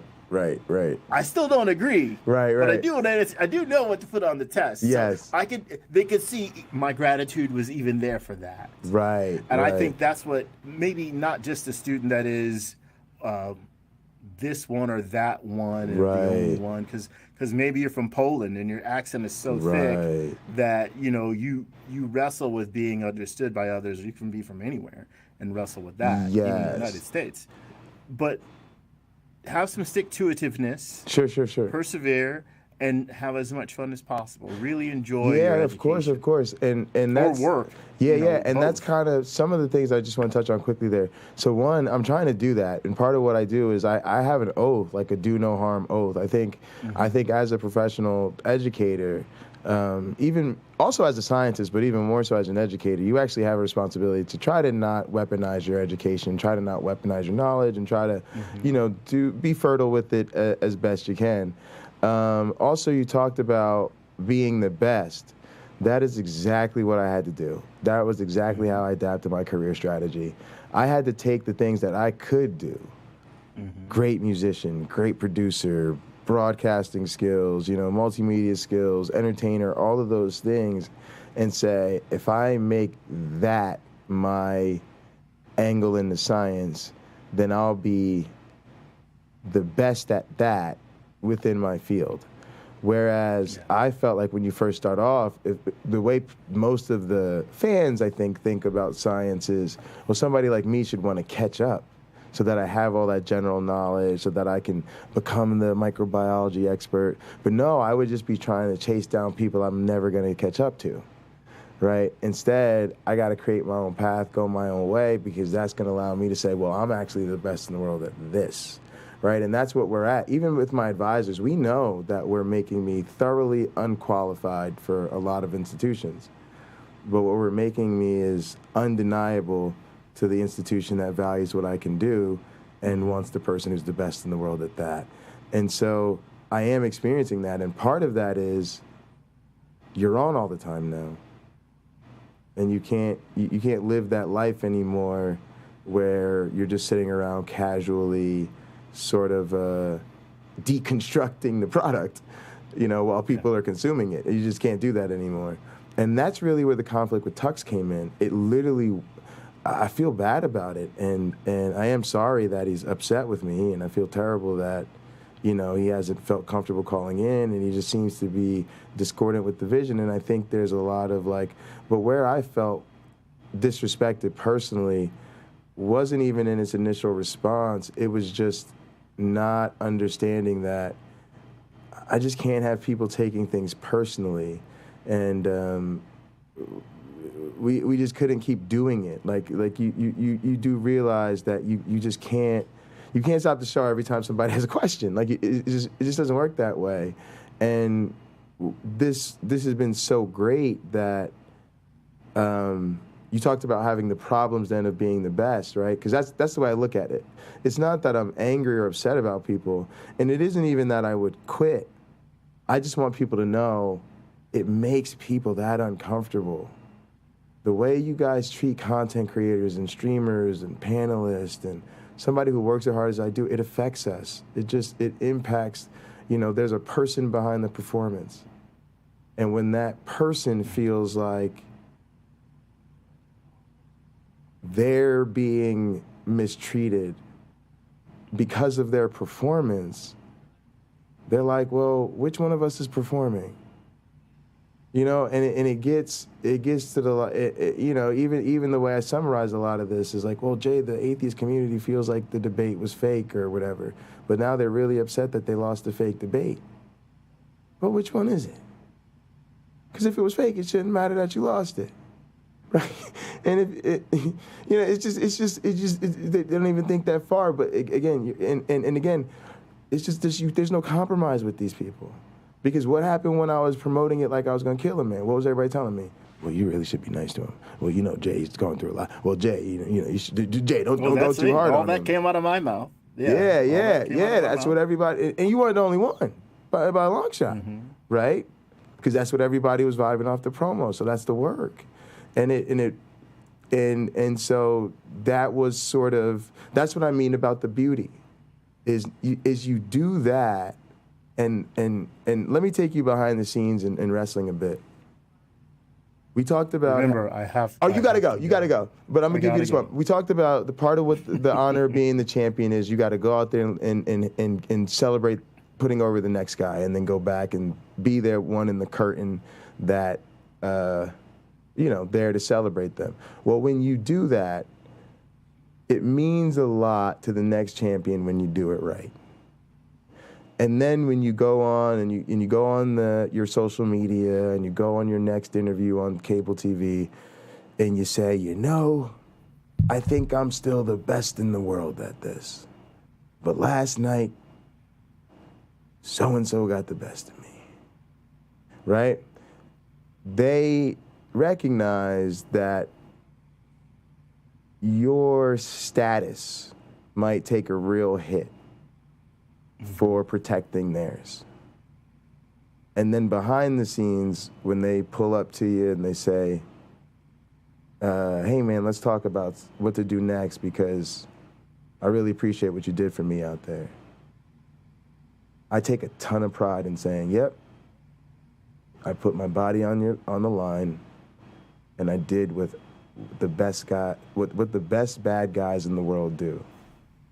I made the people who thought they wanted to like me hate me, and you just say that's the job. That's the thing. That's what makes you a professional. So you went out there, you took the bumps, and then you said, hey, guess he got the best of me tonight. So I think that's a great note to let you out on. And anything else you want to say before you go? Yes. Yeah. Directly to Graham Pong, and I want to just thank everyone for being so active in the chat. I've actually spent more time reading it today than I have any other. I'm proud of you, and I've been distracted, and it's been awesome. Also, Graham Pong, I got some stuff to say about Graham Pong's talk as well, so I'm a follow up with my Graham Pong right after yours. Go ahead. Okay, so for Graham Pong, a quick anecdote from my life. When I was in high school, I was involved in a summer city or county supported jobs training program where they had it set up at a school. You go in, you learn all these, you're introduced to a lot of disciplines to sort of help you find where you want to direct yourself for high school, what career path you want to take. And I was very interested in this jobs program. I took it extremely seriously, and they gave out awards at the end of the program. I had gotten very sick and missed a day.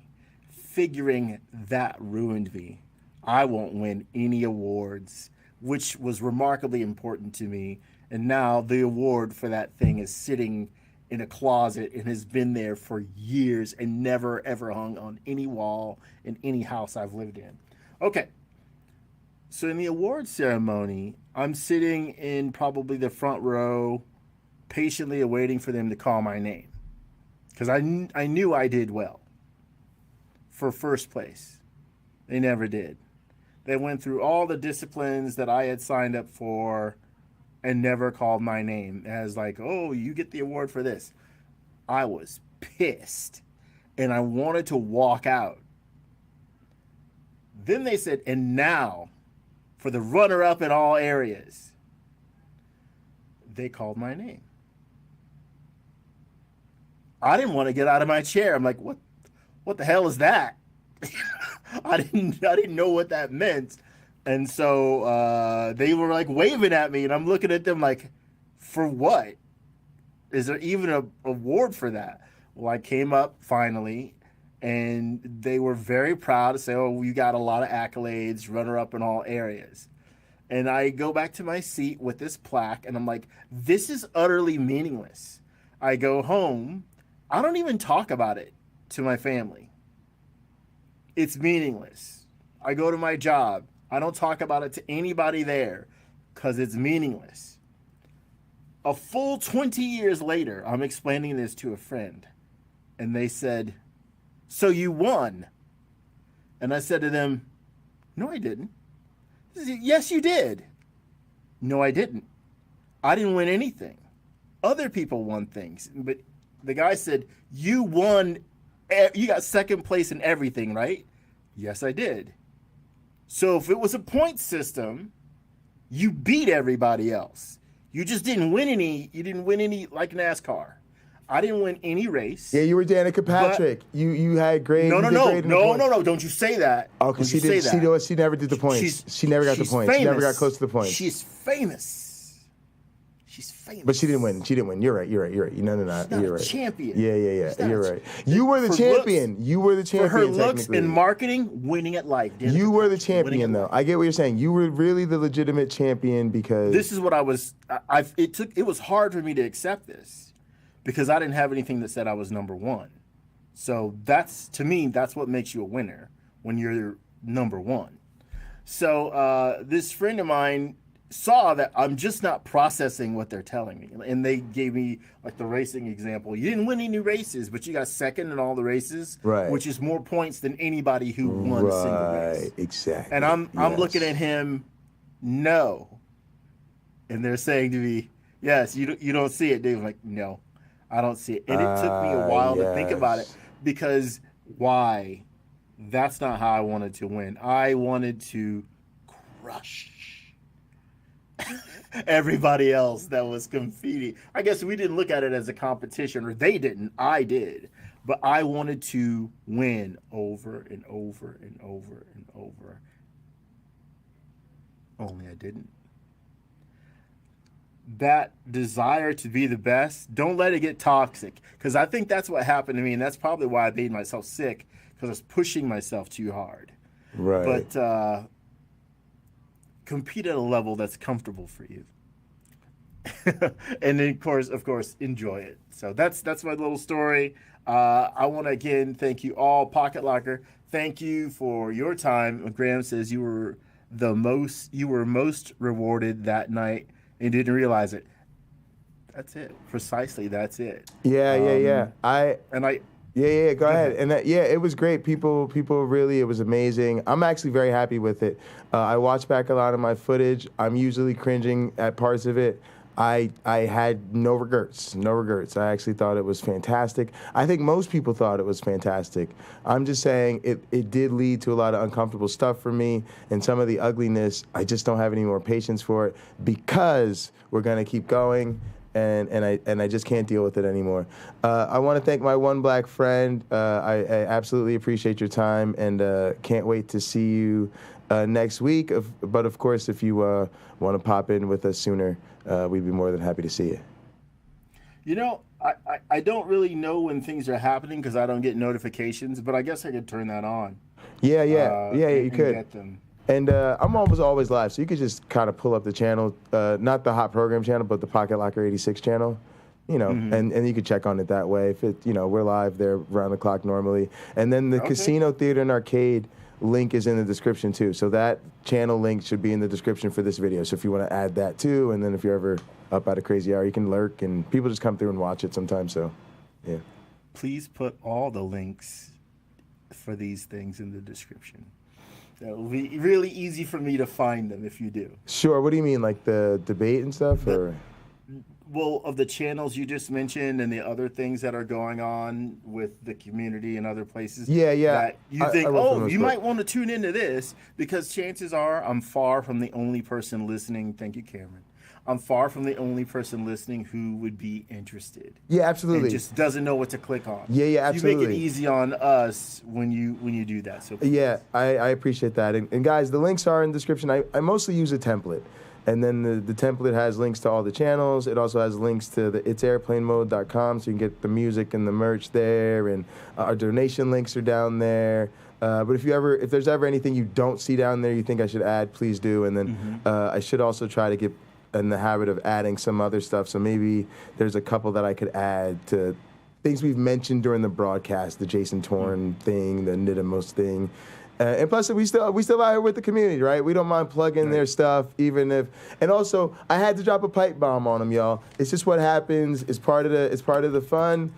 We had fun with it. I was not, in fact, losing my mind. I was just, hey, if you guys are gonna give me a reason to blow up, I'm gonna blow up and make that part of how people understand that, hey, that guy will let you know when you have gone too far, and he will be ruthless.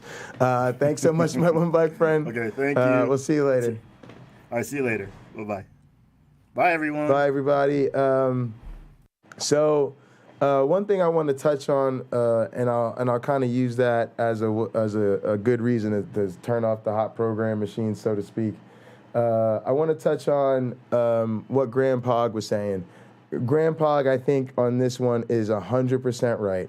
It's not an insult. It's not a degradation. He is trying to identify distinguishing academic careers. Sorry. And this is something I've actually been trying to talk to you guys about. So I've made distinctions like, Richard Carrier is different than, Bart Ehrman, because Bart Ehrman has university responsibilities. He's got to teach a class. He's got to sit on panels and committees.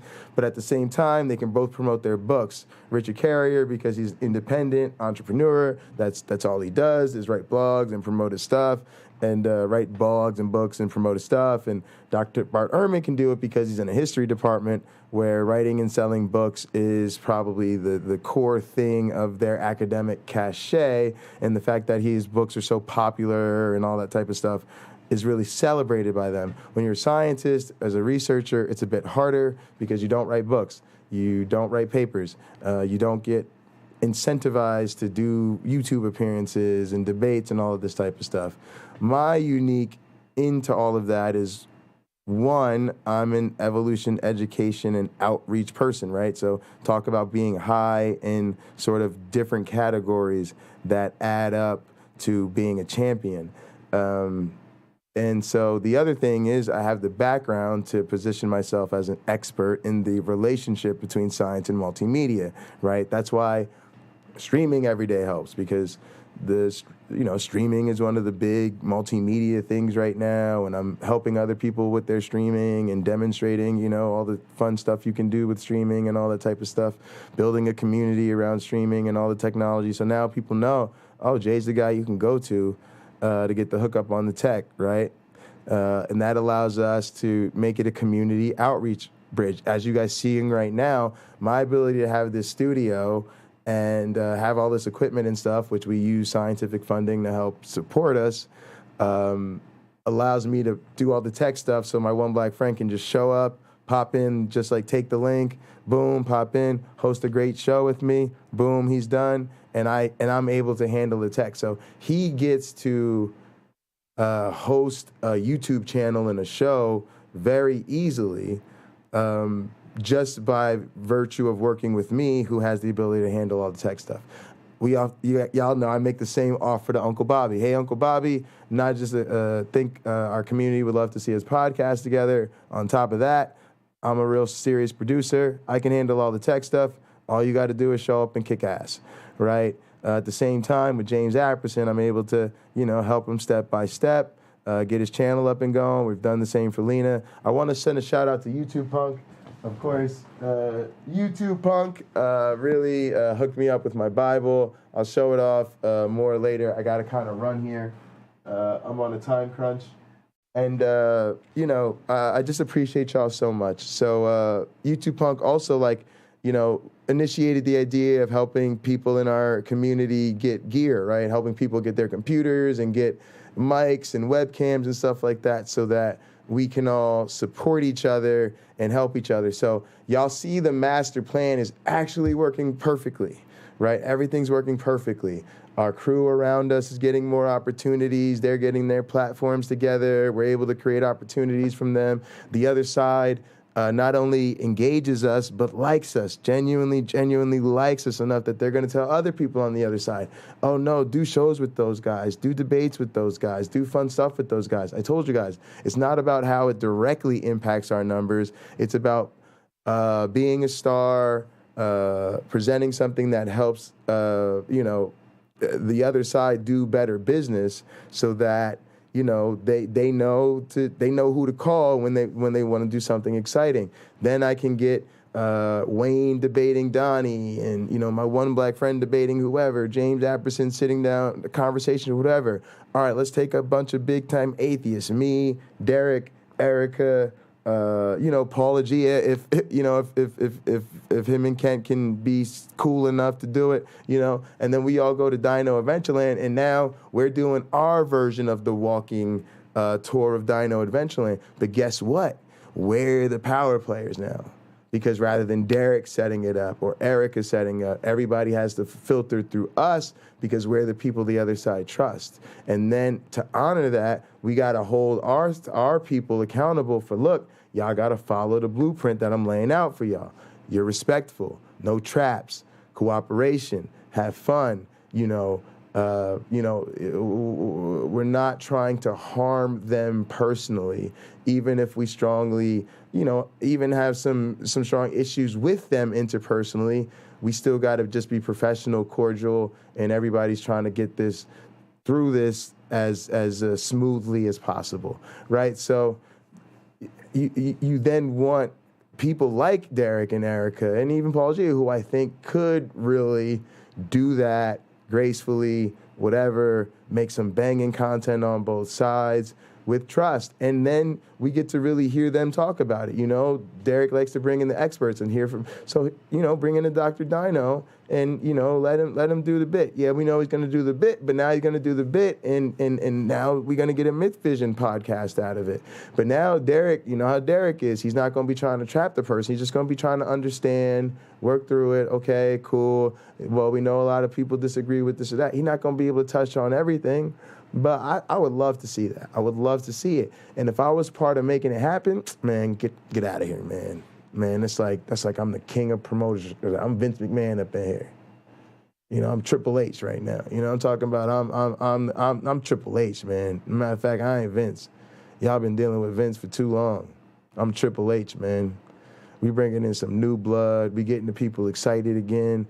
People coming back to wrestling, y'all. Wrestling's gonna be popular as hell again.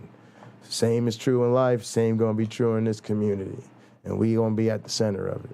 All right, y'all, I gotta get up out of here because I really do need to go to the dispensary and get some weed. So I gotta dip. Pocket Locker 86, everybody switch over to Pocket Locker 86. I'm gonna stay live on Pocket Locker 86.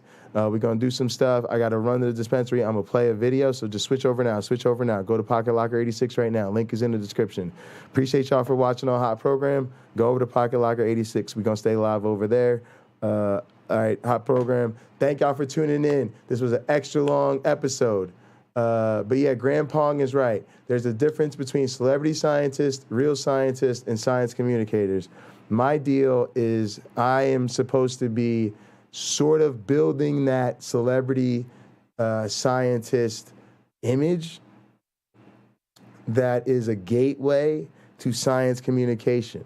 But it is almost a celebrity science. I'm not saying I'm a celebrity, but it is almost that type of thing to where you're not directly focused on making everything biology class. You're not directly focused on, turning everything into a dissertation. You're really just kind of being like a known happening and people know that you are a scientist or whatever, but you got your own thing going on. You use that as a gateway into being a science communicator. But that has to be limited because really you want people to understand I'm limited because at the end of the day, I'm a real scientist. meaning I really do the research, I really teach at the university, I really mentor undergrads and graduate students, I really run a lab, I really have to apply for grants and funding. And so what you guys are supposed to be is, heel support crew, where y'all are behind the end, y'all are New World Order fans, y'all want to see the hostile takeover of the internet, and then y'all are behind me knowing he's a real scientist. But yes, even my real science, so y'all know, that's a lot of days I don't do a whole lot of programming or teaching or coding or none of that. Well, that's because my package, right? Think about it, placing high on all marks to build the champion. So I'm sacrificing being the most productive scientist I could possibly be in terms of grants and research and all that stuff, but making sure I still score high on research. My research is very quality. My collaborations are top notch. My work is very important and meaningful, blase glavinoids, right? On top of that, though, I'm a science, and my teaching is out of this world, right? Teaching is just innovative, right? That's why we're streaming it, and he works with all the mentors, and he's been teaching forever, so teaching's off the charts. So that's great too, right? Then they go to science communication and outreach. Oh, well, that's really great too, because he's excellent at that. I actually do a lot of that in real life. So if I never did science outreach on YouTube, it wouldn't matter, right? Because I go to the conferences and I'm working on the Vita Ed development team, and I'm, about to be part of publishing these books, and we're redoing the website, and I work with teachers, and I go into schools and all of that stuff. So if I never did a YouTube video ever again in my life, they'd be like, oh, and he's an amazing science communicator, he does great outreach, right? Then I add on top of that, oh, he's all of those things, but he's an atheist, but he plays drums at an evangelical church, just so that he can build those bridges and be that presence in the community that they support. I'm everybody in my church's favorite atheist, right? Literally, they love me, right? The ones who know and the ones who don't, right? It doesn't matter, right? Even when they find out, they immediately realize it just doesn't matter, and they have very good reason that they don't know, so it don't matter. That just becomes, part of the cachet, part of the package that you offer. And so I really, that's the deal. I'm going to be a champion because I score excellent on all those marks, accepting that I'll never be the specialist or the sole, winner in all of them. But that's the thing. Sometimes it's not jack of all trades, master of none. It's master of being a jack of all trades, which is a lot harder than people think because they've never tried it. All right. So appreciate y'all. We are... You move from primary research into communicating that primary research. Exactly. And then also, guys, I'm going to use this as research, right? So that's sort of the big reveal at the end that I don't care about sharing because that's going to be, open, But the idea is that we're going to see, are people more likely to follow me because of the entertainment stuff? Can these different formats communicate, research in different ways? And so the people in the scientific world not only realize that it has this communication value, the education value, all that nonsense, but that we can actually use this to do research. We can compare standard approaches. Hey, what does it look like if you just watch a video by a standard science creator, or versus reading a textbook or doing a class activity, versus Jay's gonna come out singing and dancing, get in airplane mode, and then make fun of some fuck faces for a little while and slip some science in there, and then we can test it. And then even if my stuff doesn't work, well, then the question isn't, we don't throw it out. We just go, well, why didn't it work? Or how can we make it better? Or how can we incorporate what works in these other forms and keep going? And so you learn that about science too. Experiments don't have to work all the time. Sometimes you just do the experiment. You get a lot of information from the fact that the experiment didn't work, and you take it from there. So it's all love. It's all good, y'all. Hot program. I love y'all. In the name of the Darwin, the Dawkins, Christopher Hitchens. Science bless you all. Pocket Locker 86. Pocket Locker 86. Link is in the description. All right, see you later, hot program. Poof.